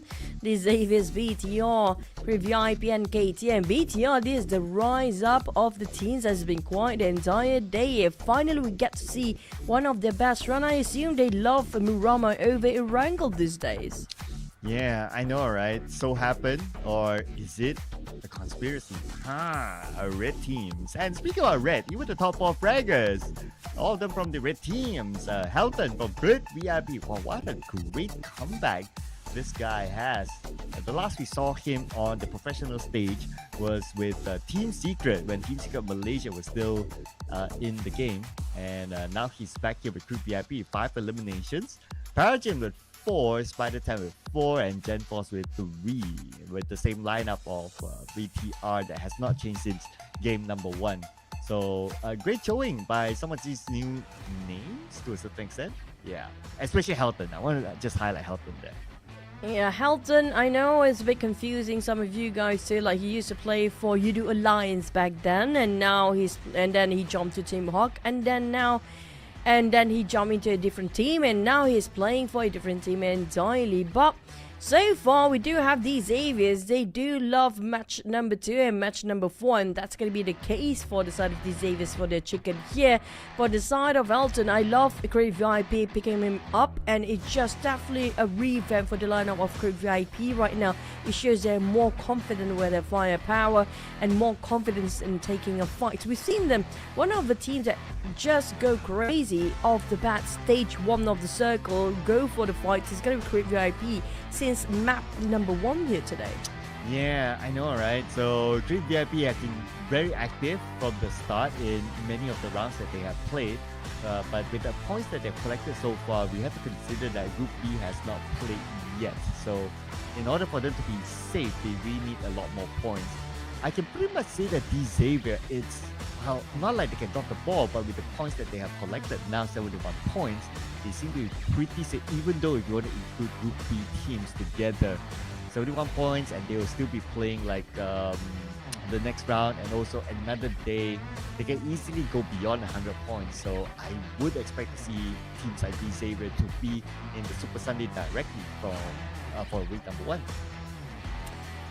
No, man, we sometimes speak things too early. The thing, okay, it might sound a bit depressing from my side, because every single time we see a team, wow, this team seems to be great in the first few days and the first few week, for example, the first week especially, and things just start to slow down sometimes from time to time. So I don't know what really happened behind the scene. Maybe the players got tired, or some of them actually got sick and fallen ill sometime.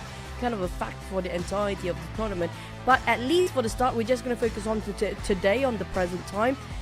These Xaviers, we know what they're capable of. They used to be one of the strongest teams in Southeast Asia as well. But are they willing to just push it all the way once more this season to just maintain it at number 1? Can they actually do it? I'm actually looking at like last season's record, right? So I would say on average, like to be in the top 8, right? Directly on Super Sunday, the record is about above 80 points. So 82 was the 81 was the lowest, and they got 82, and they got 86. So I would say that 80 and above, then I guess teams can start to say that, hey, you know what, we'll probably did enough based on last season's record. Well, God, I think probably it won't be that far off for this season's too. Usually that's going to be the standard bar for most of every single season, right? So yeah, I assume when it comes to the Super Sunday, these Xaviers definitely have almost 100% chance of it by now, because we do have like only 1 day to perform for all the points. And speaking of which, Super Sunday is where the PMGC points really do make a difference later on. So there's a lot at stake for the teams up there, especially the teams that almost got themselves into the PMGC points at number 1 for each of their respective region. Now, for the teams that actually at the very bottom, they don't have time to rest anymore. We're talking about this going to be the last map of the day, and they only have 2 more days of play, which is going to be for Group C. It's going to be 2 more days to go. 1 more day to go. 1 more day to go, and that's it. Yeah, and if you, speaking about the PMGC points, if they want to have a shot at PMGC points for respective countries, then they need to make it into the grand finals. If not, they will lose out on the potential points for the grand finals, right? But and also if they make it to the grand finals, they will have a shot. There's like 2 types of shots, right? So one is the top 5 in the grand finals, and then the other one is the number 1 from each region. So there's actually a lot of slots. We're talking about like what, at least 9 slots from the Southeast Asia region itself. Man, that is plenty. And if teams can't make it to PMGC, I mean, it's quite a bummer because there's so many slots open. Well, it is what it is. Sorry. But when it comes to the points and the slot, we're going to push it out for later. Right now, it's down to the last Miramar map. We do know for sure that coming up from the teams, especially when it comes to teams that not really performing in Erangel. We talked about these teams, example here, BTR, even on the side of the VOIN. Doggy seems to be a bit struggling when it comes to Miramar. I do see that they're more comfortable in the Erangel map itself. But for Greek VIP, I want to highlight them because of how aggressive they can actually get in every single map here today, despite of how big or small the map is going to be. And also the teams that we also have to give a bit of a highlight, I think probably NKT here. I feel like NKT, it's not their full potential yet. We can see more out of them with this lineup here. Well, it's been 2 rounds that they've been doing fairly well, I must say. So if they can do it another round, then I guess it's a testament to this lineup should remain maybe for the start of their next campaign or the next date that they will be playing. So for NKT, just to look at, so they are from group, okay, so NKT, so they are from group, let's see here, A. So that means that they will still be playing tomorrow. No, they won't be playing tomorrow. They'll be taking a break. So they'll be playing on the 3rd day. They will give them more time to like kind of relook at what's actually happening. So a bit of a good advantage there. I don't know, is it a good advantage or not? Like, especially when you start to get yourself some momentum, right? And then tomorrow you have to have a bit of a break. That break will actually make or break you kind of stop that pause. When you already have the momentum, you want you just to go for it every single day because it's still fresh in your memory, it's still fresh in your muscle memory as well about how you performed yesterday. And sometimes a bit of a longer pause will actually cause the entire team as well. So I don't know, for the side of like group coming out from A, which will not be playing tomorrow, that's including Team PANDUM, BTR, TALON, Esports, TODAK, PA, NKT, XERXIA and Team Flash. Especially in the side of Team NKT and even BTR here, they need to play continuously so they don't break their momentum. Yeah, I guess to a certain extent, it's whether you see the cup half full or half empty, right? So it's that sort of thing. But I guess what we've seen from previous seasons is that most importantly, you are playing on the final day. So you have control of your destiny. If you're not playing that, then you have to pray and hope that you won't be pushed out, and you know that sort of drama that happens. I remember the drama of Xavier and Vampire last season. That was super dramatic, and that happened in week 1, by the way. So, but I mean, maybe we'll see a different drama this time. Let's head on to our final game.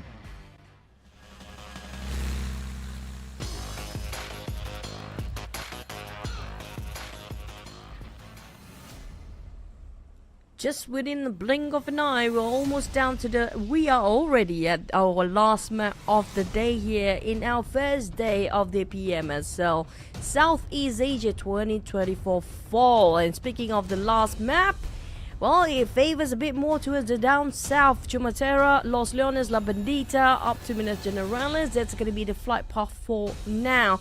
But speaking of which, Cloud, you mentioned about being the group that's going to be having a bit more advantage to actually have a bit of a control when you actually get to play on Friday. Then I feel like the most fortunate group in that case, in that certain rotation of grouping, then it will probably be Group B. You get to see the teams that actually have to play here today while revising about their positions, and you get to actually go against the team on the last day as well. Yeah, absolutely. I mean, teams in Group B, they'll be having the best time. I do agree with that. And to add on, the fact that teams in Group B, they are some of the biggest teams there. So it will make things a bit more fun when it comes to tomorrow. So can't wait to see the inclusion of Group B into the mix tomorrow onwards. So teams from Group A and C, they got to make the most out of the absence of Group B. Now, looking at the first circle, going to get a Los Leones centered circle as a start. Now, whether it ends up there or not, we will need to wait and see. But of course, being not a fan of urban warfare, hopefully it goes out to somewhere out in the open instead. Feels like it's gonna be South Los Leones. We know this kind of circle love to pull it down south all the way later on. We're gonna have to wait and see. If it happens to be in the urban warfare, we might hit the 9th stage until there's no more circle anymore. Because we've seen that before, and it happened in the tournaments too. But so far for the entirety of the day, I think the circle has been very kind and generous, isn't it? Yeah, we haven't get a really challenging circle today, so probably need to leave it for tomorrow since we have the bigger teams, right? Then that's the best time for the circle to really show itself, since those teams are playing. Only to be fair to kind of quote unquote nerf them to give them a tougher circle. One day I wish we have the red zone in the game too, just because. Yep. It really be fun to watch for the players to just run away from the red zone while they're a bit hectic trying to fight against another team, and suddenly the red zone happen to be in between. It'll be so funny to watch too. Yeah, and we got a chicken dinner through the red zone. I mean, that will be the most hilarious moment. Oh of my god! Yeah. Oh, but we're highlighting Helton here. So 2.6 average eliminations, 551 average damage. Man, this is a player that has made a huge comeback in his career. I really gotta I really do have a lot of respect for Helton being a player that's able to do so, even though after a downfall of quite a while, to be able to perform like this though.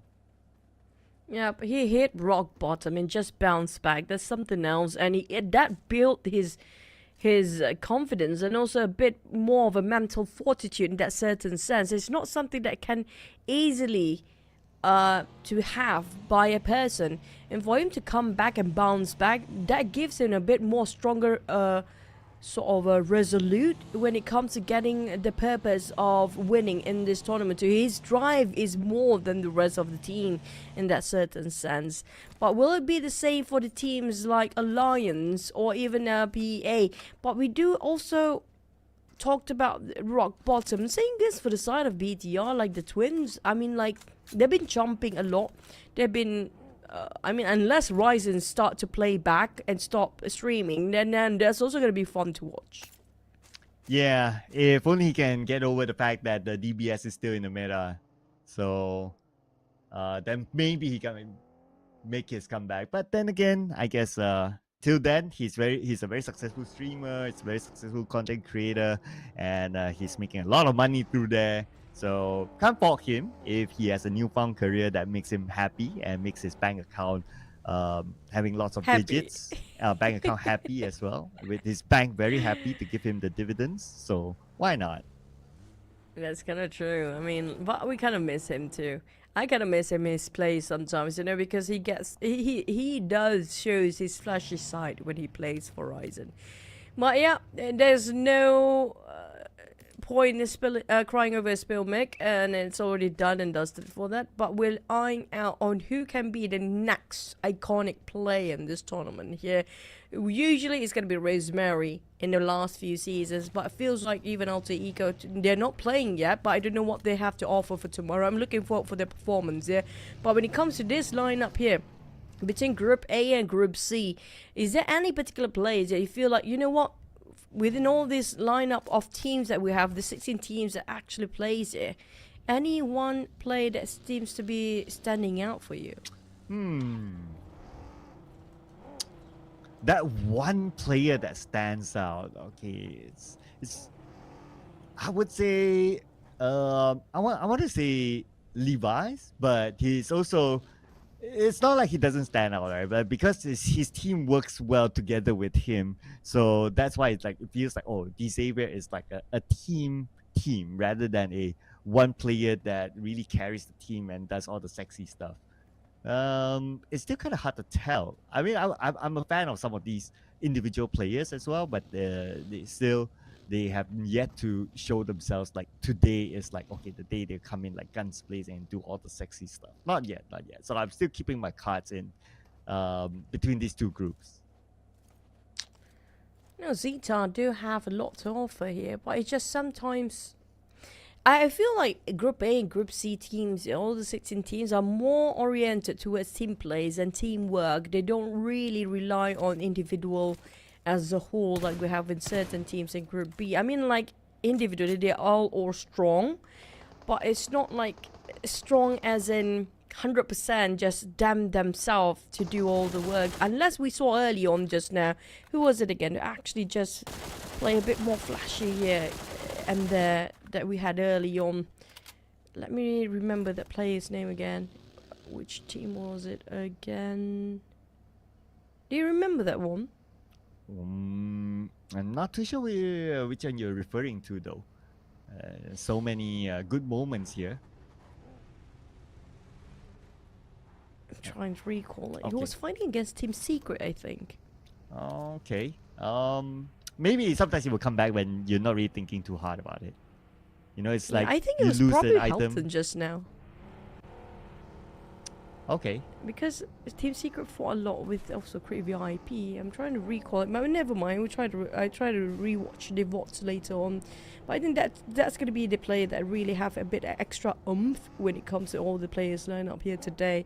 But for BTR, Jam Force used to be that player as well, you know? That player that can actually do a lot of things individually. But when it comes to him in this lineup, it feels like everybody kind of, probably because all individual skills are very high up, and it feels like they try to sync up more with the players, I guess. It kind of look everybody the same here.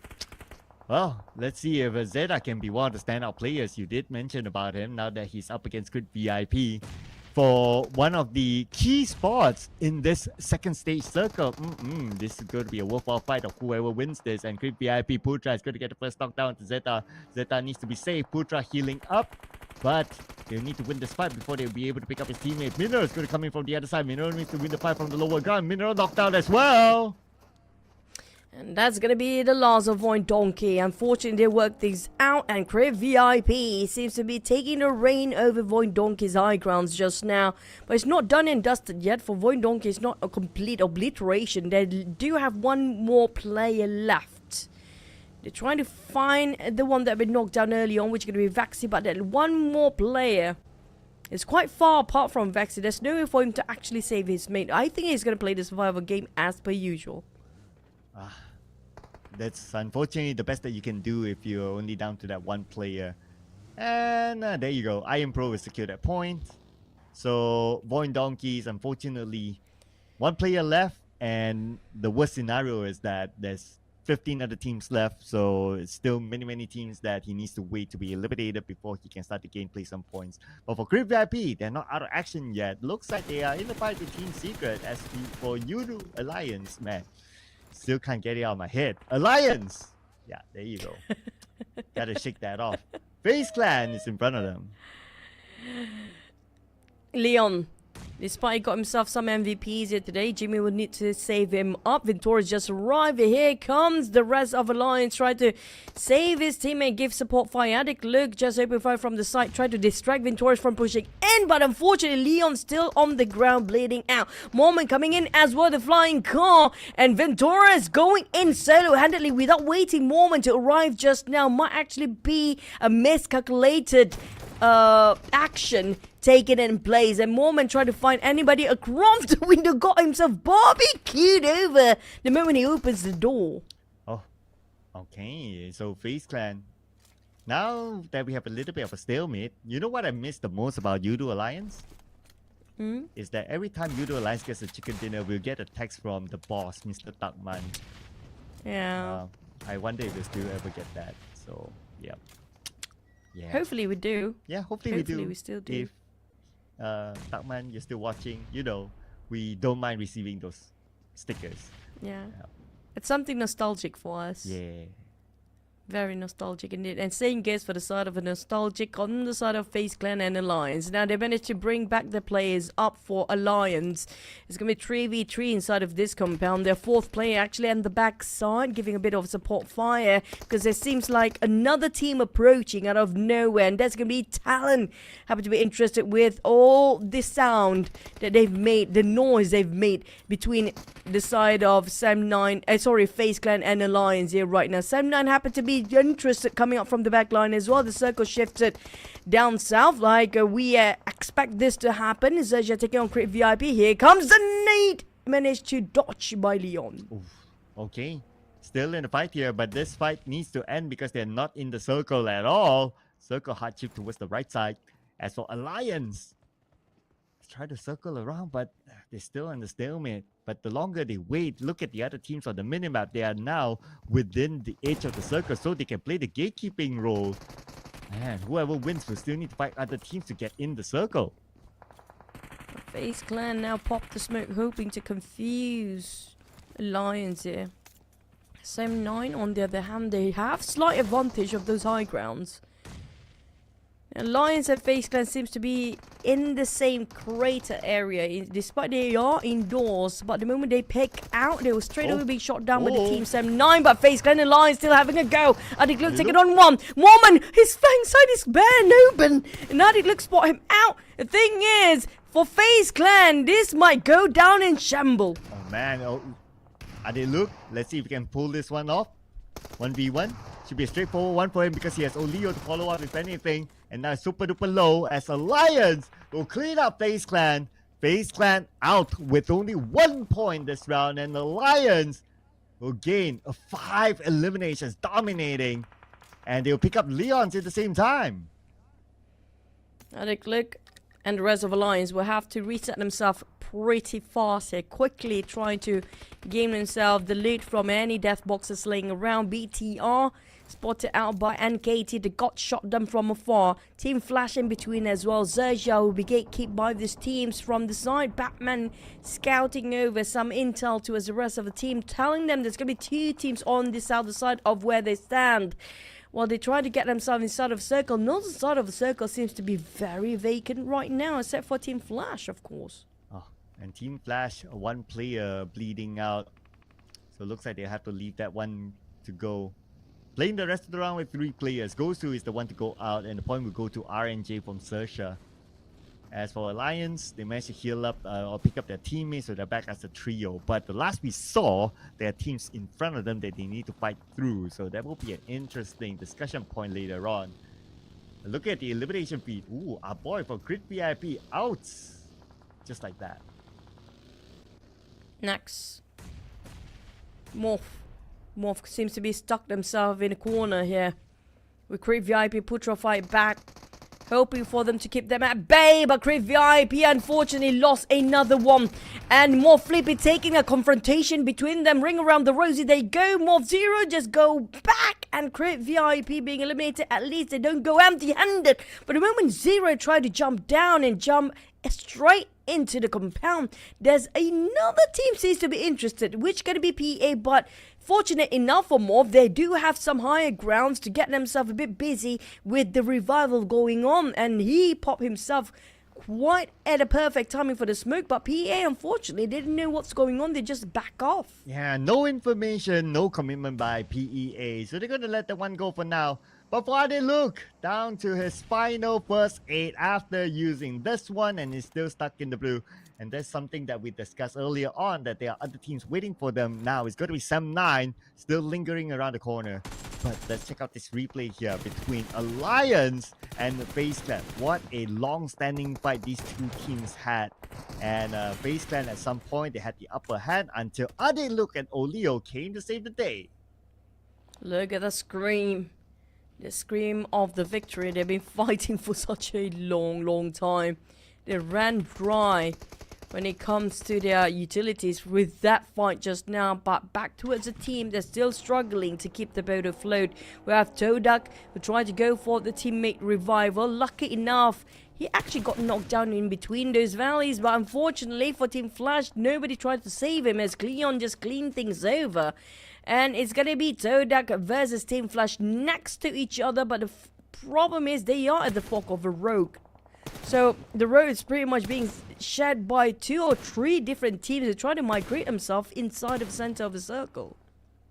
Yeah, oh, but speaking about center, right? Look at this. 1, 2, 3, 4... 4 different colors at least in the center of the circle. Everyone wants a piece of this compound that Team Flash has. So I wouldn't be surprised that if that will be the focal point that a lot of teams will try to enter here. Even TODAK is now checking out that position to be like, if there's an entry point, we'll probably want to get through. But maybe we'll wait to the next stage just to see whether it's still as valuable as they might think in stage 5 or even 6. Kwang, taking a warehouse. The problem with this double-story warehouse is that you go out, it's quite open, and if people rush in, there's so many entry in as well. But Kwang he definitely don't want to stay here too long. There's only 2 of them left, which can be BOZ as well, just next to him. But they are sharing with another player here. I think that's gonna be VOIN Donkey, last player still stand, try to hide himself around this area of the warehouse, but TODAK take those high advantage. I think if you remember this exact place where XERXIA standing, you remember there's a momentous one moment where XERXIA just shuts down another team to go towards the grand finals in that certain same spot where they stand just now. Wow, that is such a historical moment there. Yeah, probably that will ring a bell there. Now we're going to see the next circle, and if it will ring a bell again this time, and a new history will be made. With the circle still favors towards the final member of VOIN Donkeys. Okay, that's a sign there. But now we need to find a sign for Team PANDUM to win this fight against Sam9, who is at the lower ground though, but Bobohu is currently down. So the chances to save Bobohu is pretty slim if they don't win this fight. Talon's coming in from behind as well. Look at Talon just firing over to the side of PANDUM, who's just crossing over the mighty desert just now. Being shot straight away. Now they caught himself in the crossfire where Sam9's at as well. They are in the same spot. They are in the same boat for both Team Sam9 and PANDUM. But at least PANDUM do have a bit more slight advantage than Sam9. They do have the higher grounds. And Sam9 kind of stuck themselves down the depth. Cornered down, knocked down. Bubu tried to save his teammate. But PANDUM, surprise, surprise, from behind. Talon just arrived. Oh, here we go. Achul knocked down. And Talon looking for more targets. Now being the third party. And Dimsy on his knees. Axel tries to secure the elimination point, but it shouldn't be a problem for them. As Bobohu gets knocked down for the second time. Dimsy knocked down by Axel. 3 teams back to back each other. Joe Branky looking for his next target against M9. Looks like they're going to rush in onto Firen. Firen right now all alone. Billboard gets a high guy advantage. Sees Firen. Fires on the Firen. Down to 50% of health. Yuhai at the lower guy about 50% of health as well. Billboard goes in for the flank on the left side. Trying to find a good angle. But can't seem to do so. And time is not on their side. The worst part, the Blue Zone start to take in, and they know for a fact that the Blue Zone will close those death boxes. Might as well just keep the loot up and replenish their and restock their resources here. But Zero caught himself in a very tough spot indeed. But he managed to secure on 1 no elimination against XERXIA. XERXIA, they have to climb up against MORPH. MORPH giving so much So much of a pressure with those double nades dropping down straight in the face of XERXIA, but Mega Earth fought back with his DBS. And XERXIA right now, they need to fight their way through still because they're on the outside of the circle. But two teams gatekeeping the MORPH eliminated at number 13, 5 elimination points. So XERXIA, and they need to check their flanks as well. PA is there scouting for information, but at least it's more of a scouting work rather than a deliberate action onto their opponent. Viren, on the other hand, gets knocked down from 7-9, leaving now Yuhai, the only active player left. Back to the side of PANDUM, they managed to get out from the very awkward angle with Sam9 still at Yuhai. Left, right, center seems to be a bullet flying over his head. And for PANDUM, despite they trying to square down on Yuhai, Alliance seems to be buying a bit more time for Yuhai as well. Sam9, last player, barely get it out alive. And Leon just shooting him from the back. There's nowhere to run nor hide for Yuhai, and that's going to be down. But NKT stealing the points away from out of nowhere. And the God stole away the hopes and dreams of Alliance to secure an extra point there. Oh well. That's Battle Royale for you, ladies and gentlemen. And now it's Circus Just Potato. The final member of VOIN is still alive with the circus somewhere in the middle, playing his ninja skills to the max. And I would say the next interesting clash point probably will be Alliance now that they need to fight their way against NKT to come in the circle. Speaking of fighting their way in, same goes for the side of XERXIA. Might be gatekept by Team Secret. And there's another team on the southern side. I think that's going to be PEA breathing down their necks. And XERXIA's, they have to pick their poison now. Whether to take against Team Secret or PA full squad behind them.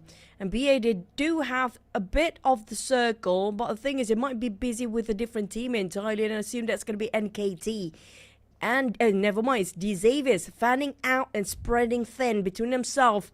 And PA, they are in a triangle mode, trying to make sure they have every angle covered. And XERXIA is on the run. They're taking advantage of PA business against D Xaviers, going straight into the center of the circle.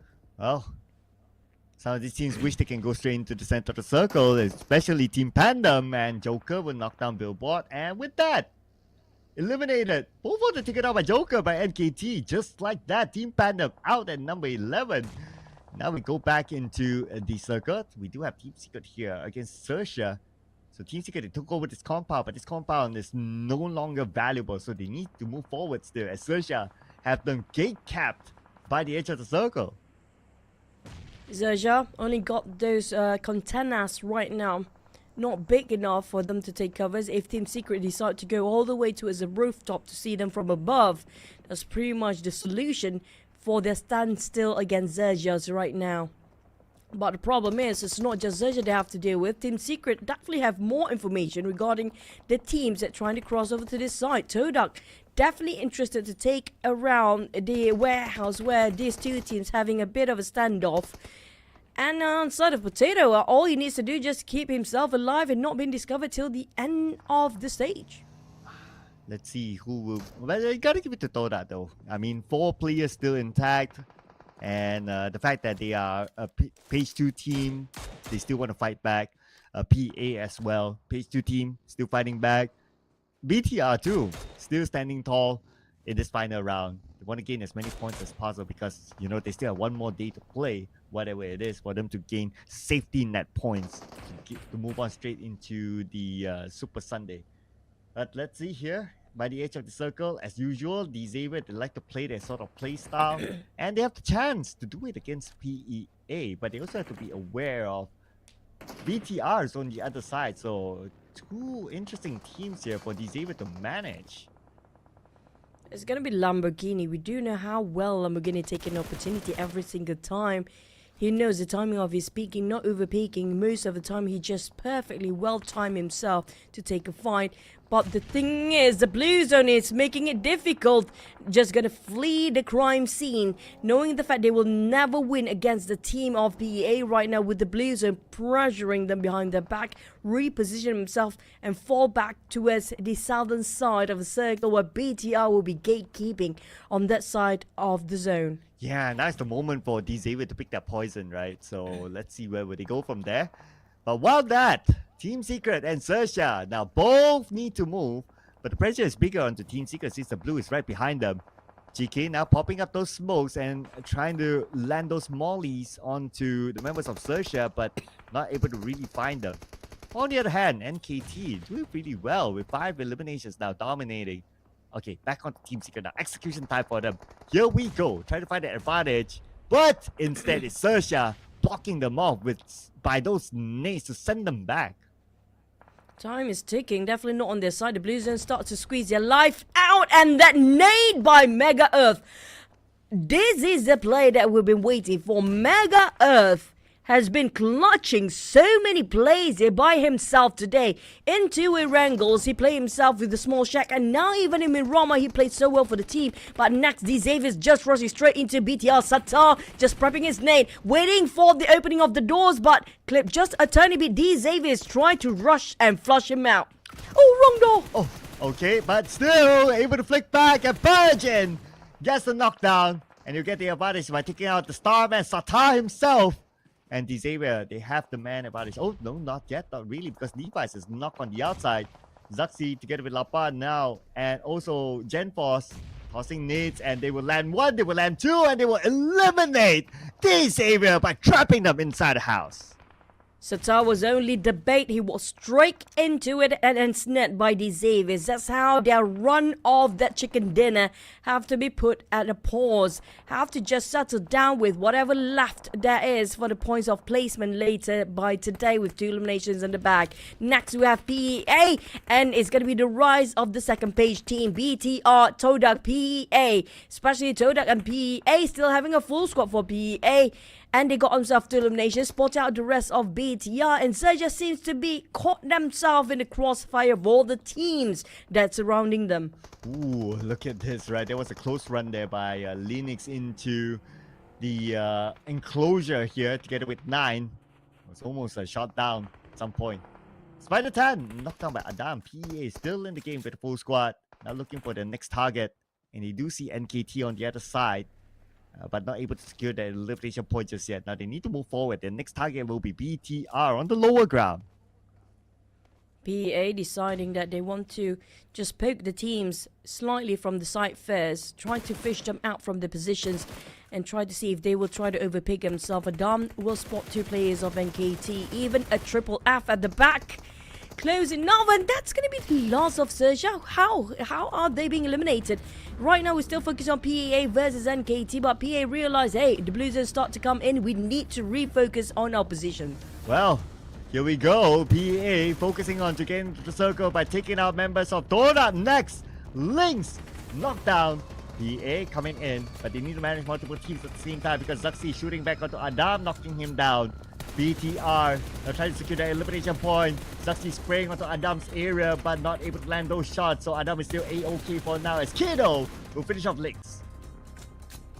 Zaxi tempted to actually go in and forward just to push in, but he's just going to play it safe for now. Got himself covered within the terrain itself, in the crate area or in the valley area. BTR playing around the terrain to take themselves as covers. And KT, Joker and Triple F. Joker's pretty low himself. I'm not sure if he got himself some heals. Yes, he actually does.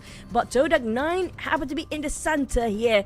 I'm not sure if NKT knows exactly where he's at. I think they are quite oblivious about his position here right now. Yeah, they don't seem to know. So this is an advantage for 9. He could surprise them. Now looking at his utilities, he only has 1 molly. At this point, he would have wished that he has tons of grenades. It will work wonders for him. But he'll be forced to move soon because stage 9, look at this, the blue will be on to 9. That means he will reveal himself to NKT. Let's see if he's able to pull off a miracle run this time. Okay, 9 goes out. Oh, on the other side of the vehicle. Smart move there by 9. And he still have a little bit of this bump as his cover. But I think God knows Oh, where they he's know- at. and Oh! forced him out. Wait, what? No way! What a spray! There was a precise 100% efficiency and Accurate spray coming from 9. TODAK, this is unexpected and unusual, and we're loving what we're looking at right now. And he managed to still survive. Now they have to refocus on what's in front for NKT. So BTR and PA having a bit of a fight with the Blues and pressuring them. With Molly's burning over the place, Measy forced himself the blue, and it's down to BTR versus NKT and TODAK 9. Can he score this chicken for himself? Wow, wow, wow. BTR now 7 eliminations and they're looking for more right now. But NKT 3 plus 1, 9. Still behind NKT though. And NKT not able to take care of 9 just yet. So 9 could still backstab them. But Joker now wants to finish off 9. But Nate is just too far off. Nice position. Saxi gets knocked out of triple F. And 9 now needs to show himself because of the blue. And finally eliminated by BTR. Now BTR wants to finish up the jump against NKT. One more to go as they're going for the rush. It's going to be last player, which is going to be Spider 10. They're waiting for the other side of the corner, but BTR, they're not hesitant. There's no hesitance show on the side of BTR at all. Spider 10, impossible to go against the entire crew, but close enough. They're taking a bit of a relief of sign on the side of BTR, knowing that, you know what, that last player of NKT can score. But close enough, BTR just finish it off with a bang. Winner, winner, chicken dinner for the side of BTR. Man, huge relief for BTR. I mean, they had a rough day today, but they had to end the day with a chicken dinner. And this is the mentality of champions here. We've always seen BTR doing this, right? Like, okay, they don't show up early on. They're a late bloomer team. And again, it seems to be the trend of BTR. But, you know, as long as it works for them, it works for them at the end of the day. But let's check out the stats here. So how many eliminations is this? So there's 12 eliminations, not breaking any records, but still 12 is the current number, the highest eliminations in a single round. So BTR got 12. 6 by the side of Zoxy with 505, but La Paz 762 damage output. Still a big number. He got himself the MVP this round for elimination, despite he got 2 less elimination than Zoxy himself. But La Paz, his damage is something that you should not ever underestimate. With 45% team contribution, and they were stuck themselves quite in a bit. It wasn't an easy rotation for the side of BTR at all. Oh yeah, I mean that's one of the. To also note that that's one of the highest team contributions that we have seen so far, by the way. And other than BTR, big up to NKT, XERXIA, and PEA. So NKT, ever since Triple F came into the lineup, I mean this is a totally different NKT that we're talking about here, finishing up at second place earlier on. But let's check out the best moments here by the home team, BTR Chicken Dinner.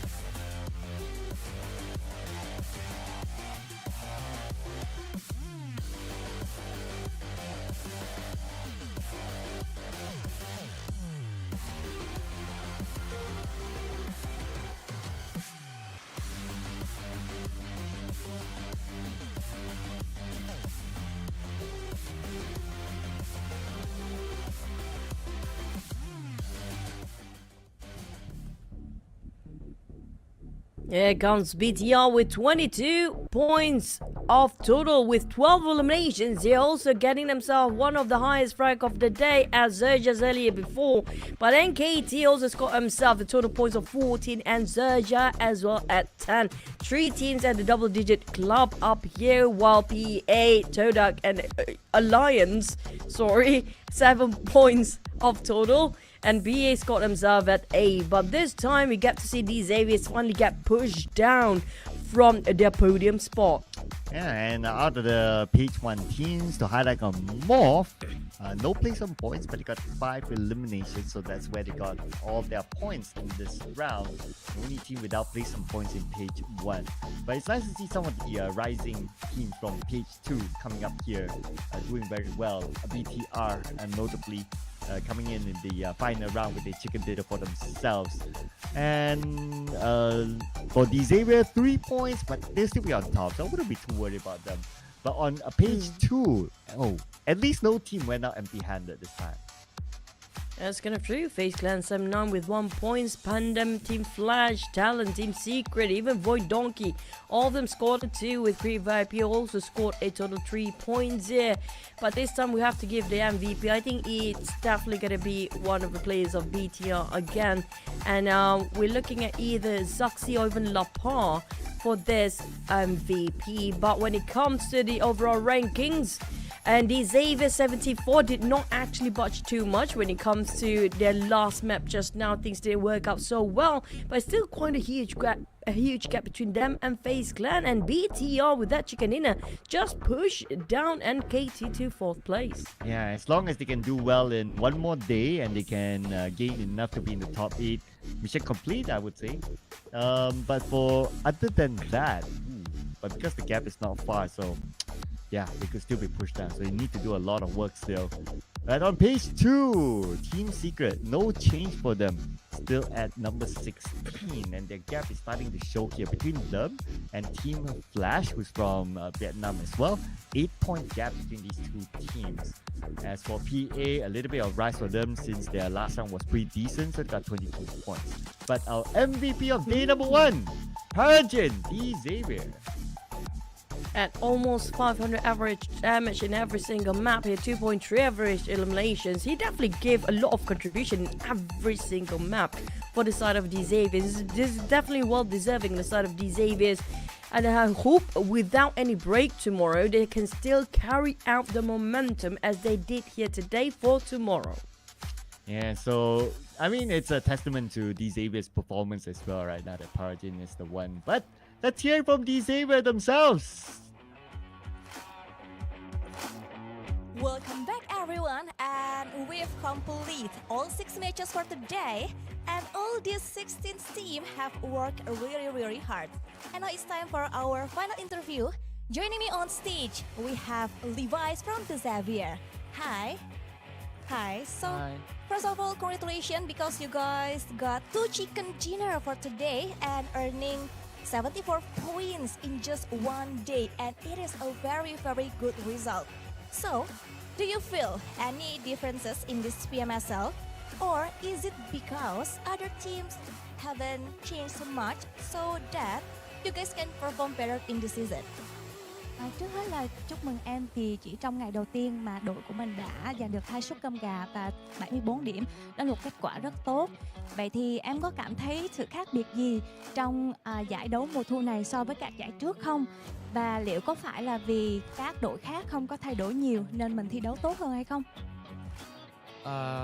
Em nghĩ là các đội vẫn đánh đối chơi như thế và bọn em mới bắn ngày đầu nên bọn em cần gọi là trải nghiệm với các đội trong ngày sắp tới, nên bọn em cố gắng để bắt được những tem đã thay đổi những bài là như nào.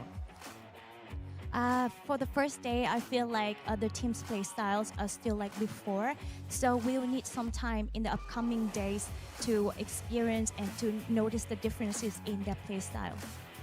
Can't wait to see more surprises from you throughout this PMSL. So, does competing in PMWC help your team improve significantly in this Southeast Asia? Thì có phải là trải nghiệm thi đấu tại giải thế giới PMWC đã giúp các em cải thiện một cách đáng kể trong giải đấu tại khu vực Đông Nam Á lần này không? Sau khi em Lucy bọn em được thành tích không được tốt thì bọn em về xem lại và cải thiện dần nữa. After competing in PMWC, we saw that our result wasn't so good. So after coming back, we did revision to improve ourselves. But you gain like a lot of experiences, so you guys performed really well for today. And for the last questions, Indonesia has been the champions for 4 times or 4 seasons in this tournament PMSL. Do you think they are still that strong in this season? Các đội tuyển từ Indonesia đã là nhà vô địch qua 4 mùa giải rồi. Thì em có nghĩ rằng là trong giải đấu lần này, mùa thu lần này thì họ vẫn sẽ có phong độ thi đấu mạnh mẽ như vậy không? Em nghĩ Ido vẫn gọi là thống trị ạ. Bọn em sẽ cố gắng gọi là vượt qua nữa. Yes, I think that Indonesian teams still dominate the tournament, but we will still try to overcome them. And I think for now, you're one of the strongest competitors to winning the title of the champion of this tournament PMSL. So thank you very much for your time, Levi's, and good luck for tomorrow's match and hope you have a good rest. So before we wrap this up, let's toss it back to our casters to close out the day, and I'll see you guys again for tomorrow. Bye!